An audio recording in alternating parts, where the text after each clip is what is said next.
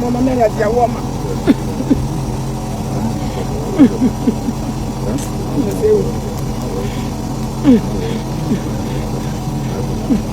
Ta ló ṣe sáwọn náà ló ṣe government. Tó ṣẹlẹ̀ ní pé sẹ́rí kò ẹ̀fẹ́ ní tí wọ́n gbẹ́ àwọn àbúrò so mọ̀ bóyá ń fún wọn lówó wá gbẹ ni.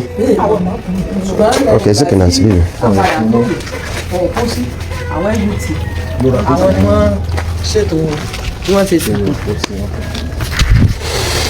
Mo máa tún kí n káàbọ̀ lónìí o sínú ìdílé aláyọ̀ pápápá láṣẹ o bó lójú ọjọ́ lábala lérèfé náà ni o. Nígbà tá a fi yọjú lójú fèrèsé oríire la yọjú sí o kọ́lọ́mọ́jà sórí burúkú o ló dífá fún alákọ̀ọ́kọ́ tá a fi hàn yín o níbi tí a ti kófìrí Ṣèyí Mákindé wípé ó ti pàpà lọ sí ìlú oríire níbi tí wọ́n ti jí ọ̀pọ̀lọpọ̀ àwọn èèyàn gbé tí wọ́n sì pa tíṣà kan wọ́n pa stúdẹ̀ǹtì kan wọ́n pa ọlọ́kadà kan. Lára àwọn tán wá pa àwọn aráalé wọn náà ní fọ́nrán kejì tó tẹ̀lé yìí wọ́n náà ti sin òkú ẹni yẹn ní tiẹ̀. Òun náà lẹ́sìn gbọ́ yẹn wọ́n ní àwọn ò rí ọwọ́ ìrànwọ́ kankan látọ̀dọ̀ ìjọba NUT ló bọ̀n ṣe gbogbo bó ṣe wá ń lọ tán ń bọ̀ bí ilẹ̀kẹ̀ dé torí IGP ló kọ́kọ́ lọ tí Ààrẹ Olódòdẹ tí wọ́n kàn ń pa fún wọn wípé ẹ lọ́bẹ̀ kó tó wá di wípé lẹ́yìn ọ̀sẹ̀ méjì ní Ṣèyí Mákindé kó tó gbẹ́sẹ̀ kó tó gbéra lọ́bẹ̀ ṣùgbọ́n àwọn ọmọ Nàìjíríà náà sọ̀rọ̀ sí o àfẹ́ tírìtì ọ̀rọ̀ rẹ̀ nínú abala lérèfé inú àkójọpọ̀ ròyìn láti sọ. Ṣùgbọ́n ọ̀rọ̀ yóò ti pé 24 hours lẹ́yìn tá a tún kófìrí helicopter míì. Wo tún lélẹ̀ ṣé surveillance tí Ṣèyí Mákindé sọ wípé wọ́n ń gbé helicopter bọ̀ rè ìgbà tá a dúró tí helicopter ó balẹ̀ tá a wo àwọn èèyàn tó jáde nínú ẹ̀ lábá tún rí wípé àwọn gúrùpù míì látàbújá tí Ààrẹ Olódòdẹ gbé dìde wípé ó yẹ tún lọ bẹ̀ lẹ́ẹ̀kan sí bó ti jẹ́ pé àwọn ọmọ Nàìjíríà kan tí wọ́n fọkàn tẹ̀lé ìròyìn wọ́n sì ń sọ ọ̀rọ̀ sólódòdẹ wípé ó sì jẹ́ bí àti Ṣèyí Mákindé ṣẹ̀ṣẹ̀ wá lọ lẹ́yìn náà wá lọ bẹ̀ mo ní irọ́ ni. Ààrẹ ló kọjọ́ kejìlá ààrẹ ti rán IG lọ táwọn ọmọ Nàìjíríà ń bú ààrẹ ńgbà náà wípé IGP ló yẹ kán rán lọ àwọn ló yẹ kán lọ fúnra wọn bẹ́ẹ̀ náà ń tàbùkù ìyàwó ààrẹ náà o ìkànnà àwọn comedian tí ń jẹ́ àgòdà ìtẹ́lẹ̀ tó ti di àgò save báyìí pé òun òkú mọ́ èwo ni kò mọ̀ jẹ́ àgòdà pé àgò save lórúkọ òun ó sọ̀rọ̀ àbùkù ránṣẹ́ sí ìyàwó Olódòdẹ pé ṣé bí first lady ṣe mọ́ ṣeré wípé à ń fi ìyàwó Jonathan àfi ń pa àwẹ̀ ẹ̀dẹ́ lọ́jọ́ sí ńgbà tí wọ́n àtọkọ rẹ̀ tán wà lórí oyè tó ń sọ wípé there is God o ọmọ Nàìjíríà ní ògbóyìnbó ṣùgbọ́n bí ò ti ẹ̀gbóyìnbó at least ó ní ìtara ẹ̀mí ènìyàn ṣùgbọ́n wọ́n ní ìyàwó ààrẹ náà ní ìtara ẹ̀mí èèyàn wọ́n ní ọ̀nà ló pọ̀ fún ó rẹ̀ jẹ́ àwọ̀ àwọn tó bọ́lẹ̀ ń bí ó ti pẹ́ jù náà àbí kí náà ń ṣe tán fẹ́ bọ́lẹ̀.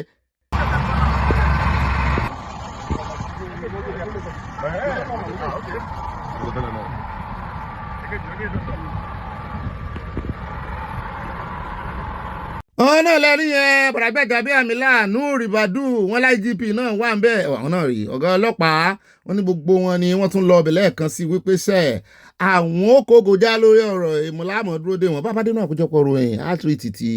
ọ̀rọ̀ ti Ṣèyí Mákindé. Ṣùgbọ́n nǹkan wà ní ọ̀rọ̀ rẹ̀ tá a tírìtì ń bì ṣe mọ̀ pé láìpẹ́ yìí ló sọ wípé ẹ má jẹ́ kán tàn yín o ẹ má lọ fi ọkàn sí state police o nítorí wípé àwọn tó ń wò yìí wọ́n ṣe tán àti ṣe state police èyí Àmọ̀tẹ́kùn lásán gan-an wọ́n ṣe dáadáa fáwọn lórí Àmọ̀tẹ́kùn. àti wá rí fọ́nrán ibi tí Ṣèyí Mákindé fúnra rẹ̀ tó ti fẹnu ara rẹ̀ sọ̀rọ̀ ní Channels Television nínú interview kan tó ṣe láìpẹ́ yìí níbi tó ti sọ wípé òun ò ní submit memorandum lórí state police nítorí òun ò fọ́ sí òun ò láìkí bọ́ ṣe ń ṣe làwọn èèyàn bá ń bá pín kiri pé Ṣèyí Mákindé wá wòra rẹ̀ fọ́nrán rẹ̀ wá ẹ bá ń tẹ̀sí. Sorry, sir. You asked me a question about the state police. I did not submit any memoranda on state police, but my position is very clear about state police. I didn't submit not because of arrogance, but I don't think the approach will quickly get us to where we want to go to.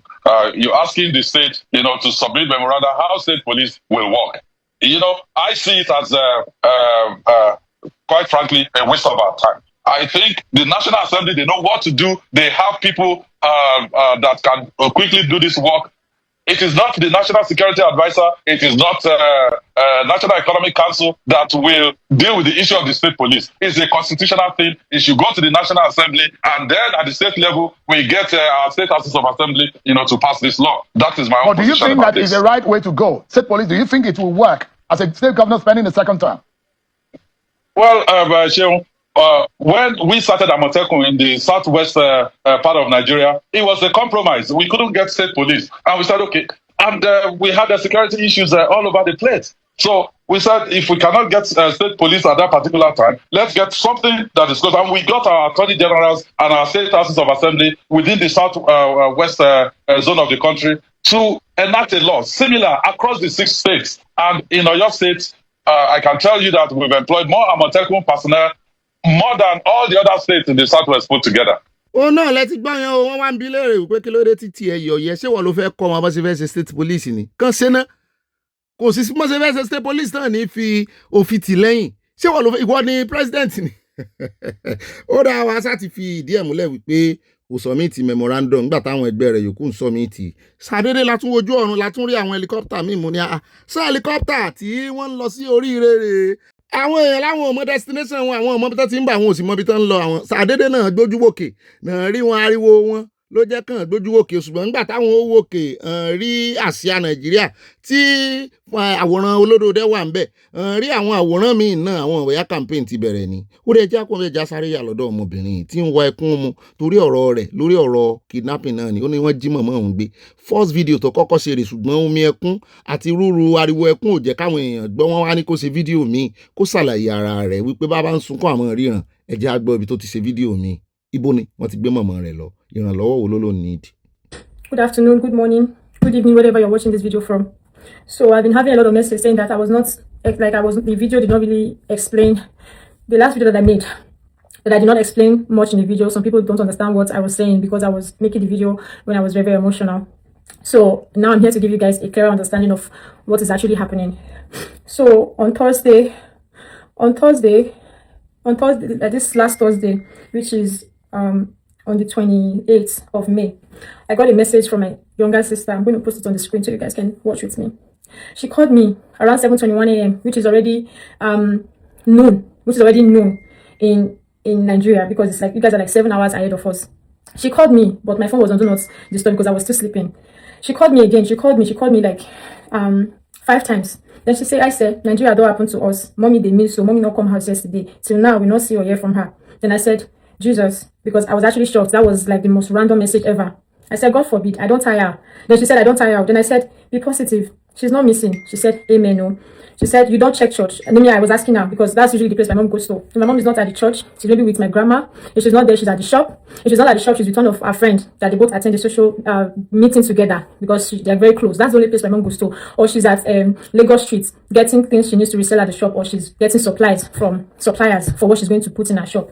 So I asked her and she said she carries turkey and apron. I said, you don't check church and grandma inside. She said she carries turkey and apron. I said, yes, everywhere. I said, Jesus, because that's so strange. My mom wants to go somewhere that she doesn't want. Maybe she doesn't want my dad to know. Maybe because my dad's not going to allow her. She can tell us so we're not worried. And then later on, she's going to tell my dad. You know, stuff like that. That's how it's always been happening. Then after that, I called her. That's when she explained itself to me. She said on the phone, the previous night, before that morning when she called me, that's the news. My mom has been missing since Wednesday night. She said she called my mom. My mom was calling the name of the place she's going to, which is Ramat. My mom's store is at Ramat Park. Ramat Park, Benin City. So my dad did not drive her that day and she decided to use the public bus. But sometimes I've told her, use cab, book cab, use boats. This public bus, I don't like them. But you know, as an African mom, they take things to be normal. Yeah. She had us saying Ramat. You know when somebody did not end the call, right? That's how she ended the call. That okay, my mom she's not aware that the call is not ended. And then she ended the call. After some time, my dad got home. Is your mom not back home? She said no. Is your mom back home? She said no. Then my dad started calling my mom. No response. Then she called my mom. My sister called my mom. She called her the first time. She called her the second time. She called her the third time. She called her the fourth time. And then the fifth time, it was no longer reachable. Then she was not like, this is so strange. I literally just talked to mommy a few minutes ago before she boarded the bus. Why is it that now I can't reach her? That's when we knew something was wrong. We waited and waited till midnight. They kept trying her number. She was still unreachable. They kept trying her number. She was still unreachable. That was it. That was how we heard from my mom. Until 24 hours later, we wanted to go. Oh my God. 24 hours later, that's when they now called us saying we need to bring the sum of 50 million naira if we want to see her. If you still want to see her, we should bring the sum of 50 million naira. And that's when my sister sent me this video saying she was there when they called my dad, because they called my dad's number. I'm going to play the video. So this is it.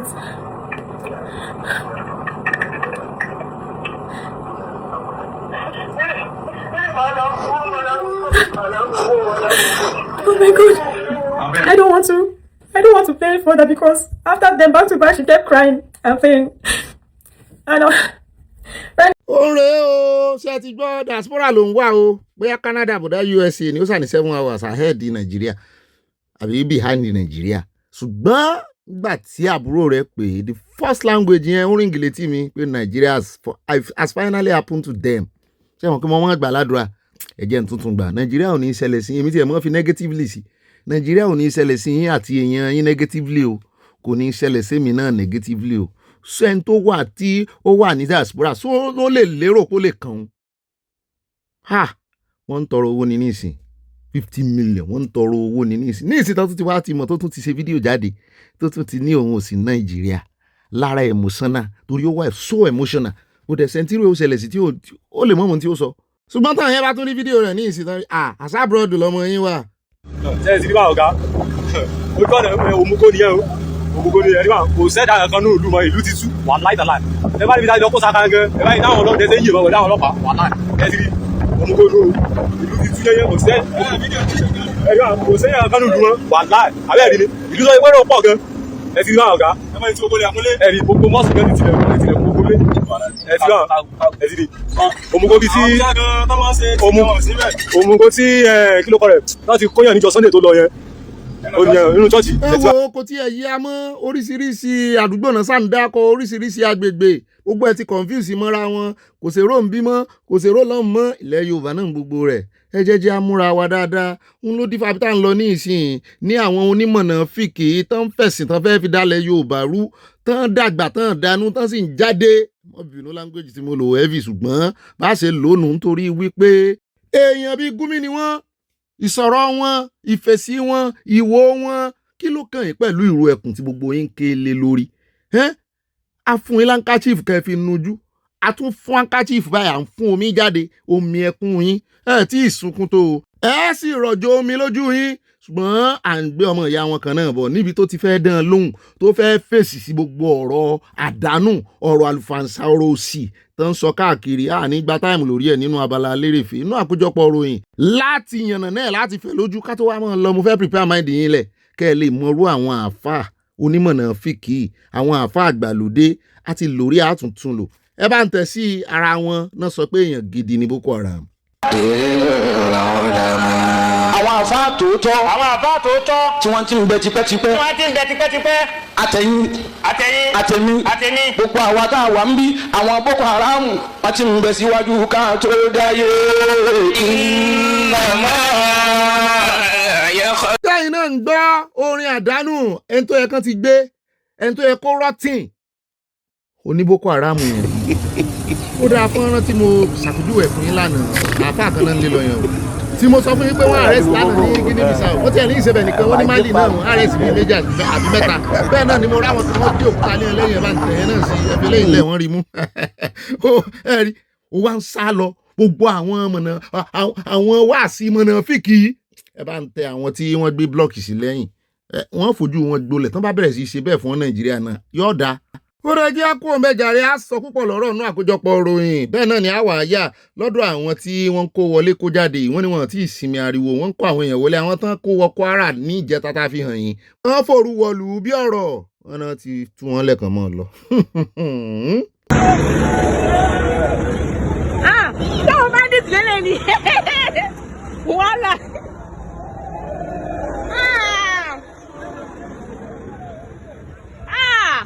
Igbó rere igbó. Àmọ́ bí tí wọ́n bá dé o àwa sì wà ń bẹ àfẹ́ wọ ẹ̀ǹdẹ̀ at the end of the day wọ́n dà pọ́n ní kán máa lọ o. Àmọ́ bí tán ní kán máa lọ báyìí o àwọn kan wà ń sálẹ̀ wọn ṣe tọ́rọ̀ ṣàṣìn pẹ̀lú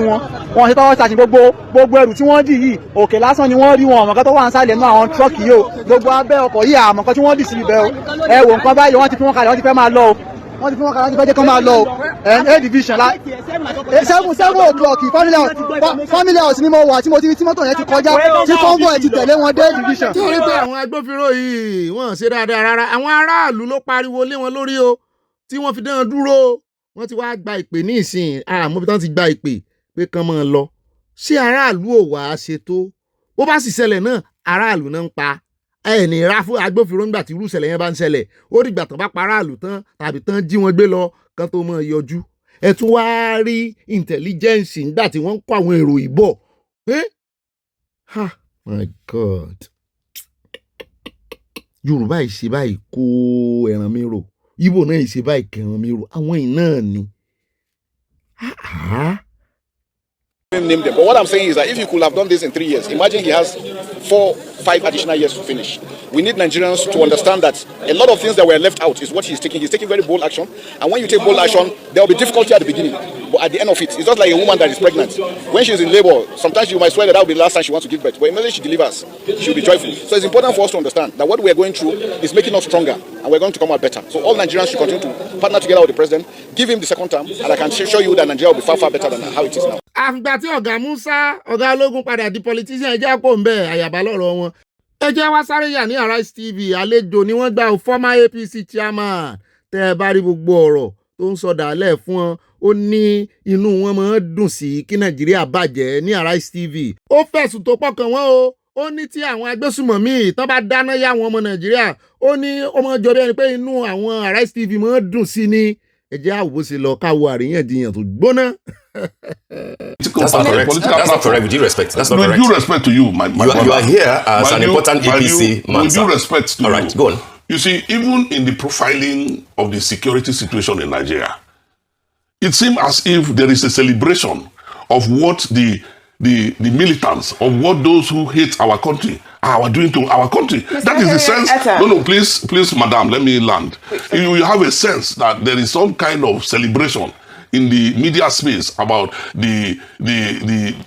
this ungodly attack on Nigeria and Nigerian families. Mr. Etta, I'm going to have to bring us back to the topic of conversation, which you have been able to steer us away from, which is President Tinubu's scorecard. But very quickly, before we go back there, it is actually painful to hear you say that there is some type of celebration by people in the media from the attacks and the banditry. We all have to deal with serious mental health stress from reporting from these stories every day, from seeing the children, from seeing their mothers and their fathers. It is individually painful to Nigerians in a way that it may not reach the political elite. But however, I am challenging that statement. But let's go back. Let us go back, sir. Because I am countering your assertion that we are you said that we celebrate the bandits, and I have to counter that. We are representing Nigerian citizens here, and it's incredibly important that you understand that any loss of any child is emotionally important to every Nigerian. Not just in this studio, not just in the back room, but sitting and watching us here today. It is incredibly... No, let's gbọ́ yẹn ṣùgbọ́n àwọn èèyàn ní Ọlọ́run ló yọ tí Rufai ò sì lé pé ká nírú Rufai tàbí àbàtì lórí ìbásọ́ ni wọ́n ní yọ gbóná jẹjẹ mọ́ ẹ̀já kò mẹ́jà wá yà ní classroom ìṣàdédé ni mo kan tíṣà yìí mathematics ní tíṣà yìí tó ń teach tó ń kọ́ àwọn akẹ́kọ̀ọ́ mo ní kò lọ́wọ́ bóun ló sì fẹ́ mú ṣọ́ọ̀kì ṣé ń ṣe comedy skit fún wa ni ó mú ṣọ́ọ̀kì o.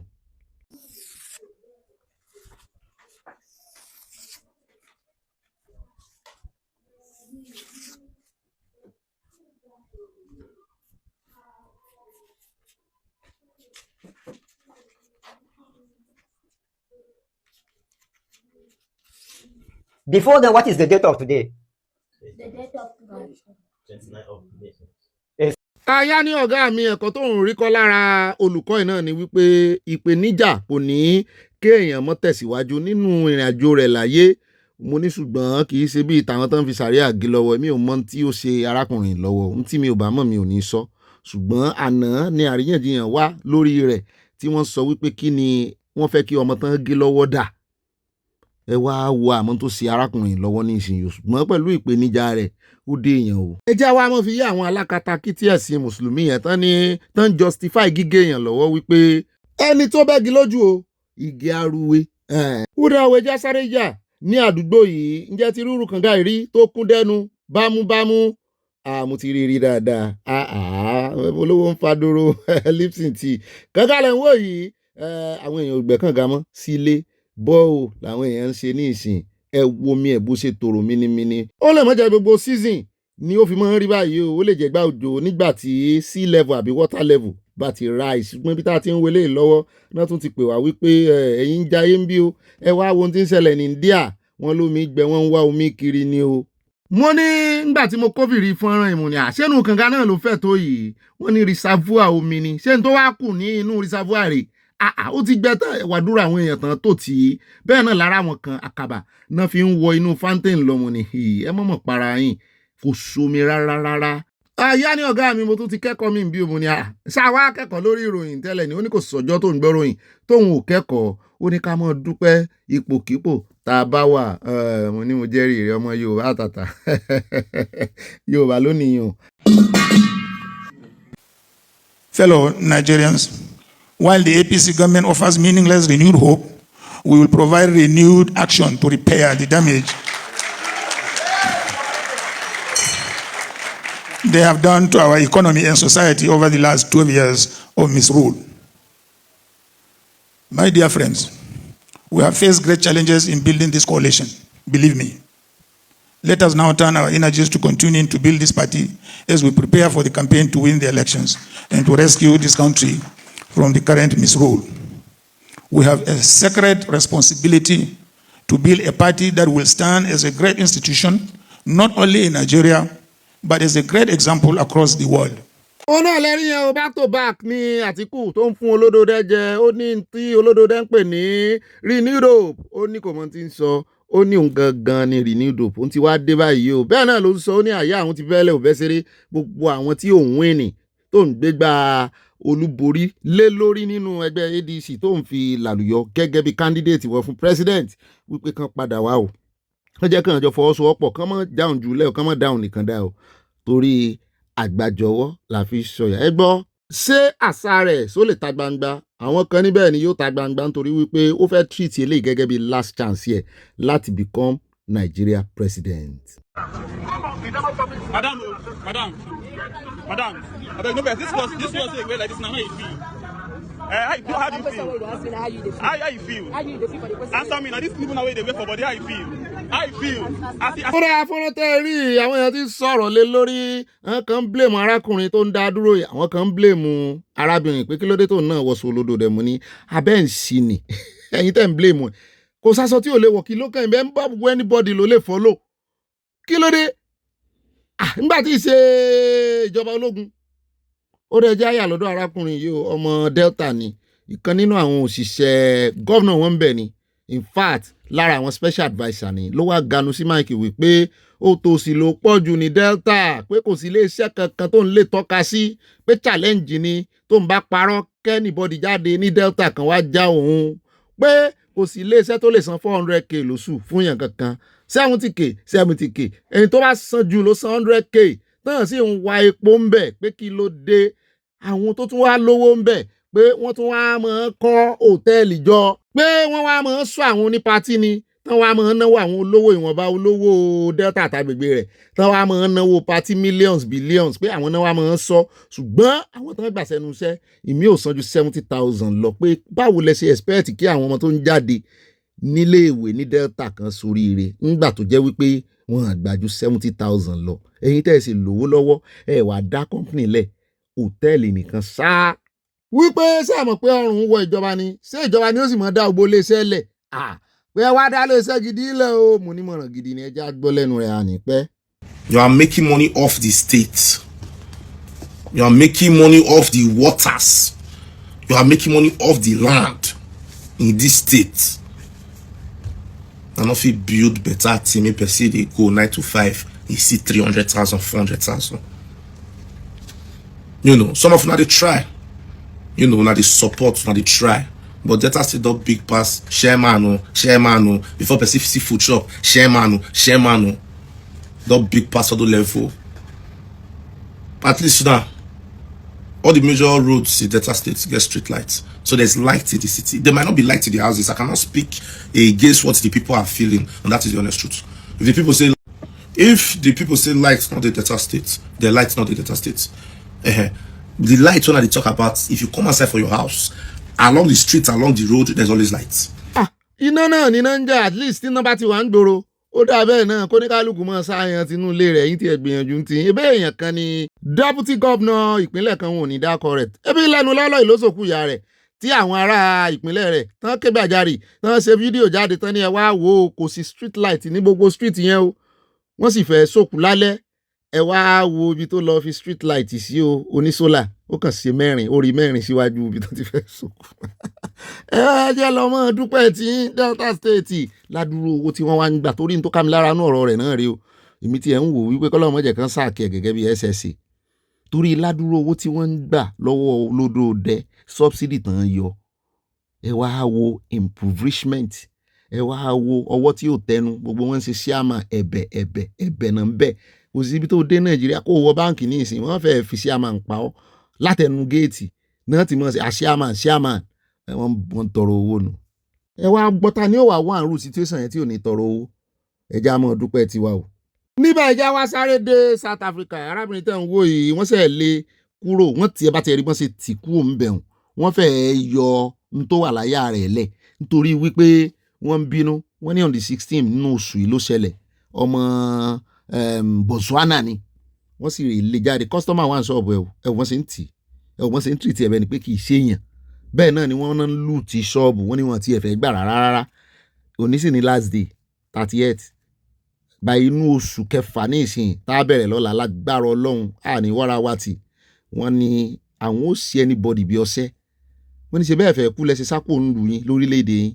wọ́n ní bó bá jẹ́kù náà ní ẹjọ́ dọ̀là ṣùgbọ́n bí tá a ti ń sọ náà ni ọ̀gá ọlọ́pàá pátápátá ní orílẹ̀‐èdè Nàìjíríà ti ganu sí máàkì wípé níta àwọn orílẹ̀‐èdè Nàìjíríà o àwọn ò ní ṣe bí South Africa o pé two wrong don't make a right pé ní àwọn ò gbọ́dọ̀ ọ̀rọ̀ ọmọ Nàìjíríà kankan pàápàá jùlọ àwọn youth kan rè mọ́ fọ́ gbogbo ilé iṣẹ́ àwọn ọmọ South Africa o pé Nàìjíríà àwọn nǹkan wa wọ́n ṣe ń foró yaró mo ní àti gba àjíṣẹ́ yín o wọ́n ṣe ń jí àwọn nǹkan kó nínú ṣọ́ọ̀pù àwọn akẹgbẹ́ wọn tó jáláwọ̀ dúdú. tá a máa sá fún ibi tí wọ́n ti ń kọ́ wa nípa ẹ̀sìn wa àmọ́ wa dojúkọ ibi tí wọ́n ti fẹ́ bà yé wa jẹ́ ibi tí wọ́n ti fẹ́ bà tiwa jẹ́ tí wọ́n ti fẹ́ ká sanwó ná ẹ̀rí kọ́kọ́lọ́pọ̀ máa sáré lọ wo bọ́ọ̀lù ìmọ̀ tó kàn pẹ̀lú Chelsea kí ló kàn pẹ̀lú wọ́n ti pè Bayern Munich kí ló kàn pẹ̀lú Atlantico kí ló kàn ẹgbẹ́ àwọn òkàn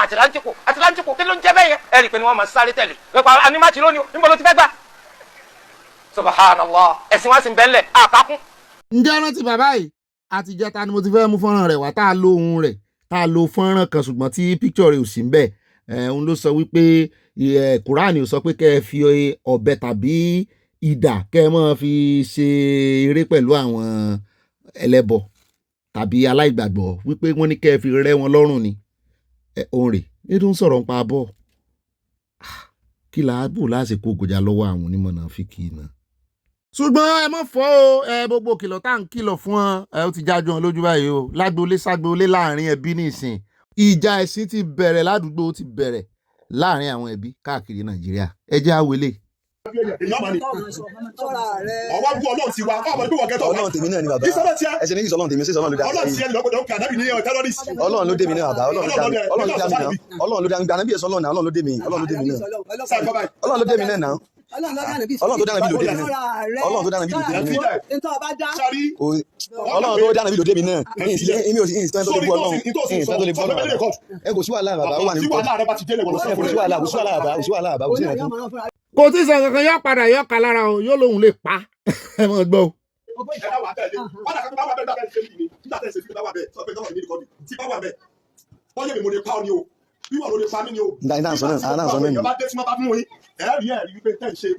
Ọlọ́run jẹ́ ká sórí ibú Ọlọ́run jẹ́ ká sórí ibú ní ìsinmi báyìí ẹ̀ ṣe pé lórí ní tí ẹ pé ní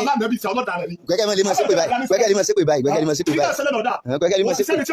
gbẹ́gẹ́ lè máa ṣe pé báyìí gbẹ́gẹ́ lè máa ṣe pé fún báyìí àníkò gbẹ́gẹ́ lè máa ṣe pé gbẹ́gẹ́ lè máa ṣe pé opinion olúkálùkù ni àní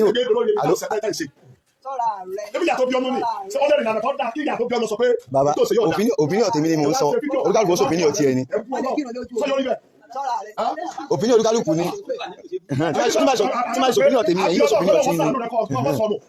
Ọlọ́run jẹ́ káwọ́ sọnù kò yẹ kí a máa ṣe kò fún wa bí báyìí wo tá à ń sọ báyìí a ní nǹkan líle ni sílẹ̀ iná sọ pé wọ́n tó pa ayé torí kan yẹn ṣẹ́kẹ̀lì sọ báwọn ṣé ó yẹ kẹ́lẹ́ wá tó mọ̀ràn pípa wa nù rẹ̀ asọ́kùnrin tí ń ṣẹlẹ̀ ò dá wọ́n sọ pé ní pípa náà yóò tó bá wa ẹ lọ pípa náà yóò tó bá ẹlẹ́pà ẹ wá ibi ìsọ pé ní tọ́pẹ́ ní ẹ wà ń bẹ̀ ẹ nìkan ó kùnú ààrẹ èjì. èmi ò sí Ọlọ́run ló dá mi Ọlọ́run ló dá nàbí náà èsì Ọlọ́run. wọ́n sì wá wọ ìlànà ẹ wá ṣe fídíò ẹ wá sọ ọ̀rọ̀ pé ayé èèyàn ò lè dá. bàbá Ọlọ́run jẹ́ ká bọ́wọ́. ní ayé rẹ ayé tẹ sọ fún ní ayé ẹ Ọlọ́run tàwa sí ànábì tàtà tẹ̀lé níjọ́ tí ọba sọ bẹ́ẹ̀ bí ṣe lọ sọ̀rọ̀ yìí mo fẹ́ kí o pé àárọ̀ ìní ọ̀ràn tẹ́ ń tọ́ dáì ọba lè rí kákọ̀tàn lábẹ́ àárọ̀ ìlú ọba lè dá ọ̀ràn kó o tán mo ti bọ́ ṣiṣẹ́ láàrin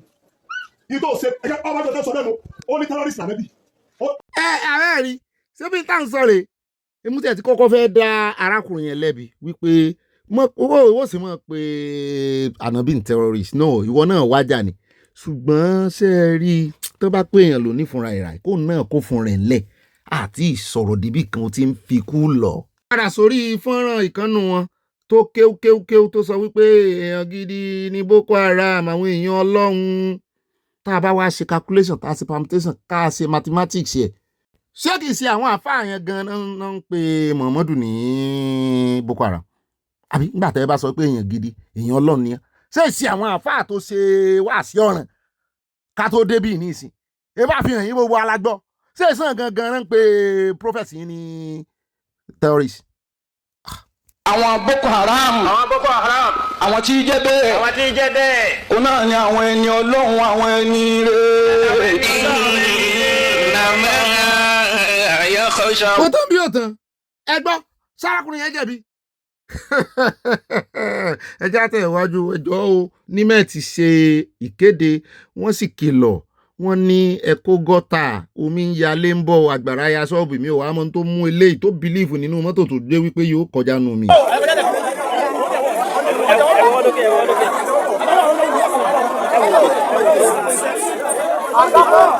ó dá òpin ọ̀dà náà láti dé lábala lérèfé arákùnrin tẹ̀ ń wò yìí ó ní mo promise yín lánàá wípé máa gbé wá nígbà tí bọ́dà Aláolú fi sọ̀rọ̀ lórí ọ̀rọ̀ Gumi ẹ ti gbọ́ nǹkan kan arákùnrin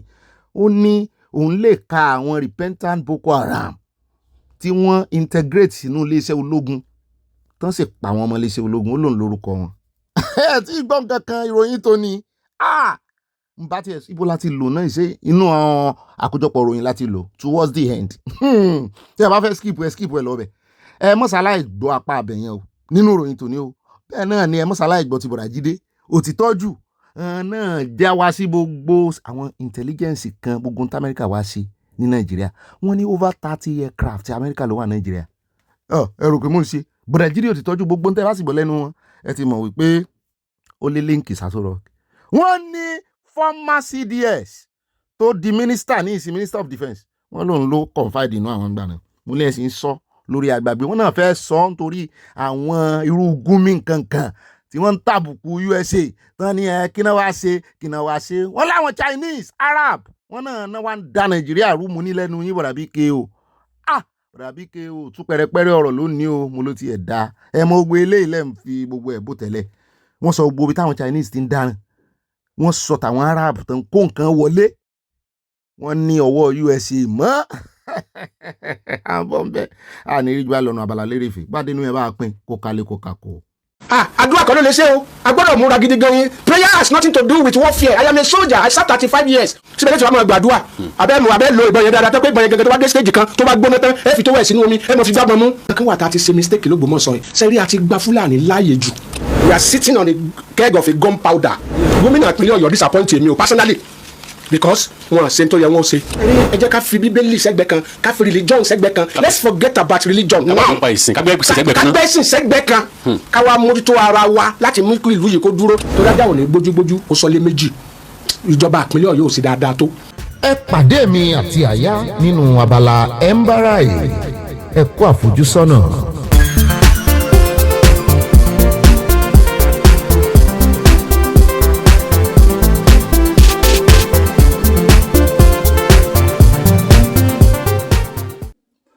Ọlọ́run àgbáyé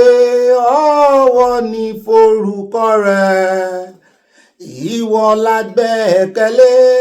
láì má jẹ́ kójú tiwa bí kò ṣe pé ó kọ́lé náà ó ṣiṣẹ́ ṣe lásán wọ́n Alpha àti Omega wọ́n Alpha àti Omega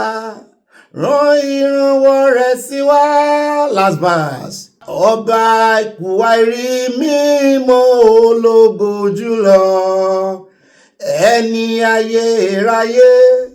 tó gùn wá sínú ìmọ́lẹ̀ bí kò ṣe pé ó kọ́lé náà ó ṣiṣẹ́ ń ṣe lásán. Wọ́lá Alpha àti Omega rán ìrànwọ́ rẹ̀ sí wa. Ọlọ́run àgbáyé ọwọ́ ní forúkọ rẹ̀ ìwọ la gbẹ́kẹ̀lé láì má jẹ́ kójú tiwa kì í dójú tìyàn bí kò ṣe pé o kọ́lé náà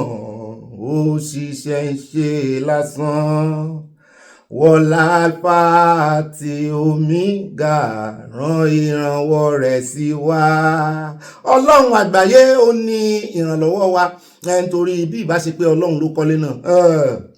àwa tẹ́ ń wò lónìí gan-an a dúpẹ́ lọ́wọ́ ọlọ́run torí ẹ̀ lẹ́sìn mọ́ rí wa tá a mọ́ yọ̀ tá a mọ́ jó tá a mọ́ fi ọpẹ́ fún ọlọ́run ọba wípé ọlọ́run nìkan lọ́ba òun nìkan la gbẹ́kẹ̀lé aláfẹ̀yìntì wa nu ọba lórí ayé gbogbo ọ̀pá kan dákan sí òjì kan lùkan pa abẹ́amọ́ bọ̀já gbọ́rọ̀ ọlọ́run alábẹ́ ẹnu àṣáṣí ọ̀wàrà òjò tó ń bo nílé ìmọ̀lẹ́rù ọba tí ń so gbogbo nínú gbogbo ọlọ́run tó ju gbogbo ayé lọ bóun ló dáyé kò sí ní ju gbogbo ayé lọ ẹni tó dá nǹkan yóò ju tó dá lọ kábíyèsí ni kábíyèsí ọlọ́run mo fi ọlọ́run ṣẹ̀rí lórí ọ̀rọ̀ ọlọ́run tí mò ń sọ kábíyèsí ó dáa o mo sífìlà fún orí adé o ọlọ́run ọba kábíyèsí ọlọ́run òun ò mọ oríkì rẹ̀ kì ní ká ní mo mọ̀ kí dáadáa ni àbámọ́ kàròyìn lónìí àbá fi gbogbo ọjọ́ àbá fi kì ọ́ ṣùgbọ́n bó láti kì ọ́ bó la fẹ́ kì ọ́ sí àbí ìwọ̀nba tá a lè fi dúpẹ́ tá a lè fi yàn náà ni mo sífìlà o bàbá mi ẹrù jẹ̀jẹ̀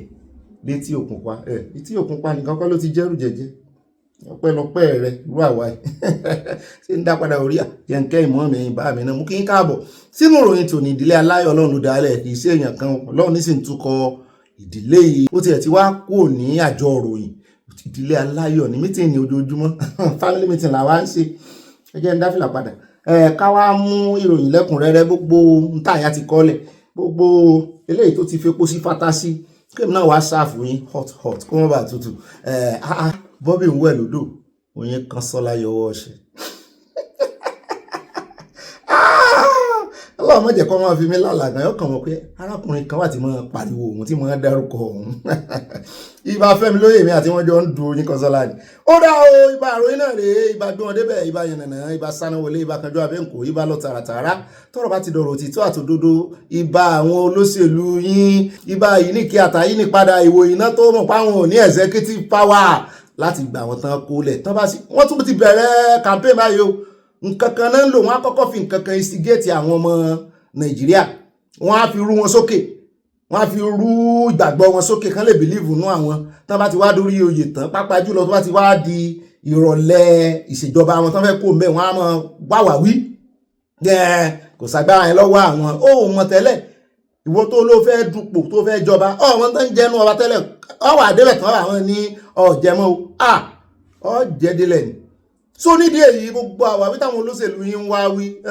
ẹ mọ́ gbèsè yẹn lẹ́yìn ó dá ibà lọ tààràtààrà náà rí o tọ́rọ̀ bá ti dọ̀rọ̀ òtítọ́ àtòdodo sàn báyìí láàrin ajé ní mú ní pẹ̀kọ̀rọ̀ wọn bá ti kófìrí olóṣèlú wọn ìrìn sàn o wọ́n ṣe mistake ìrìn sàn pẹ̀lú wọn èmi náà ń pè ní bá confirm ẹ̀ kó tó sẹ́ndì ẹ̀ mọ́ bá sẹ́ndì ìròyìn fógan náà mọ́ ṣẹ́ẹ̀kì ẹ̀ mọ́ confirm ẹ̀ mọ́ tún rí confirm ẹ̀ bá ṣe ṣe lánàá nú ròyìn practical la fi hàn yín èmi náà ni mò ń jẹ́ ìbọ̀ pakọ́kọ́ àwọn òpin kọ́kọ́ àwọn 316 ìbọ̀ pàpà parada yín náà rè àyà ń parada ní dọ̀gá rẹ̀ paradòdà àyà ó yé mọ́ mi màmá dọ́là ní abala comment section ó sì yí ẹ̀yìn mọ́ mi àti bá mi náà bẹ́ẹ̀ náà ni ẹ lè pè mí ní ibà rìn gínigíní tí kú mi àti kú yù rìn gínigíní èmi náà ní ibà you are highly wicked you are highly rugged èmi náà ń pè ní ibà ìbọ̀bọ̀ kí bọ̀bọ̀ ibà ìbòyì náà ní ibà kàsíwájú ibà Valentina èmi náà ní ibà Valentini bẹ́ẹ̀ náà lẹ lè pè mí ní ibà ìyápe ibà inú mi dùn ró ibà yọ̀ mí kún ibà múlùdùn iná rè ibà gbé wọn débẹ̀ ibà wálẹ̀jìn èmi náà ní ibà sẹ́lálàyé oyè pọ̀ lọ́ọ́ kámọ́ wulẹ̀ dènà pẹ̀lú kámọ́ fà kó Yusuf ibà kéde fún Yorùbá Nation fóòdù àdéṣàn káfàtà alákọ̀ọ́kọ́ náà àkórí ìròyìn wa tù ní ìwé ilé ìtẹ́ bá pàdé inú abala lérèfé ló ti dàfi ẹ̀yìn tẹ́gùn fi sọ́ o ẹ̀já wa mọ́ domi tútù wájú ká lè tẹ̀lẹ̀ tútù ẹ̀já kọ́kọ́ yà ọ̀dọ̀ Ṣèyí Mákindé náà láti yà níbi tá a ti rí tí a ti kọ́fìrí wọn pé after 2 weeks wọ́n náà ti papà gbé ìgbésẹ̀ wọ́n ti ní róòdù ti clear báyìí o mo rò páwọn tó ń bá wọn rí ìran tán bá wọn ojú ọjọ́ wọn ti rí pé wọ́n lè lọ sí oríire lẹ́yìn ọ̀sẹ̀ méjì tán jí àwọn ọmọ ìgbé Ìbàdàn náà ti ń bá wọn kẹ́dùn látòrí fóònù náà ti ń bá wọn kẹ́dùn ṣùgbọ́n báyìí wọn náà ti lọ àmú fọ́nrán rẹ̀ wá bẹ́ẹ̀ náà ni a ṣe àgbéyẹ̀wò a ṣe àfihàn ọkọ ìkànnì àwọn tíṣà tán máa ń sábà lo fídíò ẹ̀ nínú ìgbèkùn a ṣàfihàn ìwọ náà sọ̀rọ̀ bẹ́ẹ̀ náà ni ìwọ látún mú wá ná àtàwọn ọmọ Nàìjíríà tó sọ̀rọ̀ lé lórí a wà yà sọ́dọ̀ arákùnrin kan mo fẹ́ fi hàn yín gbogbo àwọn tí wọ́n bá jáde tán ṣe politics mo fẹ́ kẹ́ wá wo àṣírí wọn wípé ọ̀pọ̀lọpọ̀ wọn kì í ṣe àti ṣe ìlú àti ṣèjọba ló wà lọ́kàn wọn o bí kò ṣe wípé bí ìgbà tán pín kéèkì ni ìwọ wá gba tiẹ̀ ó yá gé báyìí wá gba tiẹ̀ wọ́n ti promise ara wọn bọ́ bá ṣiṣẹ́ fún mi wọ́n fún ọ lélẹ̀ aráàlú ló sì yẹ kán wá fìjọba wọn dùnnú ṣùgbọ́n ara wọn wá ń géra wọn lẹ́sẹ̀ wọ́n ń jẹra wọn lẹ́sẹ̀ kan nú àwọn tí ó fẹ̀sùn kan Ṣèyí Mákindé wípé òun wà lára àwọn tó gbé àkàbà tí Ṣèyí Mákindé gùn gòkè ṣùgbọ́n nígbà tó gòkè tán ó rí àkàbà lójú wíńdò ó wá ń wà wọ́n lẹ́ẹ̀lẹ́ báyìí àwọn kí kò tiẹ̀ dáhùn kò ṣe bí ẹni pé àwọn ọmọ àwọn rí afẹ́fà nǹkan kan yọ mẹ́ni bàbá dénú àkójọpọ̀ ròyìn àfẹ́ lójú bàbá ti wá kó ń bẹ́ tán á mú fọ́nrán ibi tí Ṣèyí Mákindé tó ti sọ wípé òun ò bá wọn kọ memorandum òun fọwọ́ sí níjẹ́bẹ̀ nípa state police nígbà tán kọ́kọ́ bẹ̀rẹ̀ tán sọ fún gbogbo tán yà ní ojúlé gbogbo àwọn gómìnà pé a fẹ́ ṣe kíní ìgbà yẹn náà sì ń ṣe consultation pàrí olódòdó ẹ̀mí ò sẹ́wọ̀n pàrí olódòdó ṣe consultation yẹn láti dé ọ̀dọ̀ àwọn gómìnà wọ́n náà ṣe lọ́dọ̀ wọn ní ṣùgbọ́n Ṣèyí Mákindé ò bọ̀wọ́ lu memorandum ibẹ̀ náà látún ti wá ń gbọ́ àmú fọ́nrán ti gómìnà Kwara náà tẹ̀lé níbi tó náà ti gahùn sí máìkì wípé nígbà tán kọ́kọ́ fi subsidy lọ àwọn pé àwọn ò kọ́kọ́ gba ẹ̀rù bá wọn olórí àjọ DSS àti ọ̀gá ọlọ́pàá ló pe òun nígbà tó ń wá ní China ló ń wá ń gbà náà ẹ̀sìn mọ̀ pé òun lò lórí àwọn gómìnà lápapọ̀ àjọ wọn ẹgbẹ́ wọn NGF ó ní òun kọjá lé òun bẹ̀rẹ̀ sí pé àwọn tóun pé gbogbo wọn làwọn ò gbà ṣùgbọ́n nígbà tó ń pe àwọn sí dínà ní Aso Rock tí àwọn sì jọ jẹ dínà lórí tábìlì ni bá gbà pé subsidy míì nù wọn ń gba double míì ń gba triple àwọn ọmọ Nàìjíríà wá ń bí láwọn jam question wọn ní bọ́n bí àwọn ọmọ Nàìjíríà wá ń bí jam question pé èlò lòun san gẹ́gẹ́ bí salary wọ́n sì ń propose 100,000 ní èlò lòun san presently ní Kwara rẹ̀ pé kí ló fẹ́ fi sọ wípé subsidy tán yọ yìí ó dùn máwọn èèyàn nú àwọn ló dùn mọ́ nítorí owó wọn lé oruga à ń bọ̀ bẹ́ẹ̀ wọ́n sì lálàyé lónìí náà ni kò ní dọ́là bá ti wá kó ń bẹ̀ tán ìròyìn tá a ráàyè mú alánà nítorí ọjọ́ ti lọ lórí ọ̀rọ̀ Gumi part 2 rẹ̀ nípa ilé gangan ni part 1 part 2 la mú wá fún yín lánàá tí bọ̀dá Aláolú sọ kò bá kún dé ọ̀rọ̀ former SSA sí Professor Ọ̀ṣínbàjò yẹn vice president ṣùgbọ́n security analyst là ń gbé bọ̀ lónìí ọmọ Haúsá sì ni tẹ́ ẹ bá rí bó ṣe tú kẹrẹkẹrẹ ọ̀rọ̀ ó sọ̀rọ̀ débi wípé sẹ́wọ̀n pé tẹ́lẹ̀ bí àyè sọ̀rọ̀ la máa ń fi gbọ́ tí àwọn ọmọléṣẹ́ ológun àwọn aláṣẹ ológun Nàìjíríà náà máa ń sọ pé wọ́n máa ń dìbọ́ǹkì ẹ̀ wípé kò sí ní tó jọ àwọn òfìgbà kan fi ẹni Repentant Bokoharam sínú iléeṣẹ́ ológun rí ṣùgbọ́n security analyst ojú agbájú kámẹ́rà ló ti tú kẹ̀kẹ́ ọ̀rọ̀ wípé ìkànnù wọn tán rehabilitate lọ́jọ́ sí tán pè ní Repentant Bokoharam mo nínàkúnà ṣé bó kọjú ìbọn sí ọmọléṣẹ́ ológun gangan imagine ó kọjú ìbọn wọ́n sì gbàbọ̀dé pé wọ́n ti ẹ̀ ṣe iṣẹ́ kan gbà náà Boko Haram tó jẹ́ pé òun náà lò láti wọlé sí iléeṣẹ́ ológun lára pé àwọn ológun kan dọwọ́ bo ni pé Gumi wá ń jáde pé kí ni interest ẹ̀ gan nínú insecurity Nàìjíríà mo ní ẹ bá ń pe àwọn àfáà ilẹ̀ Yorùbá àwọn àfáà tí wọ́n ń pariwo kiri páwọn ò fẹ́ ìrù ẹkùn oníwà dífà bí tá à ń lọ ní ìsìn a fẹ́ fa ọ̀rọ̀ ìrù ẹkùn gùn gan torí àwọn tó láwọn ò ní gbọ́ ìyàwó náà ò ní gbà torí inú ń bí wọn wípé à ń pariwo àwa láàjẹ́ kí ní sàríà aláàjẹ́ kan gbé sàríà wọlé Yorùbá wọn náà wá fẹ́ dí ọ̀nà mílé wọn sì mọ̀ wípé àìdínà mọ́jọ́ ń bá lóhun ó mú ní ọ̀la làmú bẹ́ẹ̀ ni wá fẹ́ dìrọ̀ máfẹ́fẹ́ wọn ní orí máfẹ́fẹ́ wá gbégò dání bó sì ṣe bàṣíà náà ló gbé dání wá ibi lọ́ọ́ kì sí wọ́n bá ti kí afẹ́fẹ́ mọ́lẹ̀ báyìí ọ wà á só lọ́rùn ó fi okùn so afẹ́fẹ́ lọ́rùn bẹ́ẹ̀ mi ṣe rí ìṣe àwọn àfá ìṣirè mú sí wa wò kan nu àgbàlagbà ni ọ̀rọ̀ Yorùbá wá yé mi wípé gbogbo àkìsà àgbàkọ́lé yẹn gbọ́dọ̀ lo ó dàgbà ó nírun funfun òtùkùtùkù Ọlọ́run kàn fi àwọn àgbàlagbà ké mi ni o kò ságbàlagbà tó rọ̀gbà yìí mẹ́ká tó gọ̀bì ti bàbá yìí àṣé èèyàn máa dàgbà kò tún bá ẹ̀gọ́ dàgbà ẹ̀wà ní gbogbo tí wà ó tún tánú àbùkù bá OPC wọ́n rí nǹkan rere nínú Jerusalem pé káwọn èèyàn sapá mo wá ń gbé bàbá kan bọ̀ ògbóǹtarìgì oníṣẹ̀ṣe ní àmọ́ gbọ́rọ̀ wọn dáadáa lórí àgbàgbé náà bá ń kì í fá fún Saidi kí ló kọ rẹ̀ náà Ọ̀gbẹ́ni tí mo tó tàbùkù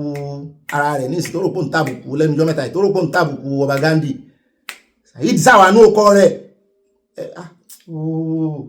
ó tiẹ̀ ní ìdí ríran ti sá rí ó kì fún wípé gbogbo sánà ní tẹ̀ ń ṣe yìí ẹ wo àdúrà àwọn ọmọ tán kó sí gada ẹ wo àwọn ìyàwó wọn ó ti dojúrú mọ́jọba lọ́wọ́ wọn àmọ́ tán sí ṣùgbọ́n ẹ̀yin bẹ́ẹ̀ tí ẹ̀bọn kẹ́dùn ẹ̀yin náà dìde gbogbo ẹnu tẹ́ mọ́ lé ẹ lè fi Quran ṣe báyìí ẹ lè fi ṣe báyìí kí wá sẹ́yìn nìkan àwọn ti kìrìsìtẹ́nì náà àwa ti kìrìsìtẹ́nì a ti ń fún àwọn olórí ẹ̀sìn nígbà àwọn olórí ẹ̀sìn wa tẹ́ ẹ bá dórí TikTok mọ́ kan wà òun náà wà ó fọ́kúlà báyìí ó fọ́kúlà ṣùgbọ́n kò fọ́ àwo ó fèsì bàbá Adébóyè ni ní ẹ̀yin tí mùsùlùmí náà dìde ẹgbẹ́ Kùránì jáde gbogbo yín pátápátá gbogbo testimony tá a ti gbọ́ lẹ́nu yín nígbà kan ẹ̀yin lẹ rọ̀jò nígbà kan ẹ̀yin lẹ dá òjò dúró kíní ẹ jáde báyìí kẹ wá dá agbésùnmọ̀mí dúró yẹn kò sí wàhálà nú ẹ jáde báyìí Ọlọ́run ò yí padà èèyàn ni máa ń yí padà agbára ń bẹ bí tàtijọ́ àwa la ò sin bàbá bí tàtijọ́ tẹ́ bá rí prophet tẹ́ bá rí àfáà tẹ́ bá rí babaláwo tó ń ròyìn àtijọ́ kí ni ìròyìn náà tàtijọ́ kí ló ṣe táìmù yìí kí ló ṣe táìmù yìí ẹ̀ṣẹ̀ okun ọwọ́ wa àwọn èèyàn fún wọn jẹ́ à ń gbé arákùnrin yẹn bọ̀ torí ó kun nílé ó kàlejò ó kan ẹ̀sìn mẹ́tẹ̀ẹ̀ta àtẹ̀sìn méjèèjì àtọ̀rìn wá àti ilé ìtàn wá rìn balẹ̀ gbogbo wa ló kàn kò yọ èèyàn kankan lẹ̀ bàbá ti wá kó ń bẹ̀ tán ó dá níbẹ̀ ìjà yà lọ́sùn níbi tá a ti gbọ́ tán sọ wípé onímọ́tò kan ló sáré àsápajúdé ó sì rọ́lu àwọn ọlọ́pàá ó sì pa ọlọ́pàá méjì mú ní wọ́n ní kí n gbé ẹnu mi sàn mo ní kí ló dé kò dáa bẹ́ẹ̀ ní kí n gbẹ́nu mi sàn járe wọ́n ní mí inú wọn bẹ́ẹ̀ yẹn tẹ́ rí yẹn wọ́n ní èpè ni torí iṣẹ́ mi ìtàn ti ṣe bí ẹ bá sì jẹ́ agbọ́ kúlẹ̀kúlẹ̀ ọ̀rọ̀ yẹn wọ́n ní kí n mọ̀ bínú tí mo àwọn ní kí n gbẹ́nu mi sàn à ń bọ̀ ń bẹ́ bó ṣe ṣẹlẹ̀ sẹ́nitọ̀ mọtí yó ni ó sì sá lọ à ń bọ̀ lónìí náà ni ọ̀gángan tó ti ṣẹlẹ̀ àgbìn níbẹ̀ bàbá ti wá kó ń bẹ̀ tán á wà yà ní USA níbi tá a ti gbọ́ wọ́n ní ọwọ́ tẹ ọmọ Nàìjíríà kan lára àwọn olórí ẹ̀sìn náà ni wọ́n ní Catholic priest ni wọ́n ní àwọn obìnrin méjì náà ń fà mọ́ra wọn lọ́wọ́ kí ló ṣe fún yẹn sì fílẹ̀ wọ́n ní rárá o ibo lẹ wá ń wọ́ lọ wọ́n ní ọ̀nà kan náà ìrìn àwọn papọ̀ àwọn ló ti dá bẹ́ẹ̀ ìrìn yóò tètè yá ni kárìn kápọ̀ yẹni wọ́n ní àwọn fẹ́ wọ́ déwájú ilé ẹjọ́ iwájú adájọ́ tó fẹ́ gbọ́ ẹjọ́ rẹ̀ tí ń dúró dè kí ló ṣe fún yín dúdú rèé wọ́n nítorí wípé ó ṣe àwọn ó ṣẹlẹ́dà àwọn àti wípé gbogbo spiritual kìíní tó vow sí gbogbo spiritual leadership tó vow sí ní ṣọ́ọ̀ṣì àwọn wọn ló fi ń yẹ pátá àwọn sẹ́gbẹ̀ẹ́ ni ó bí apáta ń di yín bẹ́ẹ̀ ni ó ní bẹ́ẹ̀ ni wọ́n láwọn wà mú bóyá lóògùn fún ẹni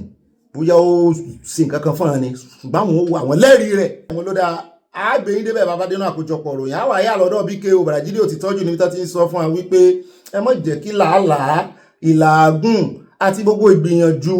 Trump kò já sásán lórí Nàìjíríà o pé billions of dollars ni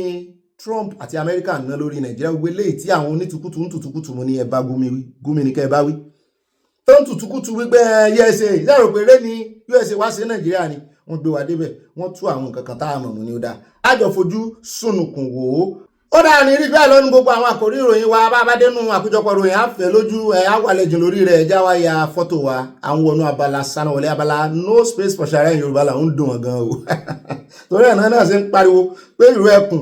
ẹkùn ó dáa tàlájà ń pa kúrúmọ́ ta lọ̀pọ̀lọ́ ń dẹrù bá tàlájà ń pa kúrúmọ́ o tán bá ń wá mú ìró ẹkùn tán fi lájà lọ́wọ́ ẹgbọ́ kí ni ó ṣẹlẹ̀ ẹja ya fọ́tò wa ẹ wọ ẹyẹ gàrí ẹ ṣe Mùṣín ẹ sì ọlọ́ọ̀ṣà sínú ẹ gbé borùn jẹ́ kí mi náà gbé fìlà fẹ́ dẹ́ngẹ̀ tẹ́lẹ̀ ni mo fẹ́ gbé tẹ́lẹ̀ ṣùgbọ́n jẹ́ ń gbé atẹ́gùn ti fi ráàyè fẹ́ sí lórí ẹ ti gbé ẹ̀yin náà gbé borùn ìbá alábòsí ayin náà rèé ẹ ṣe àbòsí kan lé àáfi wọn pa wẹ̀ẹ́dẹ́ àti wẹ́dẹ́wẹ́dẹ́ no space for Sharia, no space for blasphemy law in Yoruba land. Ẹ̀dẹ̀ǹgẹ̀ post. Àfi irú ẹkùn pàkà. Ó ń dùn wọ́n fẹ́ ké, wọ́n sàn ń wa ẹkùn mú. Alákọ̀ọ́kọ́ nínú abala ti Sanawole tòní, ẹ jẹ́ àkọ́kọ́ yà ní Ìlọrin Àfọ̀njá náà ni ọmọ Gàmbàrí kan tó ń kó fún àwọn ará Ìlọrin, àwọn original ọmọ Ìlọrin tó jáfọ̀njá torí wọ́n ní ọ̀tọ̀ láyé ẹrú ọ̀tọ̀ ní ayé ọmọ ọkọ. Wọ́n ní oko ìsì jẹ́ ti bàbá tọmọ kó mọ́ làálàá òun ló dífá fún àwọn àtọ̀rìnwá tán fẹ́ mọ́ fọ́ lálẹ̀ fún àwọn Àfọ̀njá, ṣùgbọ́n àwọn ọmọ Yorùbá yòókù náà wọ́n fọ̀rọ̀ ránṣẹ́ sí àwọn Àfọ̀njá, wọn lẹ́ẹ̀ ti wúra yín ràn jù. Wọ́n ní àwọn alálẹ̀ ló ń ti àwọn Gàmbàrí àwọn Fúlàní tán tí wọ́n kọlù yín kẹ́ lè sọjí lójú oorun yín tẹ́ ti ń falala tẹ́ ti ń hanrun ẹ ti sùn jù. Òun ló dífá Àfọ̀njá dé ìtàn wá ṣe wípé àwọn ìsọmọ àlè Yorùbá ọmọ ọkọ làwọn, ọmọ ọkọ ló sì ní Ìlọrin, Yorùbá ló ní Ìlọrin. Wọ́n ní kí ló wá ṣẹlẹ̀ nínú ti Àfọ̀njá yìí, wọ́n ní àwọn fẹ́ fọwọ́ sọ̀yà tí ìjọba bá fáwọn ní ààyè àwọn ò lo nǹkan ìbílẹ̀. Mo ní ẹ̀ ní ìdí ìfọwọ́sowọ́ mo ní ẹ̀ ní ìdí authority ìjọba láti lo nǹkan ìbílẹ̀. Ebi nǹkan ìbílẹ̀ ni it's a spiritual something. Kí lẹ ní ìdí authority fún láti mọ ojú náà ibi tí àwọn agbésùnmọ̀mí gbà kọjá ẹ sì wọ́n lẹ́ẹ̀bẹ̀ tàbí kẹ́ bá ilẹ̀ ẹbẹ̀ sọ̀rọ̀. Àwọn àbí kírísítẹ́nì náà máa bálẹ̀ sọ̀rọ̀ ilẹ̀ gbọ́rọ̀ Olúwa látóní lọ máa gorí rẹ̀ máa ṣe ohun rere. Táàbọ̀ bá ta wálẹ̀ táàmọ̀ bá ilẹ̀ sọ̀rọ̀. Èyí sì morúkọ tílẹ̀ ń jẹ́ Álímì, Àfọkọ́yẹrí, Alápòkà. Ẹ bálẹ̀ sọ̀rọ̀ ẹ̀ ní ìdí òǹtẹ̀ ìjọba. Gbàtí ìṣe pé ebi nǹkan ìbílẹ̀ lẹ́fẹ́ lò. Ẹjọ́ sán ní ìdí kìíní wọn náà ní ìdí ẹ̀ o. Níbi Àfọ̀njáde iná ti sọ Ìdí Àpẹ́ abáyíyọ̀ abáyín dúpẹ́ o. Wọ́n ní àwọn ọmọ Ìdí Àpẹ́ láti ìran Àfọ̀njá ní Ìlọrin ní ìpínlẹ̀ Kwara ti sọ wípé tí ìjọba bá lè fààyè gba lílo nǹkan tí àwọn jogún bá ilẹ̀ Yorùbá yóò borí ogun agbésùnmọ̀mí tó bá ń fira o. Wọ́n sọ èyí di mímọ̀ lánàá 30 oṣù karùn-ún nínú ọdún tàwa náà ni o níbi ayẹyẹ àyájọ́ ọdún Àfọ̀njá tó wáyé ní Ìdí Àpẹ́ nílùú Ìlọrin. Mo ní àti fẹ́ gbọ́gan fẹ́ lójú dáadáa advertisement ni. Wọ́n ní ogun tí Yorùbá ń kojú lọ́wọ́ yìí kọjá Bíbélì àti Kùránì pé ó sì ṣe pàtàkì kí Yorùbá ronú kí wọ́n sì padà sí bí àwọn ìṣáájú ṣe ṣe nígbà ìwáṣẹ̀. Gbogbo alájọjà ó kọjá ogun Bíbélì àti Kùránì kọ ẹmọ́jà tún fi yún dá kìíní lẹ̀ kó ní Bíbélì gbé tiẹ̀ kó ní Kùránì gbé tiẹ̀ bó tiẹ̀ ṣe ń lọ ní ìsìn rẹ̀ ẹ wá wo challenge tí àwa Kìrìsìtẹ́nì fún àwọn olórí ẹ̀sìn tiwa náà. Ẹ wá wo challenge lọ́rọ̀ kan wọ́n ní tó bá gbà wọ́n láàyè wọ́n ní àwọn wọgbó ẹmọ́wulẹ̀ bù ní ìdí authority àti ebi nǹkan ìbílẹ̀ rẹ̀ fẹ́ lò. Ẹ sáà ń wọ oko ẹ̀ ń pẹran láwọn ọdẹ ẹgbọ́dúró. Ṣùgbọ́n àwa wá bọ́ yọ ní abọ́ dúpẹ́ tó bá yá wọn wọ́n wọ igbó ti kìíní kò tí kàn wọ́n náà dúró de ìjọba. Ẹ̀wọ̀n wá jẹ́ nǹkan ìbílẹ̀ tí ò nídìí èèyàn kankan ò lè rí yín. Tẹ́ ẹ bá lo kánọ̀pù ìjọba wo ló fẹ́ rí? Agbésùnmọ̀mí gan ò lè mọ̀ ìgbà tẹ́ ẹ lọ́dọ̀ rẹ̀. Bẹ́ẹ̀ bá lo ọ̀fẹ́ tẹ́ ẹ lo egbé ìmí ìgbọ́n ò nídìí àti kóòmí tó wà ẹ kàn fáwọn tọ́lá gbogbo kinní yẹn ni Yorùbá ń béèrè lọ́wọ́ yín báyìí. Pàápàá jùlọ àwọn onísọnù orí TikTok wọ́n á gbé fàjànlẹ̀ lórí TikTok báyìí ààrí wọn agbésùnmọ̀mí merry-go-round nílẹ̀ Yorùbá anyhow ààrí wọn ààrí ọwọ́ wọn rárá afẹ́nu. Ṣùgbọ́n bàbá kan sọ wọ́n láwọn ò lẹ́nu táwọn wọ́n ní táwọn jogún bá náà fẹ́ lò lọ́dọ̀ bàbá olóòtú ni mo ti kófìrí wọn ẹ bá ń tẹ̀ sí. Gbogbo àwọn ọmọ Yorùbá ló ń wò wá pẹ̀lú àwọn elédè mìíràn àwọn tá à ń sọ yìí àwọn bandit tá à ń sọ yìí àwọn agbẹnipa tá à ń sọ yìí wọ́n ti sọ̀rọ̀ àdìwá nílẹ̀ Yorùbá. Ẹ má sọ pé ọ̀rọ̀ tí mo sọ ẹ má sọ pé bóyá ọ̀rọ̀ eré ni o. Bàbá tá a bá gun ọ̀kadà nígboro táwọn ọmọ bá gun ọ̀kadà nígboro ọ̀pọ̀lọpọ̀ wọn ni wọ́n ń gbé wọn nígboro tó sì ń gbowó lọ́wọ́ wọn wọ́n ti yí gbogbo ilẹ̀ Yorùbá ká. Bàbá èmi gẹ́gẹ́ bí ẹnìkan ohun tẹ́mi jogún bá ní ayé ni mò ń sọ tó dẹ̀ dẹ́ mi lójú tí mo mọ nǹkan tó wà lọ́wọ́ ti tẹ̀mí lèmi sọ̀rọ̀ nípa ẹ̀ bàbá. Tó dá mi lójú dáadáa tíjọba bá lè sáyìn kájọ kí ọwọ́ sí ìwé báyìí bàbá tá a bá gbọ́ bí tí àwọn àtìláwìn tá a sọ yìí wà bàbá ó dá mi lójú èmi ò wọlé lọ tọ̀ wọ́n pẹ̀lú ọwọ́ agbára tá a jogún bá lọ́wọ́ àwọn babaláwa bàbá máa jagun máa ṣẹ́gun máa kẹ́rù wọlé gẹ́gẹ́ bí àwọn tó yà mí wá sílé ayé. Àwọn tá a sọ̀rọ̀ nípa wọn yìí ìbọn tó ń bẹ lọ́wọ́ wọn ni Ògún ni àwọn amorúkọ tí ìbọn jẹ́ amorúkọ tí tún jẹ́ amorúkọ tí àhàyà ń jẹ́ láì sí àhàyà àti ìtù ìbọn kankan ò lè ṣiṣẹ́ ohun tó dá mi lójú ni sà ọdún 16 tán pè ní 16 years ni mo fi ṣiṣẹ́ fàyàwọ́ lọ́nà Kótónú kọ́sọ̀mù gba mọ́tò ní ọwọ́ mi ní ọjọ́ kan ṣoṣo rí mo kọ́lé sílùú Bàdágìrì ọ̀pọ̀lọpọ̀ àwọn èèyàn náà wọ́n máa wò wá tó sì mọ nǹkan tí mo sọ tí lẹ́mi sì wà níbẹ̀ agbára tí mo sọ̀rọ̀ nípa yìí ọ̀pọ̀lọpọ̀ àwọn ẹlẹgbẹ́ mi ni mo fi ṣe lóore tó sì sọ wọ́n di èèyàn títí di èní ní ojú ọ̀nà yẹn ìbọn tá à ń sọ̀rọ̀ nípa yìí bàbá ohun tó dá mi lójú tí mo sì ń sọ lójú yín ni pé báwa ò bá dalẹ̀ ìbọn ò ní kankan ṣe pẹ̀lú èmi pẹ̀lú gbogbo àwọn tí mo bá kó sọ̀dí. tẹ́ ẹ bá dalẹ̀. bẹ́ẹ̀ ni sà. àti ṣe é mọ̀ pé nìkan dalẹ̀ àbẹ́ nìkan ò dalẹ̀. ẹ ṣeun bàbá Yorùbá sọ wípé ọjọ́ tọmọdé bá múlẹ̀ lọ́mọdé máa mọ̀ ọmọdé ò kì í mọ ọjọ́ tó dalẹ̀ bàbá kò ń ṣe bí irú wa torí pé èmi ti mọ òtítọ́ ó dàbí pé ọ̀rọ̀ Bíbélì tó sọ wípé nígbà tí ìwọ bá mọ òtítọ́ pé òtítọ́ yóò sì sọ ẹ́ di òmìnira bàbá èmi ti mọ nǹkan tó ń pè ní òtítọ́ ohun tèmi ó mọ sá fún ni àkọ́kọ́ ohun tó ń pè ní ọ̀dàlẹ̀ bàbá ó dàbí pé inú ẹgbẹ́ àwo tèmi wà nísìnyí olórí lèmi jẹ́ wọ́n fi mí jẹ ọba ìṣègùn wọ́n fi mí jẹ olúwo lẹ́yìn alárẹ̀mọ tí bàbá mi jẹ́ torí wọ́n rí mọ̀ pé àwọ̀ tí ò bá ti kájú ìlú yíya ló máa ń ya wọ́n rí pé mo kájú ẹ̀ náà ti fi mí sí àwọn ipò yẹ ohun tí mo fi ń sọ̀rọ̀ lẹ́ẹ̀kan wípé kán jẹ́ kí èmi pẹ̀lú àwọn ìjọba ká ti jọ tọwọ́ bọ ìwé àdéhùn torí pé nígbà míì akọni a máa ṣubú lójú ìjà ṣùgbọ́n ohun tó dá mi lójú tí mo bá fa ẹ̀mí mi sílẹ̀ fún gbogbo ọmọ Yorùbá kábíyèsí ìyà ò ní jẹ ọmọ àtìyàwó mi àtàwọn ẹbí mi orúkọ mi ò sì ní parẹ́ títí láéláé tẹ́ bá lọ sí ìlú òkè mẹ̀sí nísìnyí ẹ mọ gbórúkọ Fábùnmi orúkọ rẹ̀ ò parẹ́ bàbá tí tèmi náà bá rí bẹ́ẹ̀ èmi náà mi ò bẹ̀rù. náà lẹ ti gbọ́ lẹ́nu bàbá yìí o akíkanjú àwọn ọmọ Yorùbá kan tún ń bú bàbá yìí ni wọ́n láfẹnu ẹnu la ní òní. mo ní ó dáa ẹ̀yin tẹ́ ẹ̀ lẹ́nu tẹ́ ẹ káwọ́ gbéra tó ń jí ọmọ lọ ń ṣèjú yín kí ni kálẹ̀yìn ní o ọ̀rọ̀ àwọn kìíníṣẹ́ yé mi ní o àwọn Àfọ̀njá tó ní kíjọba kan tọwọ́ bọ̀wé pẹ̀lú àwọn ẹgbọ́ tí ká fẹnu kò sí bẹ́ẹ̀ ṣùgbọ́n ìjọba tẹ̀ ń wo ìsan rẹ́dí àti fẹnu kò san rẹ́dí àti fọwọ́ kún wọn nítorí ó ní in case tómi bá tẹ̀ ìgbọ̀gbìn lẹ́nu àwọn tó ń bá fi ilẹ̀ ṣàyé kán ṣe kí ni kan tọ́jú wọn mo ní ìjọba ò tí ì tọ́jú kí ni wọ́n á tọ́jú ọmọ èèyàn kan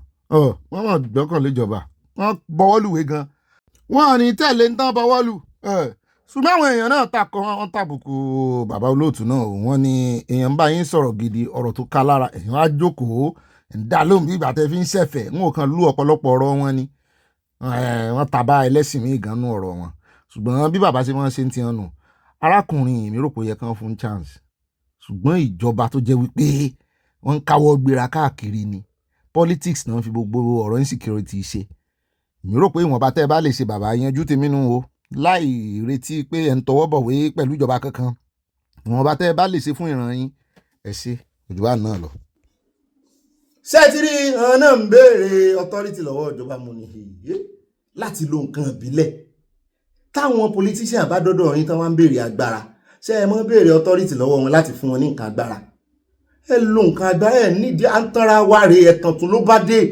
ẹgbọ́n sán ní ìdí kìíní ni nígbà tí ì ṣe pé wọ́n fẹ́ dá iléeṣẹ́ security ilẹ̀ tá a sọ pé wọ́n fẹ́ kóbọn nǹkan ìbílẹ̀ lẹ́lẹ́ fẹ́ lò ara nǹkan ìbílẹ̀ tèmi mọ̀ àmọ́ wò inú eré Fádèyí ńgbà náà Fádèyí olóró àfi sùkẹ̀ wọn àti Jímọ̀lú tí wọ́n gba ọ́ kọ̀máǹdì wọn báyìí ẹ wọ gbó kọ̀máǹdì ẹ̀ tẹ́ ẹ bá sì kọ̀máǹdì ẹ̀ tán ẹ ti fi ṣe ń tẹ́sẹ̀ ẹ dá padà kò sẹ́ni tí ó mọ̀ kò sí kankan tí ó inú ẹ̀mí ni ya a fẹ́ ṣe forensic fún yín a rí pé ìbọn ni wọ́n pa àwọn kìíní a fẹ́ mọ bó ṣe jẹ́ wọ́n sì mọ wá kiri inú ẹ̀mí kó jù bá náà lọ ẹ wá ní ìdí ẹni tó wà nú ara láti tọwọ́ bọ̀wé fún láti authorize yín láti lo nǹkan tó wà nú ẹ̀mí. ẹ̀kejì ìbẹ̀jàre eré la sì ń ṣe kò tí ì wà lára ẹlẹ́ẹ̀kejì bẹ̀ jẹ́ àdọ́dọ̀ arákùnrin yìí níbi tó ti ganu sí Mike wípé Ṣèyí Mákindé kàn sí ẹni ó ń ṣàwàdà ni ó lóun fẹ́ rúlò Nàìjíríà pé tá ń mọ̀kòló rẹ̀ lọ́yọ̀ọ́ Oǹdó gbogbo ilẹ̀ Yorùbá ibo náà ti mọ ibo ló ti ní wọ́n mọ̀ náà ṣùgbọ́n wọ́n kàn mú kọ rẹ̀ ni pé kórè sinmi agbájá kó sinmi rascality Ṣèyí Mákindé cannot win anywhere as presidential candidate he should focus on ìṣèjọba kó mójútó Àmọ̀tẹ́kùn rẹ̀ dáadáa wọ́n ní ìdí tẹ́ ṣe rí tí irú bàbá Sunday Igboho tán fi gbé ìró ẹkùn dìde nítorí pé àwọn ará bíi ti fail bó ti jẹ́ pé abẹ́ non-state actors tán bá ní nǹkan non-state actors ni wípé kì í ṣe agbófinró ìjọba bíi private ni ṣùgbọ́n constitution fààyè gbà á ṣùgbọ́n ariwo tán pa ìyàmbọ̀ náà wọn aláriwo of Africa of ilẹ̀ Yorùbá irú ẹkùn wọn gbọ́dọ̀ gbà wọn kí lédè tí wọn ti ọ̀sẹ̀ nígbà ẹ̀yin tí ẹ ń fi Kùránì tẹ́ fi ń ṣe kinní fún wa ẹ gbé jáde báyìí a nílò yìí à ń bọ̀ ń bẹ̀ ẹ bá ń kọ́kọ́ tẹ́tí bàbá yìí ṣe ká gbọ́n tó fẹ́ sọ náà bá a bá padà rí ká tẹ̀ wájú. I don't see any reason why Governor Sheikh Makinde should be bothering himself to say he wants to run for presidency. He's got bigger fish to fry in his backyard, and that is what he should concentrate on. Provide security. Let us have an enabling environment of peace in Oyo State instead of going on the frolic of his own saying he wants to run for president. And I can assure you that he's not going to win even in Osun State, which is next door. Osun State used to be part of Oyo State. And Osun State family belongs to Accord now. The governor there is going to make sure that Accord stands his ground. So I don't understand what he's not going to win in Ogun State. He's not going to win in Ondo State. So if you can win the neighboring Yoruba-speaking states, what business do you have to say that you want to lead in Nigeria? It doesn't have the clout. It doesn't have the numbers. It's just going on a frolic of his own. It should concentrate more on providing security. I wonder what has become of the Amotekun Corps, which was established a few years ago, spearheaded by the late governor of Ondo State, Leonard Silk Rotimi Akeredolu. Now we have Anibo coming up saying he's forming your weapon. I mean, non-state actors all over just coming up, and it's because of the government that failed. Ó dẹ̀ káàbọ̀ padà ẹja sáré wọ kágbórí wọ politics díẹ̀ láti ìgbà tí NDC tí wọ́n ti ṣe primaries wọn nínú yàrá ìkọ̀kọ̀ tí inú sì ti bí Yusuf jáde Aisha Yusuf tóró náà fẹ́ lọ fún Senate tá a ti ń rò wípé tó náà bá kún Senator Natasha pé Senate yóò gbòòrò lọ́dún tí ń bọ̀ o ṣùgbọ́n wọ́n ti gbọ̀nà ẹ̀kọ́rọ̀ yọ sí wọ́n ti gbọ̀nà Àbújá yọ sí báyìí o ó ti wá ń pariwo ń ta wípé kí ló dé wọ́n jẹ́ kí àwọn ṣe primaries wọ́n ní consensus ní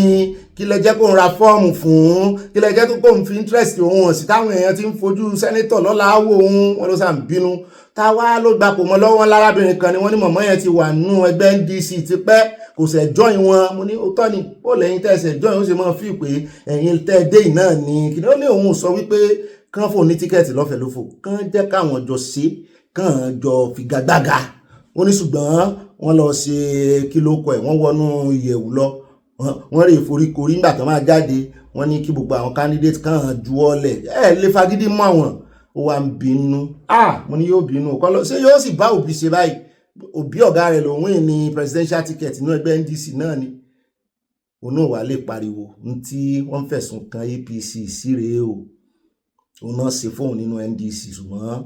ìṣònú ẹ̀kú ni àmúmọ́ra gbogbo ariwo rẹ̀ gan ń dọ́gbọ́n ṣùgbọ́n a ní ìmọ̀lára wípé ó dùn ún ó fẹ́ kí inú yàrá ló ti lọ kí wọn ló wá dífà tá ń lọ ní ìsìn agbẹnusọ Wike níbi tá a ti rí àwọn àwòrán kan tó upload sórí ẹ̀rọ ayélujára nípa rìsọ́ọ̀tì kan láti INEC nípa Emeka tó náà wà ní ẹgbẹ́ ADC amúhálànà òṣèré Ìgbò ni tó náà ń bínú wípé òun ò ní gbà o wọ́n yàn ń jẹ ní o bọ́dà Lérè Ọláyínká ààrẹ Sawan lórí Twitter X ó ní Emeka Ike was a registered voter in Imo State. He only transferred his INEC registration to FCT on May 15, 2026 pé ó ṣe transfer rẹ̀ ní oṣù náà ni o and he wants to contest for House of Rep in Abuja pé bó ló ṣe ṣe sí someone who has never voted in the FCT what happened to his Imo State pé kí ló dé tí ò rí ìdìbò ohun tó fẹ́ dì ní Imo kò kàn kọjáde nìkan ó wá fi ọ̀dà pupa red biro ó wá fi máàkì àwọn sensitive area kan ló bá fi result síta ó fi bí ó ṣe catapult kúrò nù bó ṣe register tó di register ara ẹ̀ bó ṣe transfer registration láti base ẹ̀mí ò tẹ́ mọ̀ kí wọ́n ṣe òun ló jẹ́ àmọ̀ láwọn èèyàn bá pele lórí wọn láti rí tú wọn níbi tá a ti mú ọ rè Dr. Akin Otitoju PhD ló kọ́kọ́ sọ wípé I hope you will be able to tell us how you gained access to this information. If INEC doesn't sue you, then we are not serious in this country. Pé Lérè ibo ló ti rí. Ìkan náà sọ big girl, ó ní how did Lérè get access to INEC web admin? So INEC is already sold out to Bola Ahmed Tinubu and APC. Big girl ló sọ bẹ́ẹ̀, ó tagi INEC. Bẹ́ẹ̀ náà ni Mr. Star náà ní Nigeria should be scared. How did this guy get access into official admin server into fisitime? Hey! Bọ̀dà Wike yóò sọ bí tó ti rí o mo ní kò lọ́lọ́yé kan tí ó ṣe bẹ́ẹ̀ náà ni Caleb sọ ó ní láàrin àwọn olè tó ń ṣèjọba lọ́wọ́ ó ní ẹni tí IQ ẹ̀ lóòjù ó lóun ní ẹni tó fi fọ́nrán ìsìta mọ́ Ìbàdàn Lérè lọ́mọ ń bá wí ó ní this is not violating the data privacy law pé data privacy law rèé gbogbo nǹkan ọmọ Nàìjíríà lẹ tú síta after how many days wọ́n gbogbo nǹkan ọmọ Nàìjíríà lẹ tú síta yìí wọ́n fún bọ̀dà lérè ní gbàgbós jẹ ni o mo ní ilé ìlágbára mo ní àṣírí ti tú o mo mọ̀rọ̀ sọ mo lẹ́rìí mo fẹ́ dá sí gbogbo nǹkan ẹ wo ohun tí lérè rere fi síta ó ní how did you get access to this carpet man ló sọ bẹ́ẹ̀ if Nigeria is truly working country you should be arrested immediately and made to explain publicly to all Nigerians exactly how you logged into INEC portal and pull out this information. This is not a joke. Citizens deserve to know who is accessing official electoral data. Tó bá sì jẹ́ wípé ìkan lára àwọn INEC náà ni bó ló ṣe dọ́wọ́ rẹ̀ gbogbo ẹmu mọ̀ rí bí local government èyí mẹ́mbànú registration area ward polling unit delimitation application created Friday May 15. Oh my God. Lere Olayinka has exposed that Emeka Ike transferred his votes registration from Imo State to FCT Abuja just 15 days ago, yet wants to contest to House of Rep. In doing so, he inadvertently revealed access to sensitive INEC data. Can you lo can you USA ni? Sensitive data. Mo fi ṣe o. Tó tún wá jẹ́ tìjọba, ó ló kọ tán mọ́ gbé. Bùsà mọ́ ń sá mọ́ lọ́wọ́. Bá mú ti ń sá lọ. Mo rí mú. Confiscated. Mo ti rántí ó fẹ́ sá lọ. Classified information àbí kò classified sáwà ń bẹ mo ti rántí. Class tó wá wà wọn mọ̀. Classified information. Tó ṣe yìí kì í ṣe nǹkan kékeré o. Tí Emeka fúnra rẹ̀ bá tọwọ́ bọ̀ pé ó release data ó tún release yàtọ̀ sí pé ó ní access sí yóò ṣàlàyé ibi tó ti rí tó ti ní access sí ibi tí key tó ti rí key tó fi wọ inú ibi ìkọ̀kọ̀ INEC. Emeka yóò tún wá fojú ẹ̀ gbolẹ̀ pẹ̀lú òfin wípé kó wá gbé data ọ̀hún síta. Sí òfin Nàìjíríà sọ wípé tóun bá transfer ebi nínú Nàìjíríà náà ni àbí tóun bá transfer from Imo sí capital territory bí capital territory gbogbo Nàìjíríà náà ni òfin Nàìjíríà tó sọ pé òun ò lè ṣe dà wá mú síta. Ilé ìlágbára mi ò ní sọ nǹkan kan já mọ́ bóyá wọ́n pa náà bóyá wọ́n bá ara wọn sọ̀rọ̀ ń bò ń kẹ́lẹ́ bóyá ariwo ni àwọn Nàìjíríà ó sì pa tí ò ní sí ta ló fẹ́ mú. Wọ́n ò jẹ́ pé tán bá fa gbùrù ó fagbó wọ́n bá bí ibo ló ti fẹ́ rí ju ọwọ́ ọ̀gá rẹ̀ lọ. Ẹ̀rù ń bá àwọn èèyàn wọn ní abálájọ tndc fi ń pariwo wípé kò sí nǹkan kan tán fẹ́ retí lọ́wọ́ INEC so rẹ̀ náà ń pariwo tiẹ̀ ibẹ̀ láti gbé tí rẹ̀ náà pariwo sókè wípé fún gọ́ọ̀mẹ̀ntì ní ṣe di Monday pé tí wọ́n bá gba àwọn ọmọ Ògbómọ̀ṣọ́ yẹn jáde fáwọn máa occupy Aso Rock ní bẹ́ǹtì ẹ̀ ń rí sòwò rẹ̀ mo jẹ́rìí rẹ̀ tó bá jẹ́ ní ti protest ni mo jẹ́rìí sòwò rẹ̀ sẹ́ni tó lè bàjù nǹkan rẹ̀ ni Ọlọ́run fún ṣe ń bẹ̀ ó dẹ̀ já wáyà Rivers State níbi tá a ti rí tí ìkan náà àwọn ọmọ ẹgbẹ́ NDC mo ti ẹ̀gbọ́n wọn ní Fubara ló náà ń jẹ́ lórúkọ rẹ̀ wọ́n lábúrò Fubara náà ti darapọ̀ mọ́ wọn bẹ̀ mo ní sóun ló wá invite ẹ̀gbọ́n rẹ̀ àwọn làwọn ọmọ wọn ní ká gbọ́rọ̀ lẹ́nu ẹ̀ náà invitation letter náà fi ránṣẹ́ sí Fubara pé kó wá join ẹgbẹ́ NDC kọ́kọ́ tó kún o pé ọkọ̀ Noah rèé o pé kó tètè wá wọlé sínú ọkọ̀ Noah ẹkùn omi APC ti fẹ́ gbé lọ o kó wá wọlé sínú áàkì Noah wọ́n ní Noah jọ̀wọ́ sílẹ̀kùn o nígbà tó ti léètì abó mọ̀ mí mọ́ ni èmi ni wọ́n bí lé yèyé rẹ̀ yèyé sí Noah dáhùn ó ló ti pẹ́ ó ti jìn ó lẹ́pa òwúrò mọ́ ilẹ̀kùn ọkọ̀ títí o ọ̀gá ògo tilẹ̀kùn o ó wá wà wọn aláìgbọràn o wọ́n ń sáré rìndí ọkọ̀ ń kọjá lọ orin ti tán Ọlọ́run ẹ wo orin ẹ wo àgbékalẹ̀ ẹ wo construction rẹ̀ lọ́rọ̀ kan àmọ́ bóyá Fubara ò dáhùn o bóyá INEC yóò fún láàyè ẹ bá ń tẹ̀sí.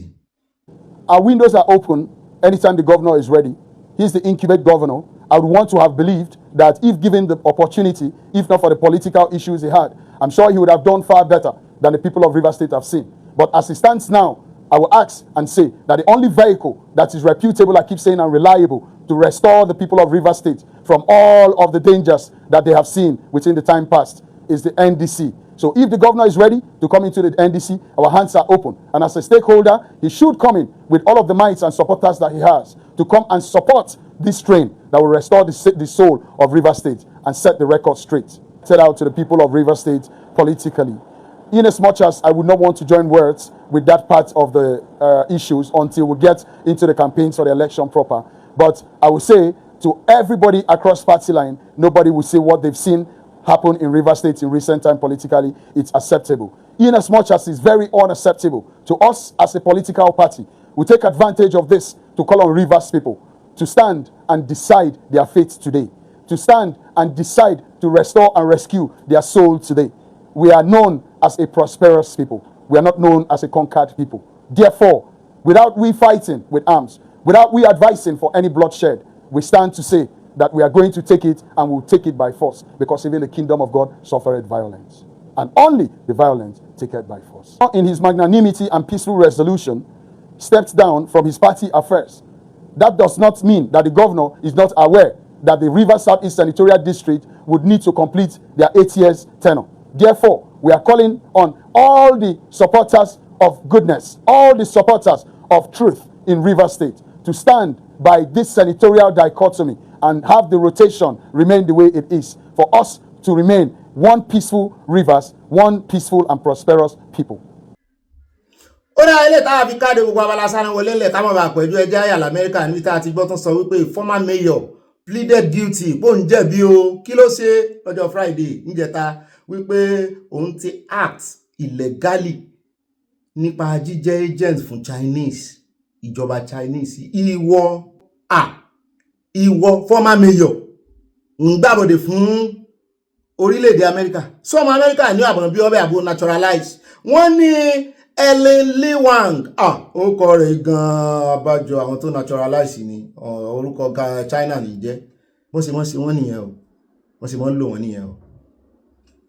The former mayor of Arcadia, California, allegedly acted at the direction and control of Chinese government officials between 2020 and 2022 without notifying US authorities prior to taking office, according to court documents. Wọ́n ní kó tó di pé ó jẹ mayor ló ti ṣe iṣẹ́ yẹn, ṣùgbọ́n ó yẹ kó sọ kó declare. Wang worked alongside a convicted Chinese agent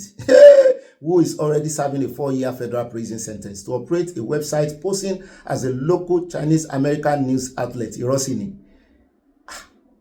Prosecutors described the website as a propaganda arm of the Chinese Communist Party that published content supplied directly by Chinese government officials. Wọ́n ní ó ṣáà ti plead guilty. Ojú ẹ̀ náà lẹ́wọ́ yìí òjò wọ́n fi wọ́n lẹ̀ FBI, CIA, wọ́n á máa ṣe wípé àwọn ò mọ̀, àwọn máa ṣe wípé àwọn ò rí tí ń ṣe ni. Àwọn ìkànnì déédéé pariwo at proper time. Nàmọ lùjáde àníri jù báyìí lọ́nà Abala ti Sanawole ní pápá àpàjẹ́ ń pàyà wọlé káyà wá gbé wa débẹ̀ nínú Abala ẹ̀yìn olùfẹ́ Abala comment section àrùjọ mùsùlùmí àyà pápá ni ó sí o wọ́n mọ̀ dóde ìbí. Mo máa tún kí wá káàbọ̀ sínú Abala ẹ̀yìn olólùfẹ́ wa Abala comment section jẹ́ ń bẹ̀rẹ̀ láti ọ̀dọ̀ Mọ́mí Olúyẹmísí Abẹ́gúndé wọn ní òbí. We should blame the parents that release their children for Children's Day celebration when some children are in the captivity of the kidnappers. Wípé ó yẹ kí àwọn òbí wọn náà fọ́ọ̀mù solidarity pẹ̀lú àwọn òbí àwọn tán jí gbé. That's the simplest way, the easiest way tán lè fi form solidarity pẹ̀lú wọn. Ó tọ́ lẹ kúkú sọ. Bẹ́ẹ̀ náà ni ẹlẹ́yà mi ọ̀wọ́n. Àyà mi ṣe kìkìkì. At formate here broadings. Ẹni kí ló máa yà mí ṣe kìkì. Wọ́n ní alágbèrè ní ọkọ mi yìí o. Bóyá kẹ́mi náà máa fẹ́ dádì wa Táíwò Bello because màámi Miriam Cipriano jẹ́ ń gbádùn ọkọ mi. Màámi Fúnmilọ́lá Bello kí lẹ rí sí àyọ̀dà kan sún sẹ́gbẹ̀ fún yín lọ́dọ̀ báàmi Táíwò Bello. Mọ́mí Táíwò Bello ní gbà o. Bẹ́ẹ̀ náà ni mọ́mí Rẹni Bíntà, wọ́n ní Ọ̀gbẹ́ni Bobby, èmi ni Ríntà ọ̀gá ológun tí mẹ́sẹ̀gì yín lọ́sẹ̀ tó kọjá. Òkè mi ò fẹ́ kí àwọn ènìyàn mọ nọ́mbà mi.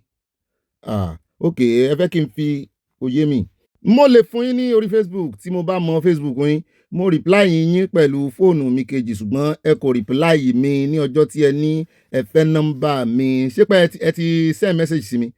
Ẹ jọ̀ọ́ ẹ tún send lónìí. N ó check ẹ̀. Mọ́ mi ní nǹkan kan tó fẹ́ sọ fún ọ̀gá ológun tẹ́lẹ̀ ni wọ́n ní nítorí security ni mo ṣe sọ bẹ́ẹ̀. Mo fẹ́ kí ẹ sọ bí mo ṣe lè fi nọ́mbà mi ránṣẹ́ sí yín nítorí ọ̀rọ̀ olóyè Sunday Igboho. Ó dá nọ́mbà mi nù mọ́ mi lórí WhatsApp. Ìní gangan ni o. wọ́n mọ̀ retí lónìí. Bẹ́ẹ̀ náà ni bá mi Mori Adéyẹmọ wọ́n ní wèrè ní Yàyà Gàmbàrí àti àwọn wèrè ẹgbẹ́ rẹ̀ pátápátá ọmọ àlè Fúlàní ìrọ̀wẹ́ ẹ̀ lọ́mọkọ Fúlàní ọmọ àlè Yorùbá. Bẹ́ẹ̀ náà ni ẹja dọ́ọ̀dọ̀ mọ́ mi mo tún ráyọ̀ Àríkẹ́ gbogbo Egypt ń kọ́ ń bẹ̀ wọ́n ní Bobby ó ga jù mọ́ mi ti jóran yín. Bẹ́ẹ̀ náà ni mọ́ mi announce mọ́ mi pọ̀ mo ṣe pọ̀ yín ó ti pẹ́tẹ́ tí ń ṣe pọ̀ mi èmi náà ṣe pọ̀ fún yín ẹ̀yọ́ yẹ mọ́ mi kò ní yẹ ẹlẹ́ wọ́n tẹ lọ́ọ̀sì àti nǹkan panu Oòduà nation no going back. Bá mi Adétáyọ̀ Adégẹyìn wọ́n ní ó bí ẹ kú ètò Ọlọ́run lẹ́ǹkí bá mi Olódùmarè yóò máa bá wa ṣe ìdílé aláyọ̀ wa yìí kò ní dàrú lágbára Olódùmarè àmì ìbànújẹ́ kò ní wá gbó wa àṣẹ́tẹ̀dùmarè àmọ́ iye ohun tí a ní. Bẹ́ẹ̀ náà ni mọ́ mi Grace Olùṣòótọ́ wọ́n ní number 2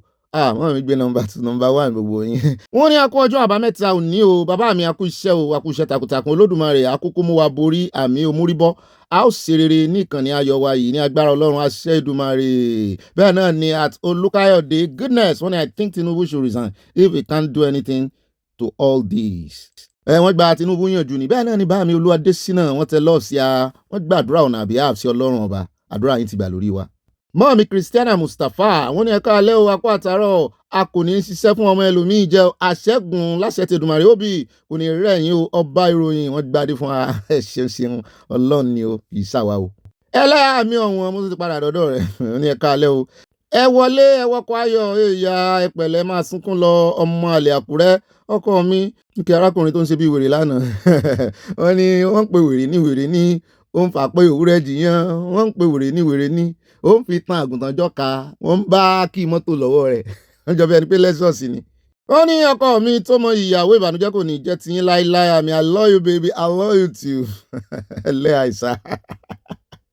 Bẹ́ẹ̀ náà ni bá mi Òkè ńlá Adédọ̀tun bá mi mo rí tẹ́rìn rọ́ọ̀kì lójúde ọba wọ́n ní olùkùnmi Bobby kí ni gbogbo kátìkàtì tí àwọn àmì yẹn ń ṣe yìí kò yẹ rárá kí wọ́n máa share security intelligence issues pẹ̀lú public ó ti wá hàn gbangba wípé awọ alágídí Agodi kò ka ojú ìlú round peg in square hole abẹ́rẹ́ tó náà ṣe tẹkọ̀ létí bẹ̀ nínú fọ́nrán tó fi léde lórí kinní rẹ̀ ó tún sọ àwọn àmì ṣe station wọ́n ṣàfẹ́ mọ́ so ni ẹ̀mí èèyàn náà fi ń so bẹ́ẹ̀ náà ni mọ́mí tó iná rìn wọ́n ní tí wọ́n bá kó àwọn olórí yẹn ó dáa náà ju common people lọ àwọn olórí ní common target ò dáa wẹ̀ ilẹ̀ sọ bẹ́ẹ̀ mọ́mí tó iná rìn tẹ̀ wájú wọn ní emergency number tí ò wà reachable ṣe ti try ẹ̀ rí Ọlọ́run ti ẹni fún yín lórí ọ̀fẹ́ àti try ẹ̀ torí nǹkan tí ó mọ̀ mú yín wá emergency kiri òní kan yìí. Mọ́mí Christiana Mustapha wọ́n ní ìta ẹlẹ́wà ìtúmẹ̀kọ ládégà ìtúmàjà ìtagbodò ọ̀tá ọ̀nà ìta àrò àga wọ́n ní kí wọ́n tú gbogbo ẹ̀ kán tú wọn ká wọn lákú sinmi o we love you in Jesus name we love you too màámi màámi sádùúgbò yín nìyẹn ni gbogbo àrẹ́sẹ̀pá mi nìyẹn gbà yẹn tẹ́tẹ́ ẹ̀rí ládégà yẹn àwọn ọmọ pàlọ́ aládégà lọ dáríjì mi bá mi Òkè ńlá Adédọ̀tun wọn ní olùkùnmi Bobby akó àsìkò ọdún ojúde ọba àná àbí Friday May 29 àfi bá a ṣe wọn gbà kí Ìjẹ̀bú tí ì lọ́ba tó wá dáa bẹ́ẹ̀ dàpọ̀ sí ìsìn fẹ̀fẹ̀fẹ̀ ń bẹ́ẹ̀. Wọ́n ní kí ẹlẹ́yà tẹ́mọ̀ àti wòlíì mọ̀látó wọ́n ń gbọ́ o mọ̀látó yóyó nítorí wọ́n wá pọ̀ fún ẹran iléyà bí ó tilẹ̀ jẹ́ wípé wọn kò mọ iná igi dá gáàsì tí ó ti wọ́n ṣùgbọ́n àwọn ìyàwó ilé méjèèjì ń ṣe yàtì nínú oúnjẹ tí tó ń jẹ wọn wò bá mi mo like screenplay yìí bí ìgbà táwọn wo movie ni. Mo ti dọ́rọ̀ mọ́mi Lújẹ̀sà mọ́mi Elizabeth oníyàrí àwọn ní Ọ̀gbẹ́ni Bobby rí ẹkú iṣẹ́ takuntakun o mọ́mi adáhùn yín o bẹ́ẹ̀ ni wà yín tì láṣì Ọlọ́run Èdùmàrè ìbá mi kí bàá mi o. Mọ́mi Stella Ogunbàjò mo jẹ́rìí yín wọ́n fagún ni Oòduà nation no going back God bless Oòduà nation wọ́n tẹ̀ lọ́ọ̀sì à. Wọ́n ní bàbá ìmáàmù yẹ ṣeun òdodo ọ̀rọ̀ òtítọ́ àgbẹ̀yìn ẹ̀mí ìmọ̀ ọgbọ́n òye kò ní fi yín sílẹ̀ Ọlọ́run aṣọ agbára yín di ọ̀tun àmín. Gbangba làtàṣà òdodo ọ̀rọ̀ ni bàbá ìmáàmù yẹn sọ nípa àwọn alálẹ̀. Bẹ́ẹ̀ náà ni mọ́mí Grace Olùṣòótọ́ wọ́n ní arábìnrin yìí kò jẹ̀bi o ó ṣe máa wọnú omi ṣùgbọ́n ibà fọgbọ́n ṣe nítorí àkàpẹ́ ìbùkún ni fún ẹnikẹ́ni tó fọgbọ́n ṣe nítorí ọjọ́ mìíràn ọjọ́ ire a ṣe pẹ̀lú ọ̀rọ̀ tútù ló bá tán o mọ́mí ẹ wo kátígórì oníbàárà tó ní ni ká ní irú Aso Rock ní ibi tó mímú yẹn wọ́n wá ní kó wá kò ní tẹ̀sẹ̀ bómi pé òun gbọ́dọ̀ wá Aso Rock so ibi tí mẹ́ta kìíní ẹ̀ dé ló ti dúró. Bẹ́ẹ̀ náà ni mọ́mí Mrs. Sipa when I don't believe Gani Adam it may be plan work. Mọ́mí ò tiẹ̀ fẹ́ gbọ́rọ̀ Gani ẹ mọ̀ jà kìíní a lè jà ká sì parí ẹ̀. They may do it so they will say they are working they may plan it with Fulani people it is a lie wọ́n ti ẹ̀ ní ó real ṣùgbọ́n wọ́n ló ti tó ọdún mẹ́ta sẹ́yìn àwa mọ̀ bóyá controversy tó fẹ́ fi ṣe. bẹ́ẹ̀ náà ni mọ́mí tó iná rè wọ́n ní ọlọ́run mú ẹ̀yin ará Ìlọrin Gàmbàrí ti fún yín jẹ ẹ̀já fìfẹ́ hàn sáwọn Yorùbá bẹ́ẹ̀ ó ti já wọn lójú ó ti já wọn lójú. mọ́mí Olúfúnkẹ́ Fájúmọ́lú news wọ́n ní Bobby àwọn wèrè ajínigbé yìí ti fi lúlù sí àwọn ọmọ ìléṣe wọ́n ti dá àpá sí àwọn ọmọ kéékèèké yẹn lára kí Tinubu àti Ṣèyí Mákindé tètè láti gba àwọn ọmọ ìkúrò ní àkàtà inú igbó aginjù yìí o. Tinubu kì í gba ìmọ̀ràn ẹlòmíì àfi tinú ẹ̀. bẹ́ẹ̀ náà ni bá mi fọlọ́run sọ́ta nímọ̀ làwọn ní Ọ̀gbẹ́ni Bobby ẹ kú ètò ọlọ́run lẹ́ǹkí o àfi kí ọlọ́run gbà wá àwọn olóṣèlú Nàìjíríà ń fi ẹ̀mí ọmọ Nàìjíríà ṣe òṣèlú ni o wọ́n fi ń rúbọ mo rí nǹkan panu tẹ́ fi ránṣẹ́. bẹ́ẹ̀ náà ni bá mi Adémọ́lá Samuel bá mi aláyọ̀ wa kọ́ yìí wọ́n ní sá Bobby ẹ kú iṣẹ́ ojoojúmọ́ wọ́n ní ojoojúmọ́ ni ẹkún alábòsí àwọn ìjọba Haúsá Fúlàní ló gbé gbogbo àwọn agbésùnmọ̀mí wọ Nàìjíríà Ọlọ́run á fi ìyà jẹ gbogbo wọn alálẹ̀ á dá gbogbo wọn lẹ́bi àmì àti ọba àti gbogbo aláṣẹ tí wọ́n jẹ́ kí ilẹ̀ Yorùbá ó sinmi àwọn gan ò ní nísinmi. wọ́n mi fún mi lọ́lá Bello wọ́n ní Ọ̀gbẹ́ni Bobby ọkọ wa a kú ìgbádùn wíkẹ́ndì o ẹ kú ìtọ́jú àwa ìyàwó yín sàmọ́ mi yọ yẹn kò ní yẹlẹ̀ Olúwa á máa bùkún lọ́pọ̀lọpọ̀ fún ti aṣọdún iléyá tí ẹ rà fún wa tí gbogbo ìyàwó bá rí bíi ti mọ́ mi fún mi lọ́lá Bello yìí ilé ayé ó dùn gbé àwọn ìyàwó tí máa ń bo àṣírí ọkọ rẹ̀ báwọn mọ̀mọ́ wa náà bá a ṣe bá lọ́wọ́ wọn nìyẹn o àwọn ọmọ òde ìsìn àmọ́ bí tán ti kan ti mọ́.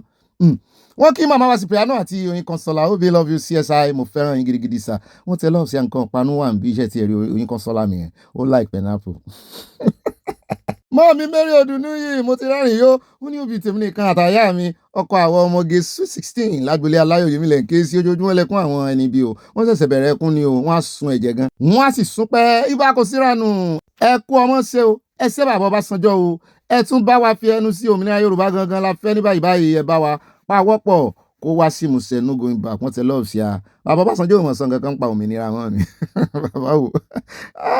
mo padà sọ̀rọ̀ bá mi fọlọ́run sọ́ta nímọ̀ làwọn ní Bobby ẹ̀jẹ̀ ènìyàn ni wọ́n fi ń ṣòṣèlú Ọlọ́run yóò máa tó àṣírí àwọn ọ̀dàlẹ̀ wọ́n tẹ lọ́ọ̀ sí àti nǹkan panu. mọ́ mi ò Yẹmí Sàláò wọ́n ní mú kí yín Ọ̀gbẹ́ni Bobby àti gbogbo ẹbí aláyọ̀ a kú wíkẹ́ndì èyí tó gbẹ̀yìn oṣù yàbẹ́ rí oṣù mọ́ parí lónìí ọ̀rọ̀ gidi ni bàbá àfáà yẹn sọ o Imam Tàgbà lánàá ẹ̀sìn mùsùlùmí àti ẹ̀sìn ọmọlẹ́yìn Jésù ni wọ́n fi kó wa lẹ́rú. Olórí Sade ló tó wọn ní òbí ayọ̀ ní ẹkú iṣẹ́ ọpọlọ pípé ìkìlọ̀ pàtàkì fún àwọn gómìnà ilẹ̀ Yorùbá ẹ ní láti pèsè ẹ̀pà gidi fún àwọn securities wa wọn kò fẹ́ ẹ̀pà rádaràdá nítorí ẹ̀pà gidi ni àwọn Fúlàní ń gbé o ọ̀pá gidi náà ni wọ́n lo ẹ̀pà gidi wọ́n bá gbé ọ̀pá gidi fún wọn wọn ní yàn fún wọn kọ ẹ̀pà gidi sí i CSI ìró ẹkùn ló lè sí odò and nation going back àyà ire kábìtì wọn tẹ lọ́ọ̀fù sí amórí ìka méjì lókè bíi ti bàbá mi Sage Awólọ́wọ̀ bẹ́ẹ̀ náà ni mọ́ mi Stella Odele wọ́n ní Ọ̀gbẹ́ni Bobby ẹ̀ka alẹ́ ọmọ mi ẹ̀ka o kò sí irọ́ nínú rẹ̀ Olúwa ló dá ìmọ́lẹ̀ tó dá òkùnkùn èmi náà sọ fún àwọn àgbà pé ẹ̀mí ọ̀run ní kan gbé ifá janlẹ̀ wáò mọ́ mi inú ẹ̀mí náà ti sọ̀rọ̀ wọ́n ti sọ̀rọ̀ wọn ní kan gbé fàjànlẹ̀ yóò sì rínu bẹ́ẹ̀ náà ni ẹjẹ́ àdọ́dọ̀ bá mi Adétayọ̀ Adégẹyẹ wọ́n ní òbí ó dára bí àwọn Fúlàní Ìlọrin ṣe ń gún àwọn Yorùbá Ìlọrin lábẹ́rẹ́ wọn ò tají tó bá yá Ìlọrin sì máa padà sọ́wọ́ Yorùbá ìbùkún ní fún orílẹ̀-èdè Oòduà from network ní jẹ́sí USA wọ́n tẹ lọ́ọ̀sì àti nǹkan ìpanu wọ́n ń gùn wọ́n gàlégàlé. At Sunday, olóòtú wọ́n ní shame on you Mákindé if you can tell the people of Ọ̀yọ́ you have no executive power to rescue the people in Fulani captivity ó sọ bẹ́ẹ̀ amúfọ́nrán rẹ̀ wá o henceforth federal government should stop giving you and other governors security vote ojúbà náà lọ mo summarize ẹ̀ ní ogun bá mi ọ̀rọ̀ yín 101% ó make sense àbí kí ló ń tẹ́wọ́ gba security vote sí àwọn èèyàn ti bá a tún fọ́nrán ìjáde níbi tó ti sọ wípé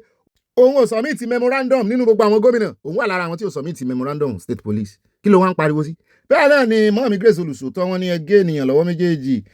kí ló fẹ́ fi ṣe ilé ayé báyìí ẹ ti sọ di ìdàkudà eléré ibú nítorí ẹbí tiyín ẹ dájú ẹ̀gẹ́ apá ọmọ ọlọ́mọ eléyìí kò dáa báwo ló sì fẹ́ ṣiṣẹ́ ayé irú ọmọ yìí ti bàjẹ́ tán pátápátá ó kúkú dára kí ẹ pa kó lọ sinmi wọ́n ti pa sáyé mọ́mí Olúfúnkẹ́ Fájúmọ́lú wọ́n ní sí Ọbásanjọ́ ṣẹ̀ṣẹ̀ ríran ni ohun tó ń ṣẹlẹ̀ ní Nàìjíríà ni kí wọ́n foríkorí láti wá ọ̀nà àbáyọ sí ìṣòro tí ó ń kojú orílẹ̀-èdè Nàìjíríà bó tilẹ̀ jẹ́ wípé ọ̀rọ̀ àwọn méjèèjì kò wọra wọn Yorùbá ló ń ṣe Yorùbá Ọbásanjọ́ àti Tinubu. mọ́ọ̀mí Josephine Aláwìyé mo ti dọ́dọ̀ yín wọ́n ní obì àtàyà mi ọ̀wọ́n ẹ kú ìgbìyànjú Ọlọ́run kò ní kọ ohun yín àmì o no sharia law in Yorùbá land ire kabiti o from London wọn tẹ lọ́ọ̀sì àti nǹkan panu. mọ́mí Mary Odùnú wọ́n ní Ìgbòho sàbàbá mi alálùbáríkà ìró ẹkùn bàbá ẹgbọ́n sọ̀hún ayọ̀ àti ìtura ti dé sílẹ̀ Yorùbá àwọn ajínigbé tí wọ́n mú ní Ìjẹ̀bú wọn ò gbọ́dọ̀ lọ o ẹ jẹ wọ́n tegun-tegun wọn kì í rí àjẹkù oró kí wọ́n sí wọn ń di tégbòtégbò wọ́n tẹ lọ́ọ̀sì àti nǹkan panu Oòduà nation no going back. mọ́mí Abọ́láńlé Ògúndọ́lá ìyàwó àyá wọ́n ní happy married life o bàbá wa Fẹ́mi lórí igbó náà marry tán sọ fún wa àbí anniversary náà ṣe àti màmá wa oyin kan màámi Abọ́láńlé Ògúndọ̀là yìí ni mo bá ń di ààbò sí èmi mo lo oyin kan wọ́n nǹkan mi ni ẹ má bá ń dù you do and màmá oyin kan does ẹni tó rówó ìlójú àlà bẹ́ẹ̀ ni tó ń dunnú ẹni kò tẹ pámọ́sẹ́ nítorí ebi àṣẹ fẹ́ yọ sí bàbá mi Fẹ́mi lóye ni ẹ jẹ́ mọ́ retí reply wọn. Domi tí kò lè ṣe SUV love from mama dollar àwọn àmì ẹ ráàyè àbòsí lónìí gan-an ni ẹ fẹ́ lójú ẹ jẹ́ mọ́ retí reply bàbá mi Fẹ́mi lóye ó dé ẹjẹ́ lọ tààràtààrà sọ́dọ̀ mọ́ mi Stella Ogunbaju wọn ní àṣẹ wàá o àṣẹ́gun nítorí pé ọmọ jalè wọ́n gé ní ọwọ́ méjèèjì èmi ò gbèsè ẹ̀yìn ọmọ náà pé ó jalè ṣùgbọ́n orí bíbẹ́ kọ́ ni oògùn orí fífọ́ wọ́n ti ẹ̀ bí pé sóun náà jalè rìn kékeré káná ti gún náà lọ́wọ́ ni wọ́n ní ìwọ ọkùnrin tó sọ̀rọ̀ yìí bí wọ́n ṣe gé ọmọ yẹn lọ́wọ́ méjèèjì bẹ́ẹ̀ náà ni wọ́n á gé tirẹ̀ àṣẹ́gun mọ́ mi Stella Odele wọ́n ní Ọ̀gbẹ́ni Bobby ẹ ò lè rí South Africa kan ó wá ṣiṣẹ́ lábúrọ̀dù bí British ṣe ń fún àwọn ọmọ wọn ní £400 lóṣù tí wọn ò bá níṣẹ́ bẹ́ẹ̀ náà ni South Africa ń gbowó àwọn náà ń gbowó every month òun ni wọ́n ṣe ń gbádùn nílùú wọn abájọ kí wá ṣe pé Nàìjíríà ń bá wọn du owó yẹn náà Nàìjíríà ò fáwọn tiyan lówó rí owó ọ̀fẹ́ £400 lóṣù ojú owó oṣù òṣìṣẹ́ tí ń ṣiṣẹ́ ní Nàìjíríà gan-an wọ́n ṣẹ̀fẹ̀ increase ẹ̀ sí 100 ní èlò London naira ní tá a bá yí sí pounds bóyá 30 àbí 40 àbí 50 over 50 bẹ́ẹ̀ náà ni bá mi rẹ́mírẹ́mì yìí kan Trump wọ́n ní Ọ̀gbẹ́ni Bobby we Republican against gay ideology President Trump message to America child every child in America is that you are perfect the way God made you God bless America mo gbà ti Trump fún yẹn ẹ bá tún padà sọ́dọ̀ àwọn Democrat tí yín bá yín bẹ́ẹ̀ náà ni ẹja lọ tààràtàrà sọ́dọ̀ Àtọmọ́táyọ̀ Akínúsì wọ́n ní òbí olórí kórí bí ẹja haisi bí ẹja sáwà aláìnítẹ̀lọ́rùn alájẹbánu ní Jonathan àti gbogbo àwọn ọlọ́jẹ̀lú Nàìjíríà which integrity does the drunkard have ṣé Jonathan tí àwọn Fúlàní kàbá kò jẹ́ kó rí ìjọba ṣe aláìnítìjú ìkà láìláàánú ní gbogbo yín bẹ́ẹ̀ náà ni mọ́mí Abọ́láńlé Ògúndọ̀là wọ́n ní wọ́n rò wípé wèrè ní ilé yìí kì í ṣe wèrè o ní ìgboro Àkúrẹ́ mú dáadáa ara wọn ni ẹ má jẹ́ kó lọ Ìbà Gani Adams ẹ kú iṣẹ́ Ọlọ́run á túbọ̀ máa tì í lẹ́yìn love from mama dollar akí wọn kan bá mọ̀ pé àwọn òṣèta anú yẹn kankan wọ́n ní kán kìlọ̀ fáwọn ọmọ wọn ṣùgbọ́n wọ́n ní ògo òdúnta àbí 4 years ago tiẹ̀ náà pé wọ́n lógo òdúnta ni o lára aṣẹ́ tán ti ṣe sẹ́yìn ìgbà tí OPC ni wọ́n ní kì í ṣe new video bẹ́ẹ̀ náà ni ẹja lọ sọ́dọ̀ mọ́mí anáwùsù wọ́n ní òbí àtàyà àná Ọlọ́run kò ní fi sílẹ̀ tọmọ táyà àmì Yahya Gambari ọmọ àlè wọ́n ní ó lòun ní àkáǹtì oògùn tó ní òun ta oògùn diabetes àti hypertension bó ló ti jogún ẹ̀ ó dẹ̀ ń gbowó lọ́wọ́ gbogbo wa kò fún wa ní oògùn kò fún wa ní àgbo army-MBaba mọ́mí ẹ̀yin náà kò sí lọ́wọ́ abájọ tó ti ká mọ́mí lára mọ́mí Elizabeth oyin ní àmọ́mí lùjẹ̀sà àwọn Ọ̀gbẹ́ni Bobby rẹ̀ àìbàkà síwájú Nigeria government doesn't care for our children please olodo they bring back our children and divide this country without delay wọ́n tẹ love sí from Texas Oòduà nation no going back mọ́mí mo jí sí ẹ̀yin kọ́lọ́ ń jẹun gbọ́ ò bẹ́ẹ̀ náà ni ẹja lọ sọ́dọ̀ Olúyẹmísí Abígún ni wọ́n ní òbí bandits ló máa pa gbogbo àwọn sponsors wọn láṣẹ Èdùmàrè àmì wọn kọ ojú ìjà síra wọn the Muslims are with the way people call them out but did not want Mufti o Imam Ògbómọ̀ṣọ́ àwọn alákatakítí náà ń bá wí bẹ́ẹ̀ náà ni Agnes Ọ̀sádémọ́mí ni Ọ̀gbẹ́ni Bobby kí Ọlọ́run bá wa gba àwọn ọmọdé tí àwọn Boko Haram kó lọ lórúkọ Jésù ire o ire kàbìtì mo rí ọwọ́ ìfẹ́ tẹ́ fi tẹ àtẹ̀jíṣẹ́ ìránṣẹ́ sí àmọ́ mi kọ́lọ́mbà nífẹ̀ẹ́ yín dọ́kàndọ́kàn dínúdínú ẹ jẹ́ darí sọ́dọ̀ Martin Adébọ̀wálé bá mi ní adúpẹ́ fún OPC fún èyí o adúpẹ́ o ṣùgbọ́n wọ́n ní ìdúntà ni o ọpẹ́ ìdúntà àtibá mi Mori Adéyẹmọ wọ́n ní òbí Ọlọ́run ló mú kánsílọ̀ tí tẹ́rọ́rìsì pa nítorí wípé faction Lákúráwá ni o Ọlọ́run máa bá wa pa àwọn agbódegbà tó ṣẹ́kù àmì nítorí Ọlọ́run ló ṣiṣẹ́ rẹ̀ wọ́n máa dojúkọra wọn. Dr. Peter Kárìnọlá wọ́n ní ẹ kárí o gbogbo ẹ̀yin ọmọ Yorùbá ní Kwara pàápàá jùlọ nílọrin Àfọ̀njá wọ́n tẹ̀síwájú wọ́n ní yóò dára fún ìmáàmù ti ìlú Ìlọ́ra tí ó sọ̀rọ̀ nípa mímáa tún ojú orí àwọn baba ńlá wa ṣe àtàdégbọlá kúnlé bá mi ní òbí tíatíá ẹ kú iṣẹ́ takuntakun Ọlọ́run kí o let's believe all our Christian leaders are not concerned about children in captivity ẹ bẹ̀rù Ọlọ́run ẹ̀yin òjíṣẹ́ Ọlọ́run say it out free our children wọ́n sọ̀rọ̀ o ṣùgbọ́n tẹ́ ẹ bá rí gbàásbòs tán fún wọn lórí TikTok mo sáko ń bẹ ni nítorí èpè wọn pọ̀ jù wọ́n ṣépè fáwọn òjìṣẹ́ àwọn olórí yín bẹ́ẹ̀ náà ni àwọn olórí ẹ̀sìn bẹ́ẹ̀ náà ni ẹja adé ọ̀dọ̀ àbá mi náà ni wọ́n ní ọ̀gá Bobby please ask Mr. Yeni who kept 120 million in prison if he had any investment for people after destroying many lives by stealing their money and run away ìka ènìyàn ẹ̀wọ̀n nílé gbogbo yín wọ́n ń ṣe ẹ̀sùn rẹ̀ lọ́wọ́ mo rò pé òun náà ó fẹ́ gbé ẹjọ́ kòtẹ́milọ́rùn kalẹ̀ at Ọlápẹ́jú Òkòzùmọ́ mi dáadáa wọ́n ní may God bring back the children and the teachers back safely amen our prayers are with you. mọ́ mi mo dúpẹ́ tí àwọn ní bọ́bí mi ọ̀wọ́n mọ́ mi ẹ̀gbọ̀pọ̀ lọ́wọ́ mi always costly. Happy weekend àánú olúwa kò ní fi yín sílẹ̀ lórúkọ Jésù àmì ẹ bá mi kéyà àyà ọ̀pọ̀lọpọ̀ Àlàní ẹ̀ṣẹ̀ wọn pọ̀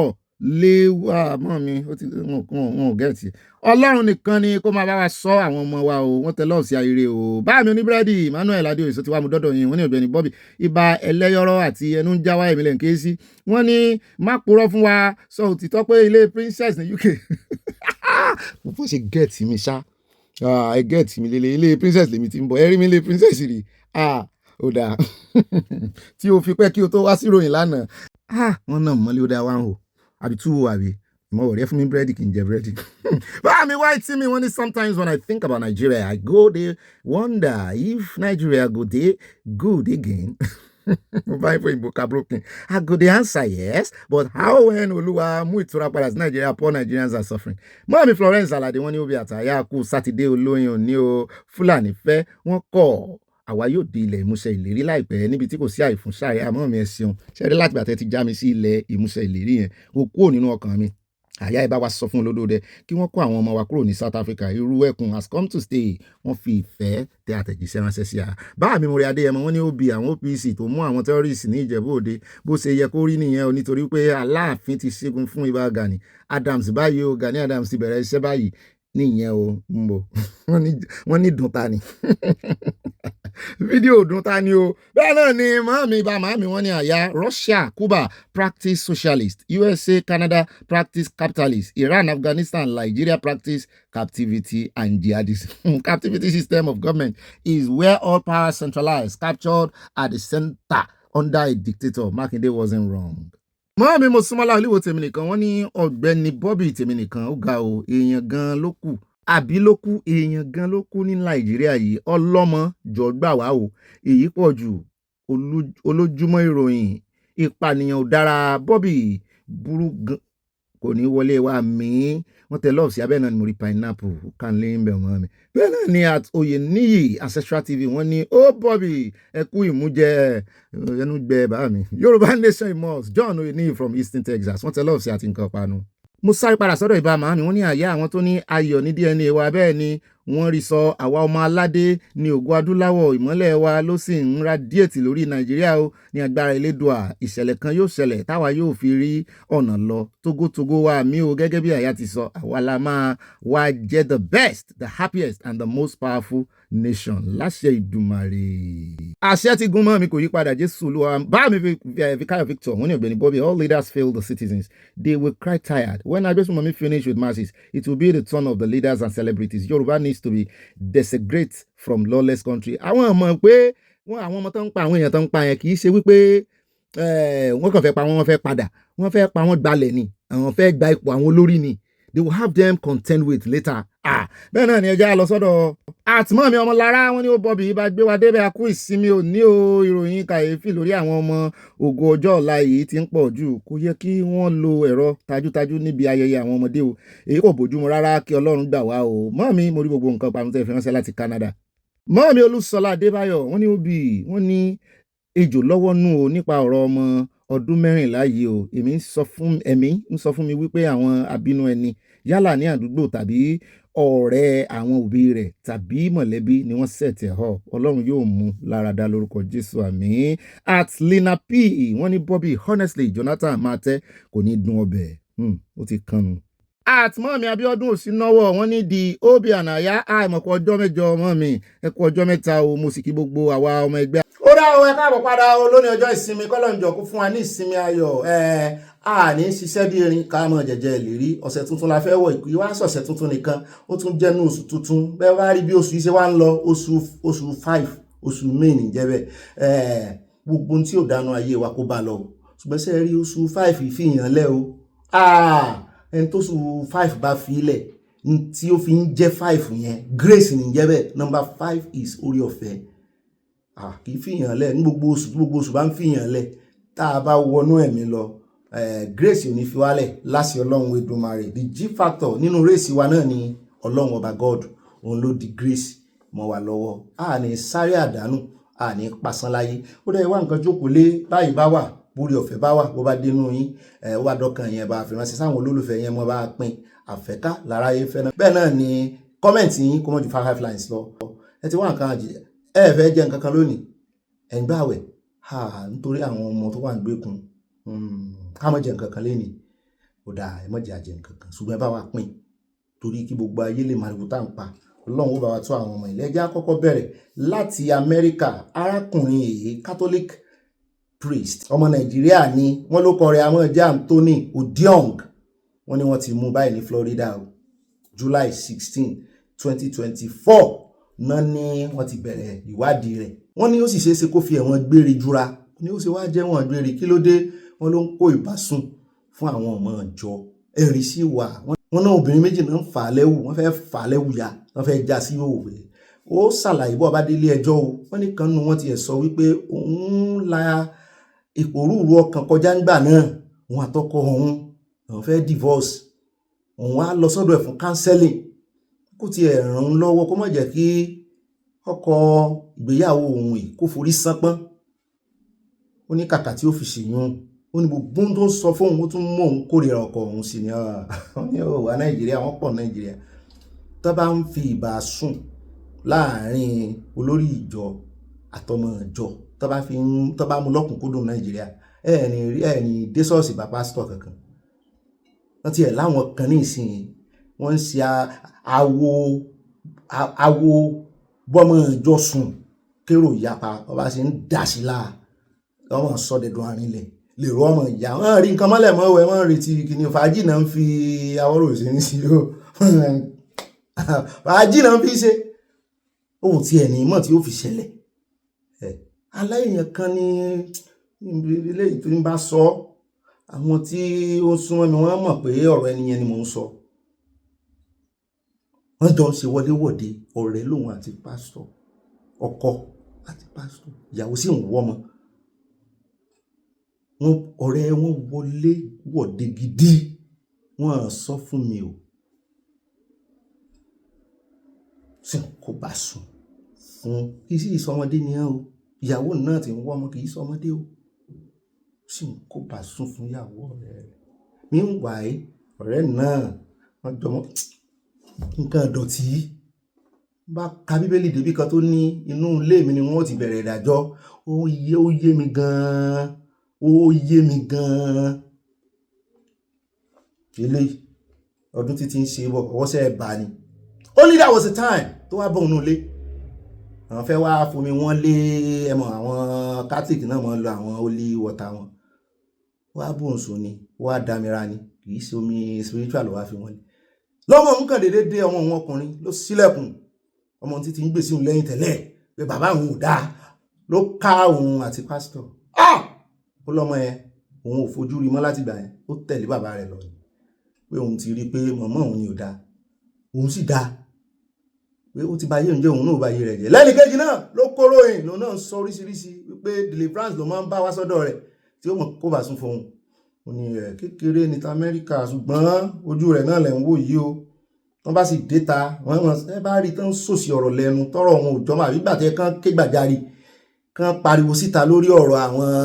irú agbésùmọ̀mí tán paláriwo ẹ ti mọ̀ wípé ọkàn wọn ò sí bẹ́ẹ̀ ibòmíì lọ́kàn wọn wà tí wọ́n ju tàwọn politician lọ ilé ni ó wà dífà tá à ń lọ ní ìsìn lára wọn ní tán pariwo lé Sunday Igboho lórí mo ní ẹ̀kan ń gbóni wọn rágbàlagbà náà tí ń ṣe láńgbáláńgbá náà so àgbàdo mọ́dì làwọn èèyàn wá ń fi wọ́n pa lórí ẹ̀rọ agbágbé ní ẹráyé ìmáàmù yín lóde àwọn ọmọ òde wọ́n lè po lójú wọ́n sì sọ̀rọ̀ sáàfà wọ́n sì sọ̀rọ̀ sí ń bo wọ́n ti ń ṣe sàláàléwà sálà sí armies-MBaba bẹ́ẹ̀ bá ti gbọ̀n ẹ wo ẹ ti búlé àwọn oníṣẹ̀ṣe jù ẹ̀san ní ń ké àbí kí n lò báyìí àti ṣe ti ẹ̀ráwà kìrìsìtẹ́nì inú church láti mọ́ búlé wọn tá a mọ́ cast out demons ìwọ ìṣù ìwọ Ṣàngó ìwọ àìfẹ́ gbálálẹ̀ ibi tí gbogbo ẹ̀ sì ń tọ́ka sí ní ìsìn oníkálùkù ó padà sí ibi títí ń bọ̀ toródò tó bá gbàgbé orísun rẹ̀ ni yóò gbẹ àti fọwọ́ òsì júwe ilé bàbá wa tipẹ́tipẹ́ àwọn oníṣẹ̀ṣe wa jáde tán armies-MBaba ta lọ lọ́hùn bẹnilí iṣẹ́ ogun tó ń sọ ní wọ́n dùn mẹ́mí náà wọ́n máa ń tàbùkù wa gan ṣùgbọ́n àwa lábúlé wọn dé ìkóríta yẹn wọ́n ní bá a bá lé àgùntàn kan ògiri bó bá ya yóò padà yóò kan wọn ẹni tó lé kan ògiri yóò bá sì dúró rí yóò kàn mọ́ ògiri hùn níbi tó lé dé ọ̀tá tó lé mi débi tí mo dé ire ló fi ṣá bàbá tó kọrin yẹn ń kọ bàbá yẹn nípèníjà ojú wọn bò yẹn sì wà kò tètè mọ̀ pé bí ayọ̀ mi lòun lé mi rè ìbá ṣe pọ̀ mọ́ tẹ́lẹ̀ ní ìbá ti lé mi débẹ̀ o ọ̀tá tó lé àwọn oníṣẹ̀ṣe débi tẹ́ ire lẹ́ fi ṣe fún wọn wọ́n ti wá ń padà kó fún yín kóbàkóbà gbogbo òfin inú bíbélì òfin inú kùránù tẹ́ ń lò bí ẹni wípé ayé ìgbàanì lẹ́sìn wà tán halẹ̀ máwọn oníṣẹ̀ṣe ńgbà náà àwọn ẹlẹ́bọ àwọn abọ̀rìṣà tán halẹ̀ mọ́ ayé ọ̀làjú constitution tó wà ní ìsìn kò fààyè gbà kẹ́ ẹ halẹ̀ méèyàn kankan o so tán bá dá padà fún yín ẹ̀yin lẹ́tàn náà wọ́rọ̀ ó ti pẹ́ àti ń bulì wọn ló wá dífà bàbá tí ń challenge Saheed Shittu ó ti rántí ó kọ rẹ̀ pé òkè fi ẹjọ́ wẹ́wẹ́ lẹ̀ ẹ gbà Sunday Igboho ẹ ṣe gbogbo agbára tẹ́ ẹ ní kùránì ni àwọn oní kìrìsìtẹ́nì náà ti ń kó fúnra wọn ṣé tí ẹ rí àwọn kìrìsìtẹ́nì ti ń kojú àwọn olórí wọn ó yàtọ̀ sí ilé yàgbé bàbá kan bọ̀ ní ìṣẹ́ ẹ bá ń tẹ sí gan kó fẹ́ràn ara rẹ̀ sọ ó ń pe Saheed Shittu ní pé ó challenge ẹ̀ gbogbo agbára gbogbo kí ó tó lóhùn mọ̀ gbogbo agídí gbogbo ẹ̀ṣẹ̀ tó lè jà nìṣónú gbó kàn jọ lọ kojú agbésùnmọ̀ mi.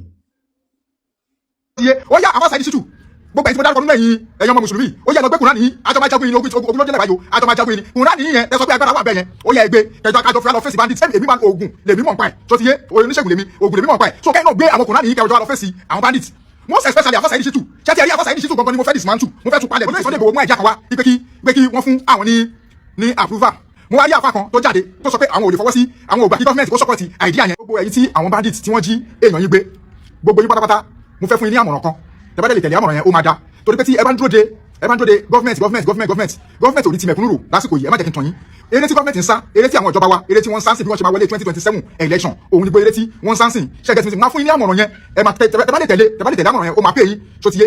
mo lè fẹ́ fún àǹfààní kan wá fún gbogbo ẹ̀yin tẹ́ jẹ́ followers mi àbí ẹ̀yin tẹ́ jẹ́ fans mi àǹfààní yìí kì í ṣe by force o kì í ṣe by force mi ìfọ́sẹ̀ èèyàn àǹfààní yìí mo fẹ́ kí nínú yín mo fẹ́ kẹ́ benefit nínú ẹ̀ ní fún àwọn tó bá ń pass through nǹkan yẹn ṣùgbọ́n kí n tó lọ sí ibi àmọ̀ràn tí mo fẹ́ fún àwọn tí bandits tí wọ́n já èèyàn wọn gbé àti àǹfààní tí mo fẹ́ mú wá fún ẹ̀yin fans mi ẹ jẹ́ kọ́kọ́ lu àwọn ẹni ìjáde kí n kọ́kọ́ pass ọ̀rọ̀ yìí lọ́nà kí n tó ṣẹ̀wá fi àbọ̀ sí orí ọ̀rọ̀ yẹn àfa Saheed Shittu bọ́ síbí báyìí Mohammed lovers ìwọ náà bọ́ síbí àfa Fọlọ́runṣọ́ tó wà l'Ábùjá ìwọ náà come near come closer kó wá gbọ́ ohun tí mo fẹ́ sọ fún ẹ ṣùgbọ́n agbẹ́sìgà àgbáyé ọmọ mi ìwọ náà come near ó yá olóyè Sunday Igboho wọ́n ti sọ̀rọ̀ sókè báyìí ó yá èmi ṣe tó báyìí wọ́n ní ọmọ Yorùbá tó bá jẹ́ ọmọ Yorùbá tó jẹ́ ọmọ Yorùbá tàtà yẹn pé kó kájọ fọwọ́sowọ́pọ̀ kó sọ̀pọ̀tì àwọn kí àjọ lọ fèsì àwọn pípì nínú igbó tí wọ́n wà èmi láti ṣetán èmi ti ṣetán èmi pẹ́pẹ́ tàdákọ́dà ìbá ṣègùn wa èmi ti ṣetán láti sọ̀pọ̀tì olóyè Sunday Igboho ó dà kó jẹ́ pé OPC náà àwọn OPC Ìbà Gani Adams Ààrẹ Ọ̀nà Kakanfò náà lọ bá jáde èmi náà ti ṣetán láti sọ̀pọ̀tì wọn tó ti yé ó yá àwọn Saheed Shittu gbogbo ẹni tí mo dárúkọ nínú ẹ̀yin ọmọ mùsùlùmí ó yẹ lọ gbé kùnrán nìyí àjọmájagun yìí ogun ló jẹ́ lẹ́bàá yìí àjọmájagun yìí kùnrán nìyí yẹn tẹ́sọ pé agbára wà bẹ́ẹ̀ yẹn ó yẹ ẹgbẹ́ kẹjọ kájọ fúra lọ fèsì bandit sẹ́mi èmi máa ń oògùn lèmi mọ̀ nípa ẹ̀ tó ti yé oníṣègùn lèmi oògùn lèmi mọ̀ nípa ẹ̀ so kẹ́hìn náà gbé àwọn kùnrán nìyí kẹjọ lọ fèsì àwọn bandit most especially àfọ Saheed Shittu ṣẹ́tì ẹ̀rí àfọ Saheed Shittu gangan ni mo fẹ́ dismantle mo fẹ́ tún palẹ̀ bí tèjì ní ọkọ̀ èjì ní òdìrí ẹ̀kọ́ títí tí jésù máa fi dé tó ti yé ìwọ ló ń bú àwọn afẹ́ ẹgbẹ́ tó sọ pé àwọn afẹ́ ẹlẹ́bọ tó ti yé pé kò da ògùn da ipé kò sí nǹkan tí wọ́n wá kiri tí ò sínú kùránì ó yá àfọ Saheed Shittu mo challenge yẹ jẹ́ ká tẹ̀lé olóyè Sunday Igboho lọ tó ti yé káwọn lọ fèsì bandits nítorí pé gbogbo àwọn tó ń jáde lórí ọ̀rọ̀ bandits yìí tó ń jí àwọn èèyàn gbé yìí gbogbo àwọn tó ń jáde tó ń mú solution wá tó ń mú àbá wá tó ń ṣe gbogbo ẹ̀ tó ń ṣe oníṣẹ̀ṣẹ̀ nìkan ni lárísì tí wọ́n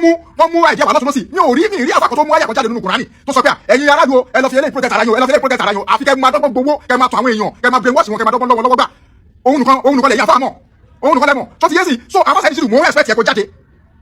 jáde ìwọ gangan ni mo mean gbogbo ẹ̀yà láti dárúkọ ẹ̀ títí kan àfárà yín máa yé nígbà ìwọ náà jáde mo challenge yẹ ó yá kí gbogbo wa pátápátá kájọ lọ fèsì àwọn bandits tó ti yé kọ́ńtàkùn ọwọ́ ìwà ìbàjẹ́.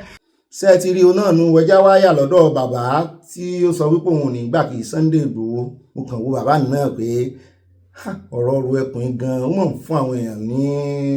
ó mọ̀ jẹ́ kán mọ àwọn èèyàn àwọn tá a mọ̀ tẹ́lẹ̀ kàn gbaná everybody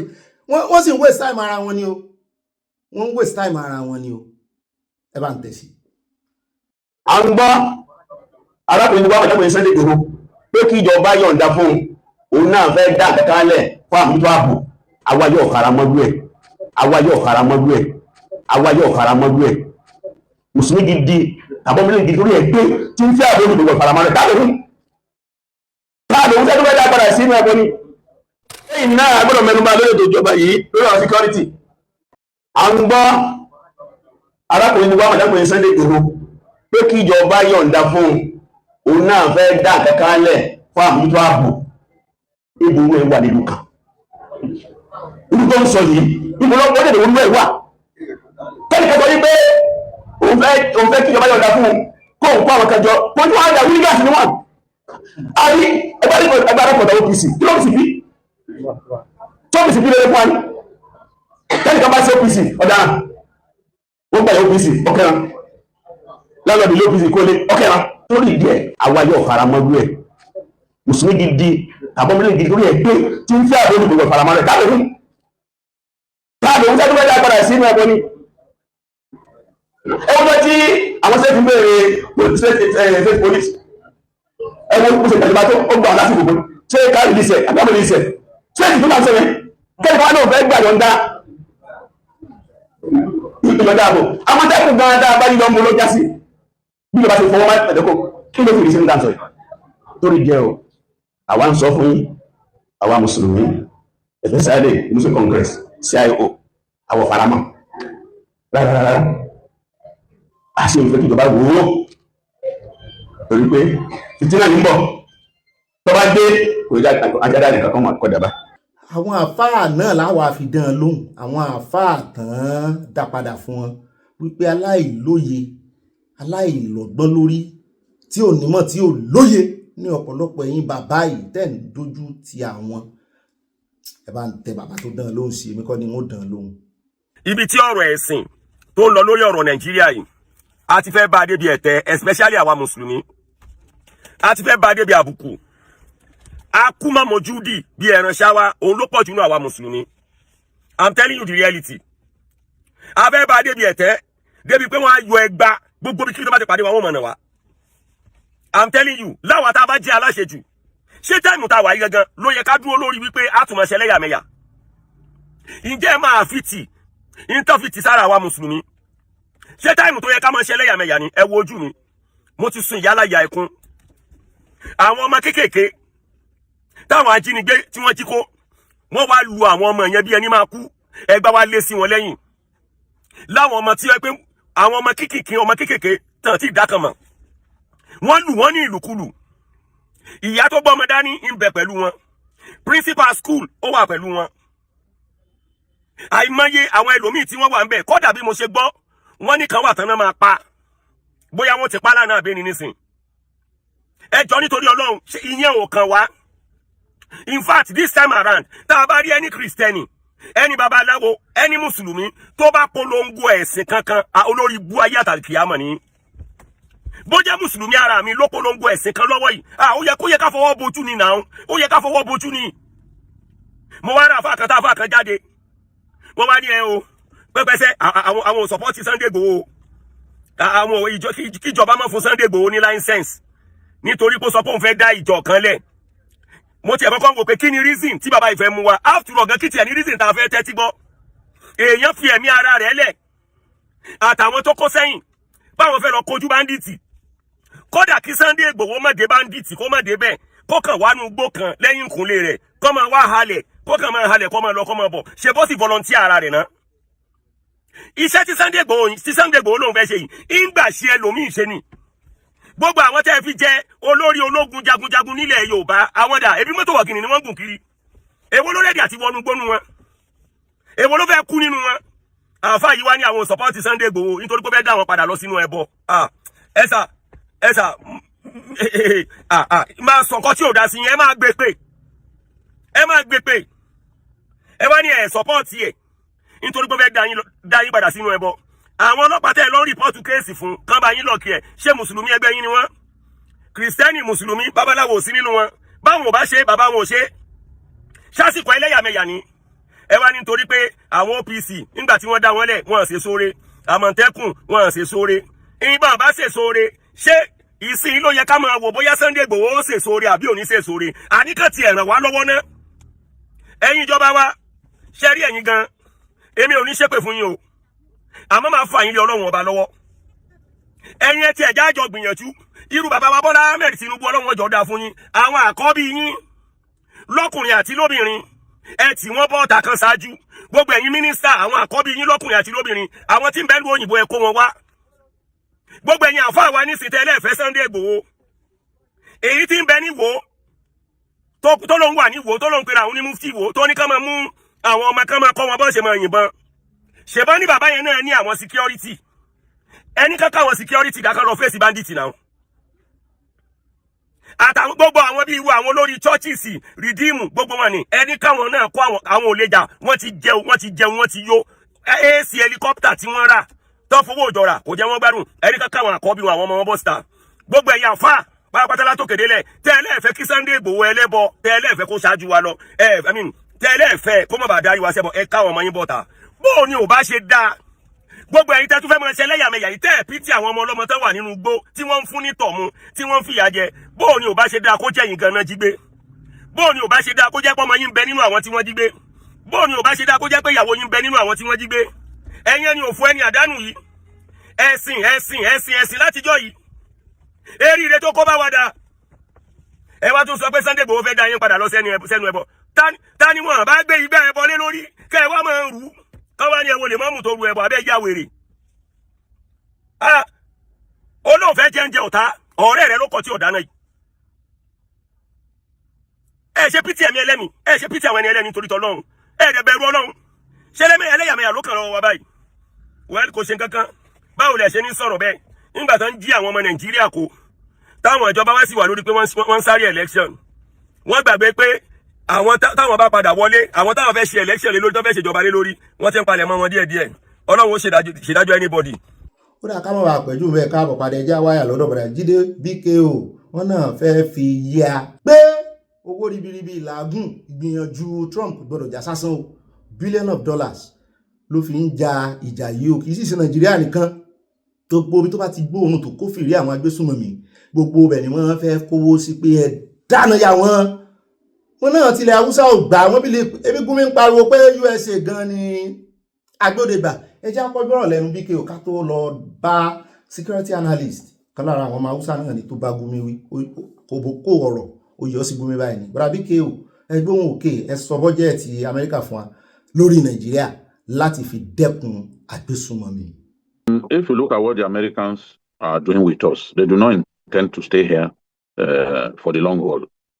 They do not intend to stay here at all for so long. They came here with their reconnaissance aircraft, with their equipment. They embarked on different sorties, especially in the northeast, where we have some of the most deadly terrorists in our country. And so some of these terrorists have caused significant deaths of our soldiers. So we've been significantly weak in the area of intelligence gathering. Now, this is where the Americans and the Israelis, for example, are strong. My own attitude is, if someone will help me kill the enemy that is picking up our children, taking them into the forest, subjecting them to agonizing torture, then I will welcome such a person. I will even give him a base from where he can operate to help me defeat the enemy. Let's not kid ourselves. In the state in which we have found ourselves, our armed forces are already overwhelmed. They're overwhelmed. It is clear that banditry, for example, we are stretched thin. There is no way we can provide security in all of the villages and hamlets of our country. And you and I know that they do not go to urban centers. They target the rural areas where they know there's little or no government presence, where there is really no military or police presence.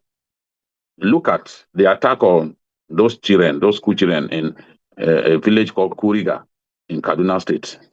It was the day after those school children were taken into the forest that the Nigerian army even got to know. This is not an exaggeration. This was what the Chief of Defense Staff told me. The Chief of Defense Staff, who is now the Minister of Defense, he told me that they didn't get to know until the next day because there was no network in that area. It's a big village along the road to Briningwari in Kaduna State, but there's no network. So people can't use their phones. You can't even raise an alarm. So they are taking those children very far into the forest before the police, before the army got to know the next day. And the closest army base to the place was more than 40 kilometers away. So before you can even mount any form of resistance or effort to grab those children from them, they had left. So America, Donald Trump has invested billions of dollars in trying to deal decisively with the terrorists who are killing Christians and is using his language. But a lot of these terrorists are Muslims as well. And one of his advisors already told him that Muslims are big victims of these terrorists because terrorists operating in, or bandits operating in the Northwest, majority of the people that they will arrest or apprehend or abduct would certainly be Muslims. Donald Trump brought in more than 35 aircraft to support the operation, working with the Nigerian troops. And they have helped us tremendously in killing hundreds of ISWAP fighters and Boko Haram fighters in the Lake Chad area and beyond the Lake Chad area. So, and he's already put some of their special forces people on ground to work with Nigerian armed forces and to train our personnel. They brought equipment into this country. When you value the equipment that they brought into this country, talking about aircraft and other equipment, it runs into billions of dollars. And I can tell you, if not for the distraction in the Middle East, their concentration will have been so much on Nigeria, they will have gone far. You can see how they located Al-Manuki, second in hierarchy at ISIS. Many Nigerians didn't even know that the guy was here. But the Americans trailed him from, at a point he was in Abuja, they trailed him to his hideout, to his camp, and they took him out. And the aircraft, the US aircraft, snapped his picture. A picture that was taken from high altitude, yet it was crystal clear. Just for them to be sure that that it was indeed the person that they wanted. And ISWAP has come out to confirm the killing. So when I hear people say, "Oh, was this not the same person that they said the other day?" They fail to realize that these terrorists address themselves as aliases. There are many people today who call themselves Abu Musab. But the Abu Musab that was popular, at least in our country, was the one who had a rival faction to Abubakar Shekau. And his own faction was known as ISWAP, while Abubakar Shekau's faction was known as Boko Haram. And they operated from different places. Abu Musab al-Banawi's faction came about when ISIS got angry with Abubakar Shekau because he was far too many Muslims, even amongst his own fighters, was just killing people like a deranged person. So they then decided that they needed to remove him because he had become affiliated to ISIS and proudly paraded ISIS logo on the flag of Boko Haram. And with affiliation to ISIS, he was guaranteed more funds and even weapons. But when it began to go against the desires of the ISIS, they decided to appoint a rival person. But Shekau refused to lie low. He was not happy that somebody else had been appointed as leader of the group. He then continued to fight. But ISWAP them, the other faction, relocated to the islands of Lake Chad, while Shekau remained inside Sambisa Forest, as well as the Mandara Mountains in the Goza area of Borno State. So that's that. In the end, both Abu Musab al-Banawi, who was one of the sons of Yusuf, the founder of Boko Haram, and Shekau are both dead now. So other people took over from them, Abu Fatima, the rest of them taking over. Boko Haram itself is factionalized. You have different groups springing out of Boko Haram, including the Ansaru group. The Ansaru group carried out the attack on the church in Owo. The Ansaru group launched an attack on Nigerian troops along Abuja Lokoja Highway. The Ansaru group are responsible for the kidnap of the Oyo State of those children who are picked up from a school in Orire local government of Oyo State. But one thing is certain, a good number of these guys are being killed. Yet the question you ask is how come they are still stepping forward? It means that they have recruited so many people. And because the impact of government is hardly felt in many parts of the Northeast and many parts of the Northwest, it is easy to recruit people for banditry. It is easy to recruit people for terrorism. The Americans are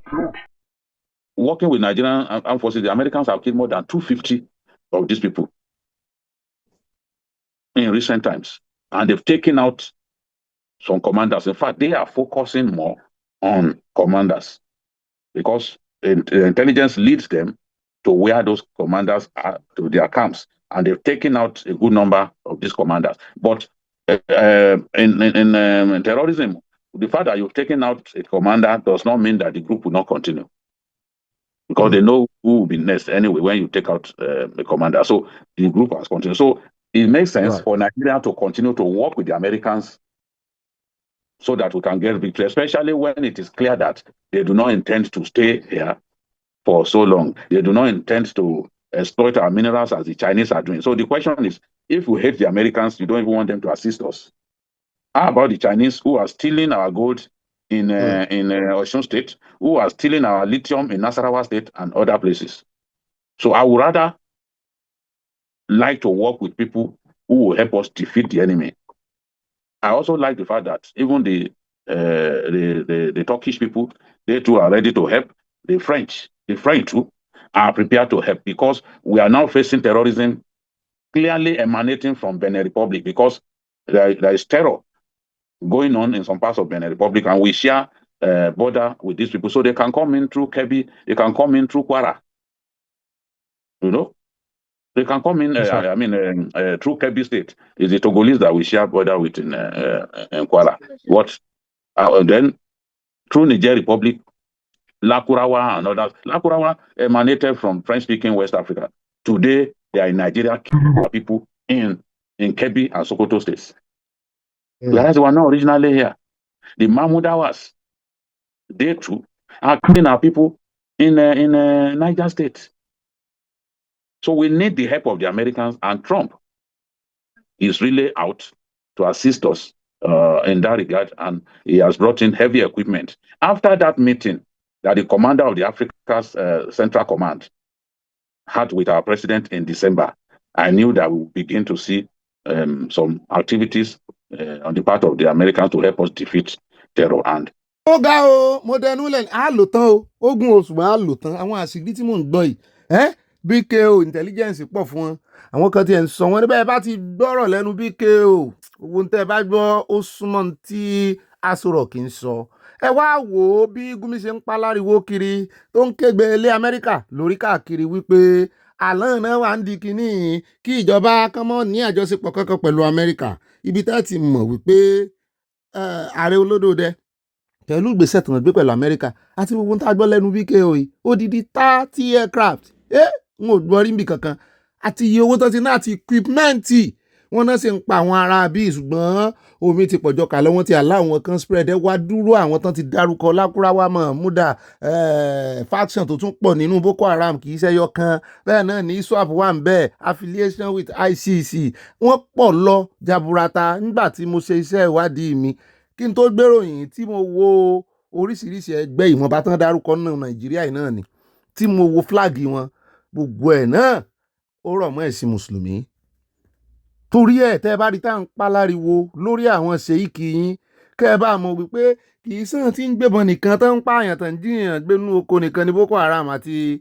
ajínigbé àti Lákúráwá o láàrin àwọn oníwàásí yín náà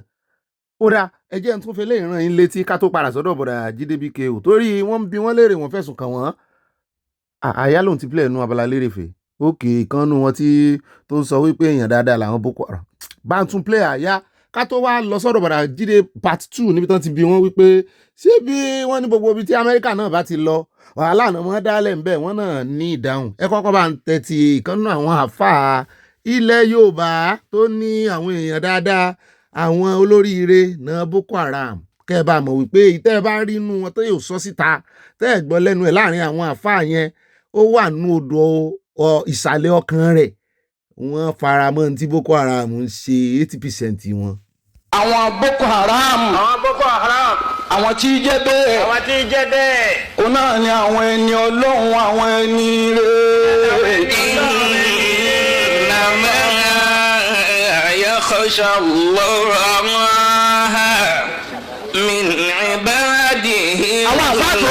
العلماء àwọn ní jẹ́ bẹ́ẹ̀ إنما يخشى الله من عباده العلماء àwọn àfáà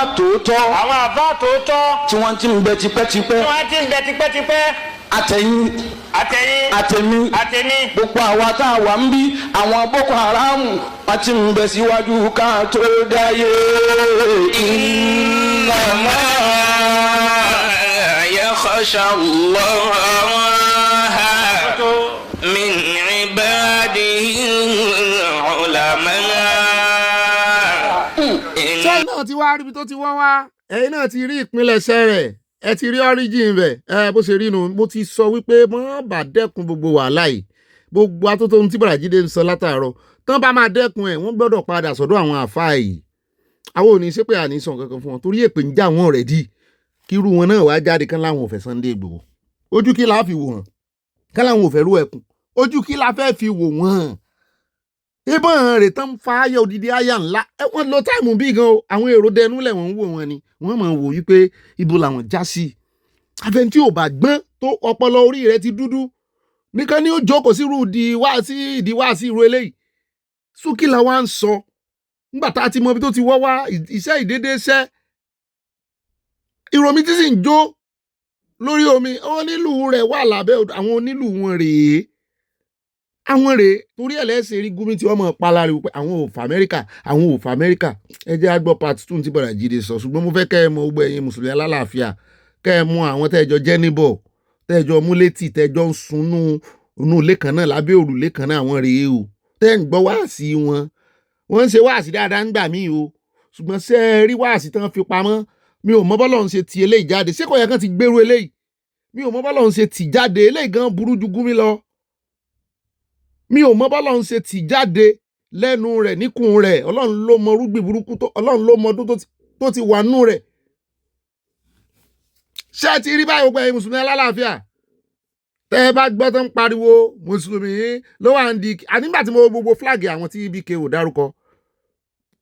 kò sí èyí tí ò sí dá mùsùlùmí ń bẹ kò sí èyí tí ò sí kéwú lára rẹ̀ á wàá sọ ẹnìkan gbẹnu dákẹ́ ló sì dé tán yìí láàrin agboolé ní ìsìn ẹlẹ́sìn wọ́n ti ń jàjẹ́ ẹ̀sìn a tún sọ díẹ̀ síwájú sí bó bá wù yín kẹ́ ẹ mọ̀ wòran tá a bá ń pa láriwo fún wọn kẹ́ ẹ mọ̀ rò pé bóyá ayé ti mùsùlùmí kan kẹ́ ẹ mọ̀ rò pé bóyá ayé ti ẹ̀sìn kan àjẹpẹ́ ẹ̀yìn gan-an tó bá rò bẹ́ẹ̀ Boko Haram ló ná. So it is not in all cases that the Americans have gone to different countries and misbehaved. Yes, their attitude, the fact that they support Israel is not what many people like to see, especially given Israel's excesses. But I also think that Trump, for example, is one person who has the clout to restrain Israel. So if you look at what they are doing with us, they have not said they want to stay here. They are not exploiting our resources. They are just trying to help us defeat these people. And if they can help us defeat them and go away, I don't care what they have done in other countries, as long as they don't do it in my country. And I do not see any sign that they are going to do it here. Arabs are coming into Nigeria to support Boko Haram. Some Arabs have been arrested. Foreigners have been arrested supporting Boko Haram. But I've not seen any American who came into this country to support Boko Haram and got arrested in the process. A Chinese was arrested supporting Boko Haram. I see how the video came in to supply them weapons. I've not seen any American who came here to supply weapons to our terrorists. So even some of the people some countries that we believe they are decent people, they too are in some cases even worse than the Americans. wọn náà lẹ́sìn gbọ́ yẹn o àṣírí àwọn Chinese náà tú àwọn Arab náà tú kò wá tán bí gbogbo àwọn tí Gumi náwó sí Turkey China tán náwó sí náà nìyẹn o kò tán bí òtún lẹ ti gbọ́ lẹ́nu bí kí alíntẹ́ bá gbọ́ lẹ́nu akọ arapa àárọ̀ ọ̀run ló sọ ń tẹ́ bá gbọ́ lẹ́nu bí kí o ń ò bú wọn o aṣọrọ̀ kì mọ̀ nǹkan wọn àṣírí kan wà tó àṣírí wà ní ọ̀rọ̀ tó ń sọ tí mo fẹ́ sọ nù àṣírí wà ń bẹ so wọ́n sì sọ wọ́n ní tí ìbá ṣe ti Iran wọ́n ní by now wọ́n bá ti mọ̀ lára náà wèrè ní Nàìjíríà ẹ̀já tó dúpẹ́ lọ́wọ́ Ọlọ́run torí Iran náà wà lára àwọn tá a gbọ́ wípé wọ́n wà lẹ́yìn àwọn Boko Haram so tán bá dáná yá Iran náà ó fi dáa ni ṣùgbọ́n báyìí ẹ rí wípé pẹ̀lú adúrú ìrànlọ́wọ́ àtowó ribiribi tán ní Trump náà iye kan Trump bọ̀dá rẹ́mi ẹ̀kú ṣẹ́ṣẹ́ o abájọ tẹ mọ́ ní I stand with Trump àti ìrọ̀wọ́ yín ẹ ṣe yọ yẹn kò ní yẹ ẹ lẹ́ o gbogbo àṣírí tí bọ̀dá jíde tú yìí pẹ̀lú gbogbo kùsà táwọn Chinese wá ń jí àrò owó náà fi ń supply nǹkan ogun nǹkan ọjà porous ṣiṣẹ́ bọ́dà sí porous so tẹ́ ẹ bá wá gbọ́ tí ìrọ̀ ẹkùn ní òun náà fẹ́ náà yẹ ẹ fi ilẹ̀ ẹjọ́ náà yẹ irú àwọn tẹ́ ẹ bá rí tán jáde báyìí pẹ̀lú gbogbo àlàyé tá a ti ṣe àtótónu yìí so yẹ kẹ́ ẹ tún dán ló mọ̀ ṣe ló yẹ ká wá pa ọ̀pọ̀ ká mọ̀ gbé pé agbófinró lé wọn lórí ẹ wá mú wọn o àáfàá tó sì sọ pé Boko Haram ẹni rí yẹn mi ò tí ì mọ yàláyà bàbá rẹ̀ mi ò mọ lé tán ti bí gbogbo inú ìdílé wọn ló yẹ kán rè yẹ̀ wò kán kọ́ ṣe tẹ́sítì ọpọlọ fún wọn náà torí ìyẹn máa gbàbọ̀dé fún ilẹ̀ Yorùbá fún Boko Haram tó ti ní ẹni rí ni ẹ o àwọn tí ń gbàbọ̀dé pọ̀ lábẹ́lẹ̀ o gbogbo ọ̀pọ̀lọpọ̀ tẹ́ ń rí lórí agbágbé yìí àwọn yẹn kàn ń sọ̀rọ̀ dànù ni àwọn tó ń ṣe intelligence fún wọn gangan nú àwọn àfáà yìí wọ́n pọ̀ lọ jàrá nílẹ̀ Yorùbá ó yẹ kán ti gbé kan nú wọn tó ṣèèṣì àbómọ̀mọ̀ sọ ni mo fẹ́ bílí kò ṣèèṣì sọ ni. ó rẹ̀ káàbọ̀ padà ohun tó ń sọ náà ni pé ká mọ iyì wọn o ká mọ gbégbòsà fún Trump ká sì mọ gbégbòsà fún ìjọba Nàìjíríà náà ló dáa ẹjá wáyà lọ́dọ̀ analyst yìí inú mi dùn fún ọ̀rọ̀ tí analyst yìí sọ àyà ní ọ̀gá mi gún ya wèrè gan o ó ya bó rán o ẹ wá gbọ́n tarákùnrin sọ díẹ̀ ń bẹ̀rẹ̀ ẹnu arákùnrin yìí gangan ni mo ti kọ̀nfáàmù mi àtàyà pé lóòótọ́ ni àwọn Repentant Boko Haram kan tí wọ́n kó sínú ọmọ iléeṣẹ́ ológun èmi rò pé bóyá bá a ṣe máa ń sọ táwọn ológun wọn ní àìrán o ẹ̀hàn kí wọ́n tí kọ̀nfáàmù ẹ̀fọn arí pé wọ́n kó rehabilitated Boko Haram àwọn ọmọ onínàkúnà pé wọ́n employ wọn sí iléeṣẹ́ ológun wọ́n máa debunk ẹni bàbá ẹ̀ ní ẹnu ń gbà pé kan wà nínú wọn tó dojúkọ iléeṣẹ́ ológun kó tó wá gbàbọ̀dé tó júwe ọ̀nà tán gbà wọlé tán fi pa àwọn ọmọ iléeṣẹ́ ológun gbà náà pé ìkan wà tó fúnra ara rẹ̀ gbébọn tó dojúkọ iléeṣẹ́ ológun wọ́n sọ ìyá láyọ̀ ọ̀rọ̀ sí Gumi hùn ẹ bá ń tẹ̀sí. Sheikh Ahmad Gumi, quite a prominent sheikh, keeps talking about this idea that nobody's paying attention to them. They want to drop their arms and they are afraid that we should be negotiating with them and that kinetic approach has failed. What's your take on this, Malam? To be honest with you, I've been restraining myself for a very long time not to speak in public to Sheikh Ahmad Gumi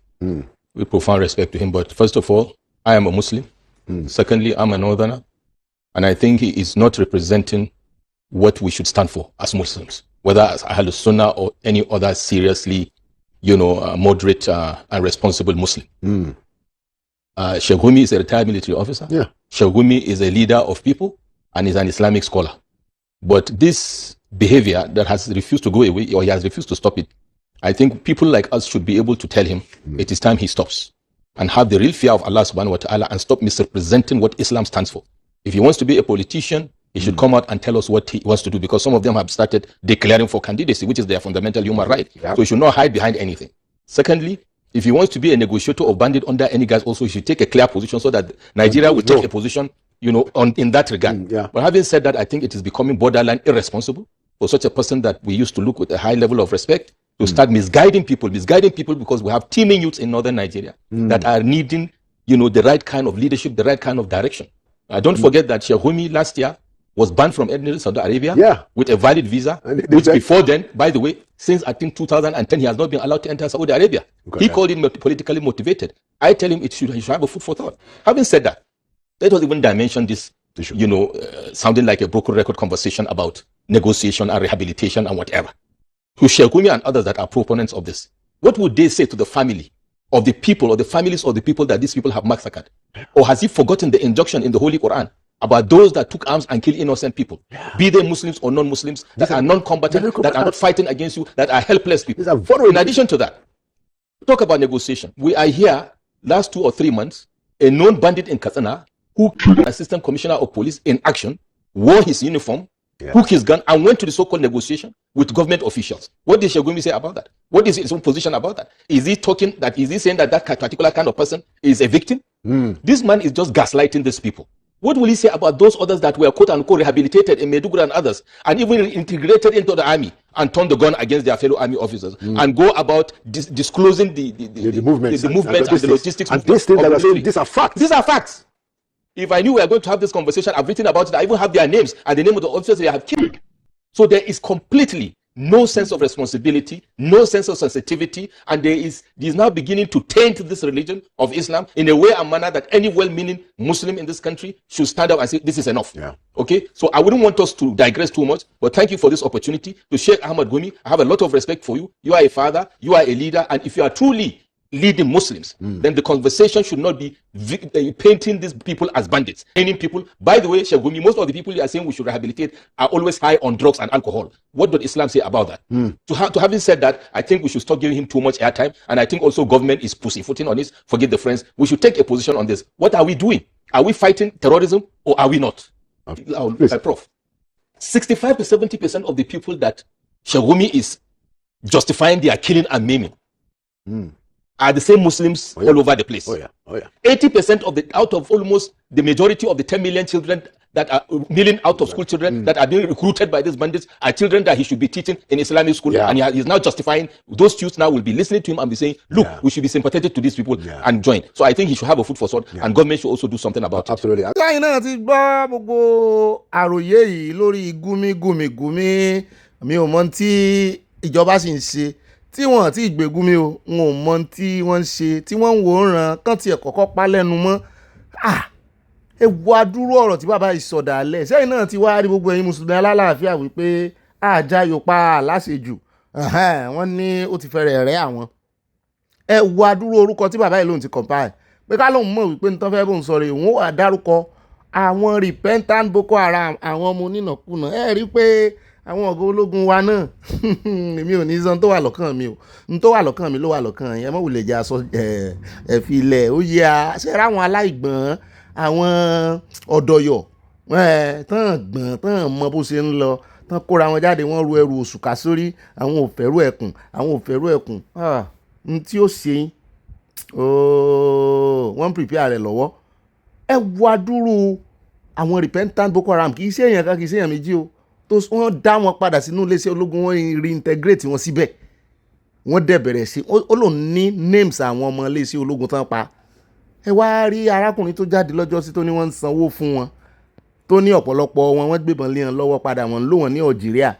tó ní kan nínú wọn ló pa bàbá àwọn àtàwọn iye kan ọ̀hún, wọ́n fún 3 million bó bá sì mọ̀ bọ́n lò sí àti iye èèyàn tó ti pa. Kẹ́ ẹ bá mọ̀ wípé ọ̀rọ̀ fíìmù lẹ̀ ń wò, ẹ mọ́ sáfọ́rọ̀ fíìmù, àmì náà wọ́n sá fún nígbà tí wọ́n wà kékeré.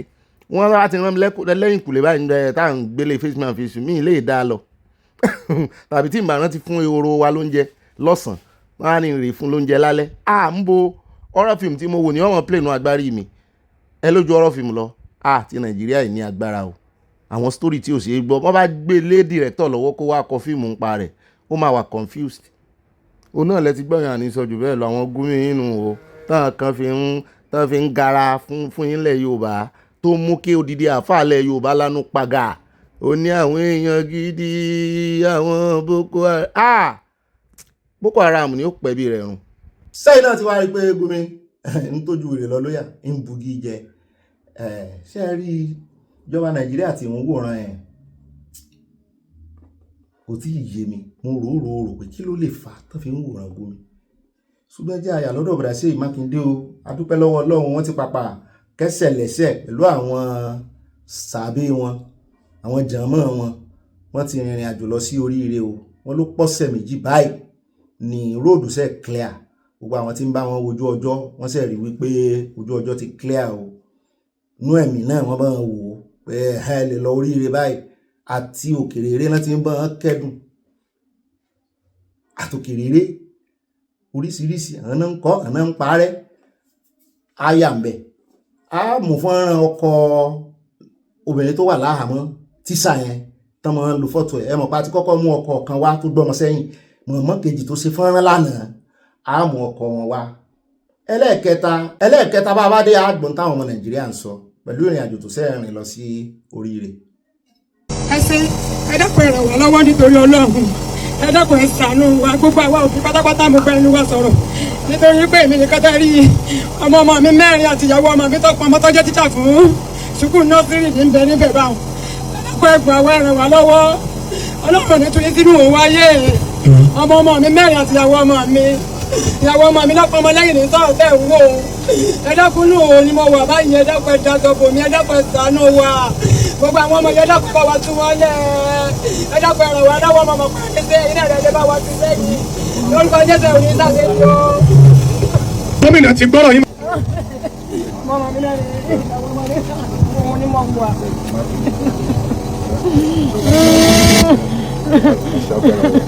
ẹ dákun ẹ ràn wá lọ́wọ́.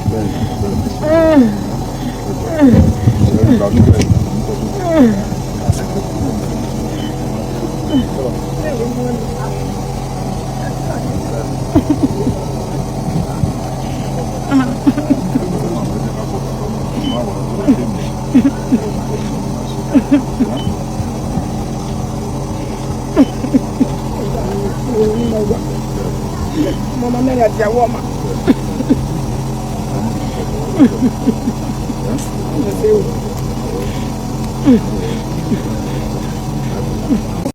Èmi ni ọkọ principal community high school RS Sele èyí tí àwọn agbẹnipamọ́ pé. Èmi ni ọkọ principal community high school RS Sele èyí tí àwọn agbẹnipamọ́ gbé sí àkàtà wọn. Gómìnà wa a dúpẹ́ lọ́wọ́ yín kò sí bí a ṣe lè dúpẹ́ tó lè tó nítorí pé a mọ àwọn akitiyan tí ẹ ti ṣe látìgbà tí ọ̀rọ̀ yìí ti ṣẹlẹ̀. Ẹ ṣàlejò wa èmi ní dean renewable natural resources ní Ìṣẹ́yìn a sì mọ ribiribi tí ẹ ṣe fún wa. Tí mo tún fẹ́ sọ ni pé ẹ ní sàṣetì lórí ọ̀rọ̀ yìí kò sì ní sú yín kò ní rẹ̀ yín. Gbogbo àwọn èèyàn wa tó wà ní àkàtà àwọn èèyàn wọ̀nyí ẹ dákun à ń bẹ̀ yẹn má jẹ́ kó rẹ̀ yín sà. Àtọmọdé àtàgbà wọn ìyàwó mi ni wọ́n ń lò láti fi ṣe fídíò tí wọ́n ń pín káàkiri. It's very disheartening and depressing. Mi ò ní sọ jù báyìí lọ sà mo mọ̀ pé ẹnì ṣe ẹ kájọ ẹ̀ sì jù bẹ́ẹ̀ lọ. Ẹ ṣe ń gómìnà ẹ ṣe. wọ́n pe fún mi láyọ̀ tó bàbá ìlọ jókòó.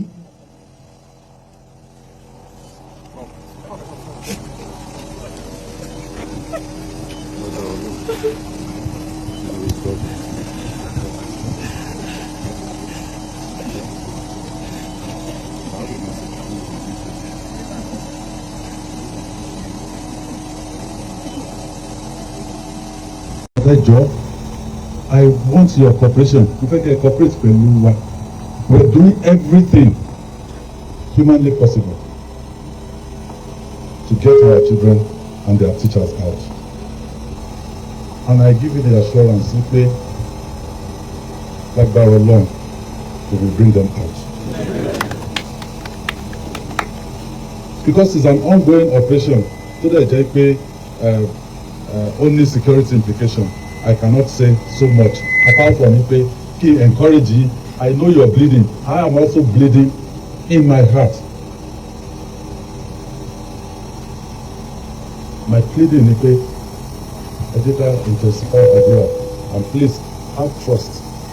Ó dá ẹ káàbọ̀ padà àwọn Nàìjíríà tí wọ́n ń dáṣe Mákindé lóhùn wọn láwọn ò rí ìrìn oríire nínú ìrìn tó rìn yìí o bó ti ẹ̀ jẹ́ wípé destination rẹ̀ oríire ló pè é. Ìkan lára wọn sọ ó ní ó mọ̀ ìyá yín o after 2 weeks Prince Kọ́láwọlé Ọládélé Joseph ó ní una still get time arrange canopy and chairs na wa o. Number 2 ó ní that very prompt of you o ó ní ó ti ẹ̀yà yín gan after 2 weeks Michael Ilesanmi ló sọ bẹ́ẹ̀ ó ní ẹni kú resa. Ẹlẹ́ẹ̀kẹta Onyx Holmes orúkọ rẹ̀ gangan kọ́ ló lò ó ní we are living a technology driven ó ń gbàṣẹ Mákindé yànjú wípé kàn lo technology. Bẹ́ẹ̀ náà ni Dera Bethel ó ní why is that soldier on his phone ìkan náà àwọn sójà wà lórí fóònù ń bẹ. Wọ́n ní bẹ́ẹ̀ náà ni Juliet Ọmọlégé sọ ó ní after too many days sir you try o posterity will answer you will judge you o. Bẹ́ẹ̀ náà ni Olúwafẹ́mi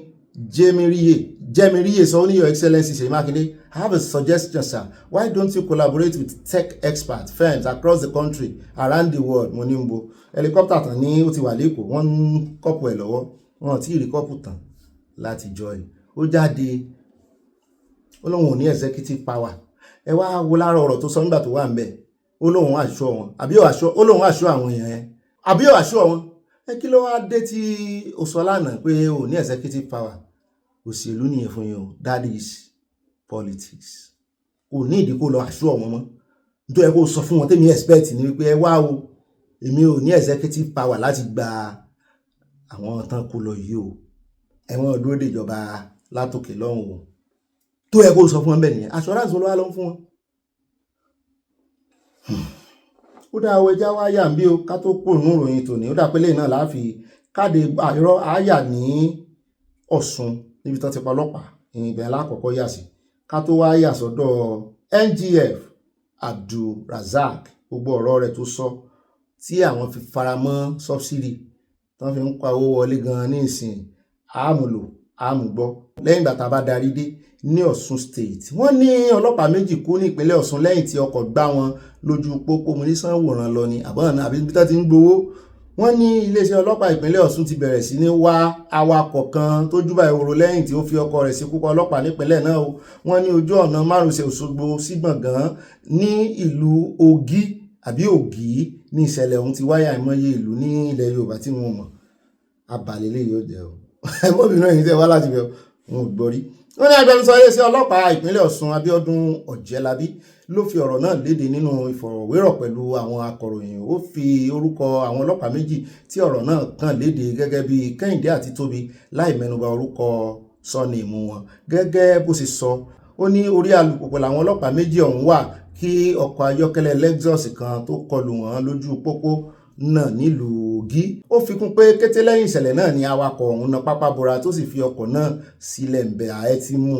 tó fi fọkọ̀ lẹ́ǹbẹ̀ ààyè tí mú àfi tó bá yẹ pé kì í sóhun ló lọkọ̀ ó ti kó bẹ́ẹ̀ tó lọkọ̀ nìyẹn àfi tó bá jẹ́ pé ó lè ní bóyá ó lọ jí ọkọ̀ yẹn. Wọ́n ní alukoro ọlọ́pàá ọ̀hún ṣàlàyé pé ọkọ̀ Lexus kan ló gbá wọn orúkọ àwọn ọlọ́pàá náà ní Kẹ́hìndé àti Tóbi o. Wọ́n ní Ọ̀jẹ́lábí fi kún pé àwọn ti gbé ọkọ̀ Lexus ọ̀hún tó fi mọ́ alùpùpù náà lọ sí àgọ́ àwọn báyìí lẹ́yìn náà ló ní àwọn ti bẹ̀rẹ̀ ìwádìí. Ọlọ́run ó jẹ́ kẹ́ ẹ rí o ẹni tó pààyàn Ọlọ́run ó jẹ́ kẹ́ ẹ rí o bóyá òun náà bóyá ó ṣe mistake ni bóyá ó ti yó ni bóyá àwọn alálùpùpù bóyá sì wọ́n lé láti mú ni bóyá accident ní èmi ò mọ ohun tó lè ṣẹlẹ̀ tó fi wá jẹ́ pàwọn ọlọ́pàá méjì nǹkan kan ní ó ṣẹlẹ̀ láàrin wọn kàn lè dédé mọ́ gun kátàkùkù lọ ó sì rí yàbá wọn nǹkan kan ní ó ṣẹlẹ̀ sẹ́ ẹjá dóde ìwádìí wọn. Àwọn ọmọ Nàìjíríà ti ń sọ wọ́n ní káwọn bọ̀ dá sí wọ́n ní nítorí ègún pọ̀ lórí wọn ègún pọ̀ ló dà ẹni tó bá ṣiṣẹ́ ègún náà lè gún òun èyí tí ó bá ṣiṣẹ́ ègún nù wọn kó mọ́ bẹ̀rù òjòbá náà lọ. Ilé ìlànà àfikáde gbogbo rẹ̀ ńlẹ̀ ẹjá dé ọ̀dọ̀ olórí ẹgbẹ́ NGF àwọn àpapọ̀ àwọn gómìnà Abdulrazak ní Kwara níbi tó ti ganu sí máìkì ó ti ẹ̀ fọwọ́ ara rẹ̀ mú máìkì dání ni pé ẹ̀wọ̀n bò mú dání jìnnìjìnnì ẹrù ó bo àwọn nígbà tí olórí àjọ ọ̀tẹlẹ̀múyẹ́ àti NSA Nuri Badu tó pe àwọn aago òun dún ringiringirin ní China ní kí ló ṣẹlẹ̀ o ṣé nǹkan kan tún ti ṣẹlẹ̀ nílùú ni wọ́n náà ní kó fọkàn ìbalẹ̀ ṣùgbọ́n ọ̀gá pátápátá ló ní kàn sọ fún gẹ́gẹ́ bí olórí gbogbo àwọn kì í ṣe olórí o bí chairman ẹgbẹ́ ni o káwọn sọ wípé bóyá ó ju àwọn gómìnà yòókù lọ o chairman ẹgbẹ́ gómìnà pé àwọn fẹ́ fi tó létí kó bọ̀n pass information sí àwọn gómìnà pátápátá wípé subsidy àwọn fẹ́ yọ nígbà tó kọ́kọ́ wọlé láwọn wò pé kò lè ṣeé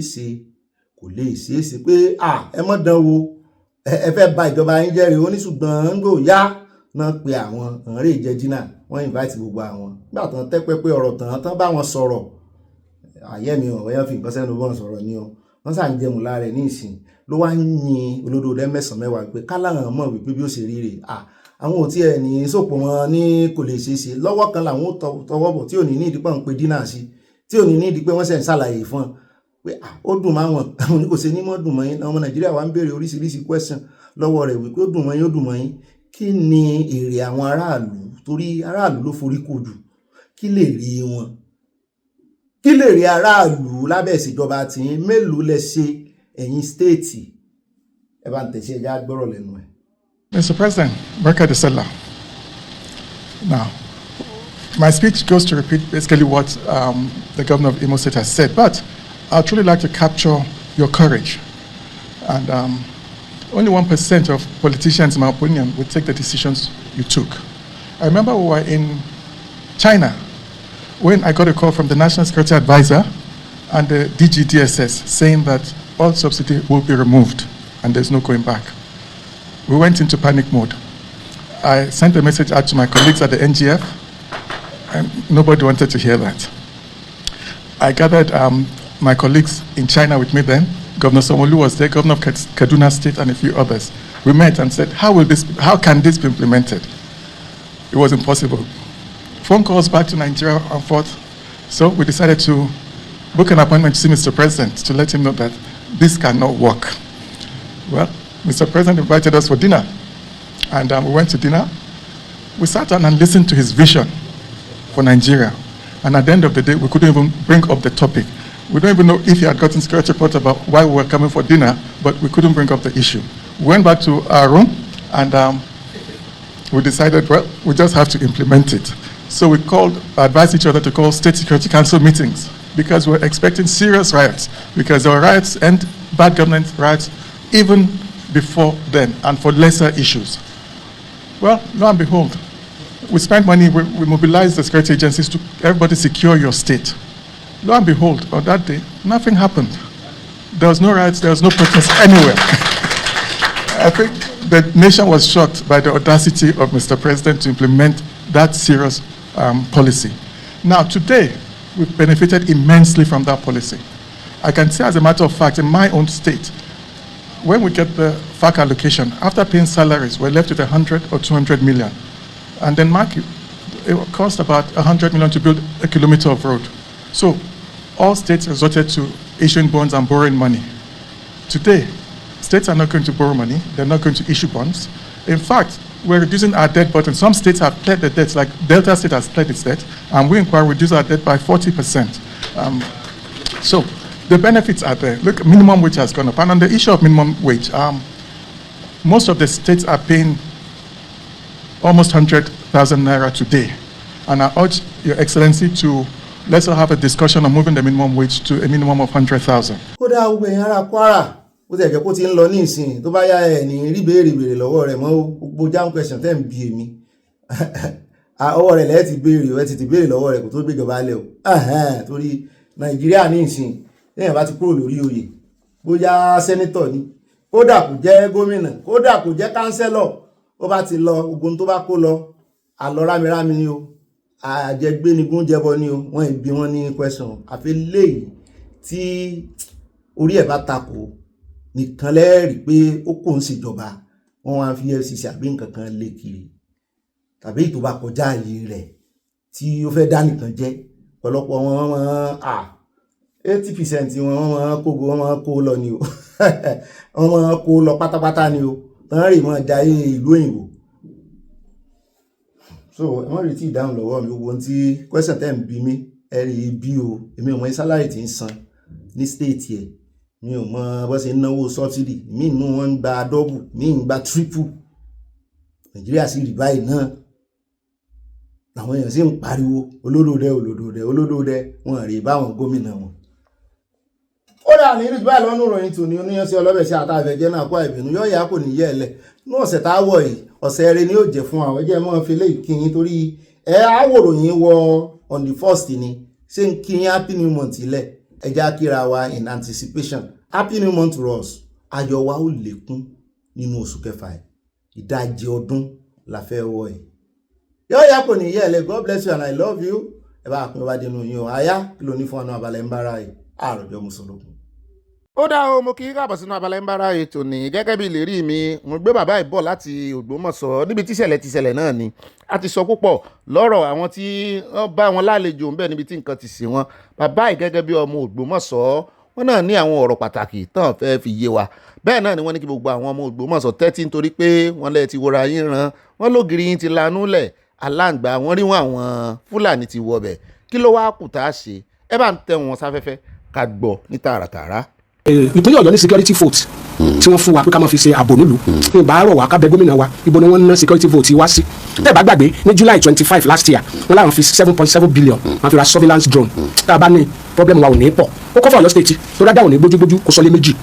ìjọba ìpínlẹ̀ Ọ̀yọ́ ò sì dáadáa tó sẹ́rí kèsì federal government kan lábọ́dọ̀ rí láìlè lórí yẹ ká mú báyìí sẹ́rí oríire local government for example is an insult ó yẹ pé police station yóò kan ló máa wà bẹ́ẹ̀ come what may that place deserve not less than 4 police station kẹwàá tó fún wọn ní èròjà tó ń fi máa jà human resources pé ọlọ́pàá 10 15 20 kò tó ná ní human resources wà lórí rẹ̀ ẹ̀ẹ́kejì wọ́n fi owó dùn wọn fún wọn ní ẹ̀rọ ìjà ìmúnisagbára sẹ́rí for you to fight crime anywhere in the world we are talking of advanced technology you cannot rely on human being to solve most of the terrorism attack it has to be something like robots for example surveillance ó máa get ibi tí wọ́n wà sẹ́rí ọ̀nà pọ̀ tá a fi lè get àwọn ará bíi sẹ́rí nǹkan kan wà tá a ti ṣe mistake l'Ógbómọ̀ṣọ́ yìí mo fẹ́ rọ ìlú yìí o ẹ má bínú sí tí mo fẹ́ sọ yìí o sẹ́rí àti gba Fúlàní láàyè jù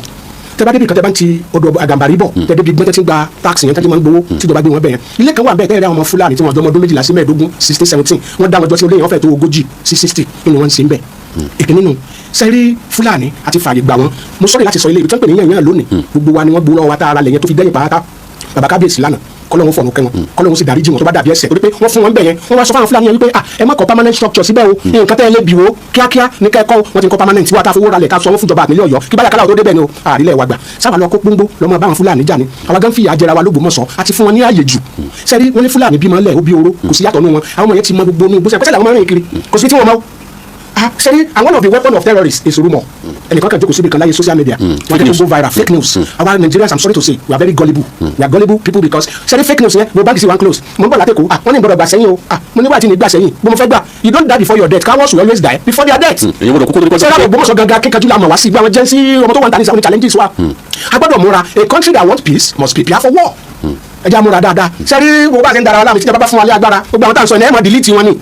ẹ mọ delete wọn ni tẹ bá ń kó wọn lọ sọ́dọ̀ ọlọ́pàá sẹbi judgement we are talking of justice in Nigeria and láti reorganize justice wa our judicial system is awkward tẹ bá kó wọn lọ gan owó tó bọ́m̀bẹ̀ technicalities ni so ẹ ṣe kí àwọn Ògbómọ̀ṣọ́ kan kásìra wa lóṣooṣù ọwọ́ sẹ́rí gómìnà nípínlẹ̀ Ọ̀yọ́ yìí tí wọ́n bá ń gbọ́ mi inú mi ó dùn lórí ètò ààbò wọn àti dáadáa tó lẹ́yìn àwọn máa ń bẹ̀rù tọ̀ lẹ́yìn bó fi yàtọ̀ sí wa àwọn máa ń bẹ̀rù kó ká lóde l'Ógbómọ̀ṣọ́ bàtà wà ń dúró sẹ́bà bàbá wọn máa ń lè wọ́n sì lógun òjàjà àkókò Ògbómọ̀ṣọ́ àti ní challenges nílùú ẹ̀mọ́ challenges I'm sorry to say this too I don't want to be immodest religion ti gbagbo agbára lọ́wọ́ wa àwọn people yẹn wá wọn ní agbára tiwa nù pé bíbélì nǹkan ká máa gbé lọ àwọn I don't want to discuss religion àwọn òyìnbó gbé ẹ̀sìn wa wọ́n ká da gbogbo agbára wa ní Israel ní ṣe lágbára tó àwọn ibẹ̀ náà ti bẹ́ẹ̀ wà even the Bible favour the Jews more than us sẹ́rí wọ́n ní agbára débi wípé kìsì àdúrà nìkan láwọn àgbà l'Ógbómọ̀ṣọ́ agbọ́dọ̀ dira ogun ẹ̀rí fún àwọn Israeli jáde tó ogun wọn jáde lọ tán sẹ́yìn pé ọ̀tá gbẹ̀yìn wa wọ́n fi pé kíníkan nínú army line guard tàbá wa quarters wa kan bọ́dọ̀ wà duty na wa quarters our women must be protected Israel was not protected when their soldiers went to war wọ́n á gbẹ̀yìn wọ́n capture gbogbo wọn sẹ́rí Ògbómọ̀ṣọ́ yìí agbọ́dọ̀ múra àwọn kan wà táwọn bàbá wa máa ń ṣe tí wọ́n tán lè mọ̀ sí tó bẹ́ẹ̀ pé ẹni máa ṣe wá náà bí wọ́n lẹ̀ ní wọn ò sì ní lé lọ wọ́n àti ẹni máa da agbára yẹn nù kí ló dé. bẹ̀rù agbára tí àwọn terrorists níjù agbésùnmọ̀mí níjù ni kí wọ́n máa fún wa ní ìròyìn tí ò ní túmọ̀ ìròyìn tẹ́ gbọ́tẹ́ sì máa sọ sára kí ló ń jẹ́ bẹ́ẹ̀. àwọn ọmọ òkèlè ni mo fẹ́ ní létí 1979 wọ́n fẹ́ àwọn àǹsí pàṣẹ ìjẹ̀tún kọ́tù òkèlè ni ọmọ wọ́n lọ lálàgbò bàbá mi wọ́n láwọn ní ká máa sálọmọ́níà òkèlè ni mí kí n tiẹ̀ tó sá ní ọkọ̀ yẹn ti lé mi ná. sẹ́rí ayé tá a wáyé 26th century yìí whatever century we are ẹ jẹ́ ká gbẹ́sìn sẹ́gbẹ́ kan let's protect our life. sẹ́gbẹ́ àwọn tó lọ sóòrù yẹn mo fẹ́ rọ̀ wọ́n kí wọ́n fi sóòrù yẹn sílẹ̀ náà ó lè mọ̀ yé wọn débẹ̀ sẹ́rí wọ́ọ̀ tó difficult láyé onígbòrí lawọ èyẹ wa gbádá ó dẹ̀ ní AK-47 dé wọn á tún wá rọ̀jọba gbogbo àwọn kọ́pàsì wa yẹn Israeli kò sẹ́ni tí ò lè yìnbọn kò sọmọ Israeli kan tí o mọ̀ bá yìn ẹ̀rẹ̀ ni wọn lóòtẹ́ẹ̀lì tábà lọ pilgrimage gan wọ́n interview wa láwọn obìnrin kékèké pretty girls dem interview ọ̀sán fẹ́ mọ bóyá àwa dá wà lálẹ́ nǹkan fi wọn ni àbákẹ́wà fún pilgrimage so ẹ̀ka wọn tá a bá lè ṣe ẹ̀ka múra wa kásìra lọ́sùsù ọwọ́ nílùú Ògbómọ̀ṣọ́ ẹ̀ka gbé ẹ̀sìn yẹn kákọ́ sọ síbi kan náà káwa mú tó ara wa gbogbo sọ́ọ̀tù tí wọ́n ń ṣe tó máa parí mọ́tò gbogbo sọ́ọ̀tù tí wọ́n ń ṣe tó máa parí mọ́tò gbogbo yóò necessary o. àdúrà nìkan lẹ́nu àwọn Israeli náà gbàdúrà àdúrà kan ló lè ṣe o a gbọ́dọ̀ múra gidi gan yín prayer has nothing to do with warfare I am a soldier I served 35 years ọdún márùnlélógójì ni mo lò kì í ṣe àwọn tó ń gbàdúrà gẹ́gẹ́ bí bíbélì ló máa ṣe fún àwọn ayékèwé wọn wà lẹ̀ ẹ̀ tó ṣe shooting assembly táwọn tó bá fẹ́ jẹun gbàgbà lẹ́ni ní máa strike ẹ̀ tó gbóúnjẹ lẹ̀ ẹ̀ tó protect life yín ẹwà nù trench ẹ̀ tó wà lẹ́gbẹ̀yìn sójà wà lẹ́gbẹ̀yìn ó ṣubú ó kú síbẹ̀ tí wọ́n máa gbàdúrà abẹ́ lo ìbẹ̀yìn dáadáa tó pé ìbẹ̀yìn gẹ́gẹ́ tó bá dé stage kan tó bá gbóná tán ẹ̀ fi tó wẹ̀ sínú omi ẹ̀ mọ̀ fi gbàgbọ́ mú ọlọ́mọdé arógbó ẹ̀ ká múra wa lóṣù sọ̀rọ̀ ẹ̀ ká fi sẹ́dáwọ̀ lóṣèlú wa mo fẹ́ rọ̀ wọ́n gbogbo pẹ́ lọ ṣe fisiti oríire torí mo gbọ́ pé àwọn àbúrò mi wọ́n lọ fisiti oríire kò ẹ má fisiti oríire ẹ kọ́ police station mẹ́ta síbẹ̀ as a matter of emergency kẹwàá kọlọ́pàá lọ bẹ̀ kí pẹ́ kọlọ́pàá sọ́dọ̀ fapẹ́tẹ̀ nìkan kẹ́kẹ́ máa gba wọ́wọ́ náà lójú títì àwọn kan ní mọ́ndà láàmú jẹ́ ká sọ̀tọ̀rọ̀ tó pé wọn tọ́jú ọlọ́pàá lórílẹ̀‐èdè yìí I work with Chicago police mo sọ wẹ́ẹ̀rí ATM la fi máa ń repo ìjọba fún wa ní ATM á dẹ̀ tẹ́kì gbogbo sidomita lórí mọ́tò ìjọba wọ́n fẹ́ fún wa ní káàdì á dẹ̀ ra epo kí sọlọ́pàá tiwọn yóò ṣe máa wá owó tó fi repo sí mọ́tò tẹ́ bá lọ sọ́wọ́ dẹ́yìn tẹ́ bá rìpọ́tì crime wọ́n á sọ fún yín pé àwọn ò lépo ẹ̀yin máa fẹ́ gbé criminal lọ sí or let's say suspect lọ sí abolongo lọ́yọ̀ wọn á ní kẹ́ mú owó wá ẹ̀yin ní complainant ẹ̀yin lẹ́tọ̀ sanwó tó fi máa tó fi prosecute wọn irú orílẹ̀-èdè wò lélẹ̀ kí ìjọba gómìnà ìpínlẹ̀ Ọ̀yọ́ disappoint mi o personally because wọn àṣẹ tó yẹ wọn ṣe wọn kan wà tó ń pè ní ìjọba and I will say you today wọn pè ní kan ní GO wọn pè ní general order gbogbo àwọn pamsec tó wà ní ìpínlẹ̀ Ọ̀yọ́ pátá àtàwọn career officer tó wà ní government àti state wọn tí mo sọ wọn pè ní general order gómìnà méjì péré ló ti tẹ̀lé rí nípìnlẹ̀ yìí number 1 Láàmù ó tẹ̀lé general order yẹn bẹ́ẹ̀ sì máa ṣètò ìjọba sẹ́wárí kìíní ìdáadáa tó tẹ̀lé general order tá à ń sọ yìí ó ní bàbá senator Ládọjà ọlọ́jà bàbá yóò pẹ́ láyé àwọn yẹn sì dáadáa senator wa bẹ́ẹ̀ nísìn kò tẹ̀ wá follow anything I'm sorry to say this we are sitting on a keg of a gunpowder ní ìjọba kankan pẹ̀lú Ọ̀yọ́ the House of Assembly lọ́yọ̀ báyìí ó ti rọ́bìsì wọn gbàmí tí bàbá yẹn tí ọmọ kékeré yẹn bá ṣẹ̀ báyìí oṣù kọ́lé mọ̀dé kọlu rẹ̀ láti wait to govern our state ẹ ká sọ fún gómìnà pẹ̀lú Ọ̀yọ́ kó ràn wá lọ́wọ́ security vote wa ibo ni wọ́n ń kó sí ẹnu afáràlú build more police station equip them you can do that ibà mo ti Lagos state ṣe wọ́n ṣe security trust fund ní pé àwọn tó lámì lákàtà ló lọ ní society wọ́n kò wọ́n lẹ̀ báwọn kan ṣe pé wọ́n da mọ́tò lamẹ́ríkà tẹ́fí gbọ́ àwọn lọ léwe ọmọ tálíkà wọ́n gbé lọ léwe láàárọ̀ wọ́n tó kọ́ wọn dé lọ́sàn the governor of Oyo state can come to the rescue we can't wait for the federal government. yóò sì dáa fún bàbá yìí dáadáa so Lagos State Security Trust Fund àwọn ìlú mọ̀ká àwọn èèyàn jankan philanthropists wọ́n máa ń gbówó lẹ̀ wọ́n ti bẹ̀rẹ̀ operation látàná wọ́n tiẹ̀ ti ń ṣe é ti pẹ́ ṣùgbọ́n wọ́n bẹ̀rẹ̀ kan lẹ́nu lọ́lọ́ yìí àwọn pilot wọn náà lẹ̀ ń wò yìí surveillance pẹ̀lú kí ló kọ rẹ̀ helicopter mo ní ọba tiẹ̀ wà mọ́ lo kinní náà mọ́ drone ṣùgbọ́n helicopter náà ń lò so àwọn owó yẹn jankan ní kówó yẹn lẹ̀ ìjọba wa fi kún ọ̀rọ̀ ńlá ni bàbá ìsọ̀ o èèyàn lásìpọ̀ lọ́yọ̀ọ́. Like we said a few months ago, it was very clear that we're not here to frighten anyone. We're here to encourage Lagosians to be fully ready and support us in this move to keep Lagos safe. It's a message of hope. It's a message of comfort. It's a message of encouragement. It's a message of assurance that you have a leader, a caring leader, that security is paramount to his heart. When it comes to security, there's no hiding place for criminals. And with this, we know that criminals will be figured out from any corner they may be hiding.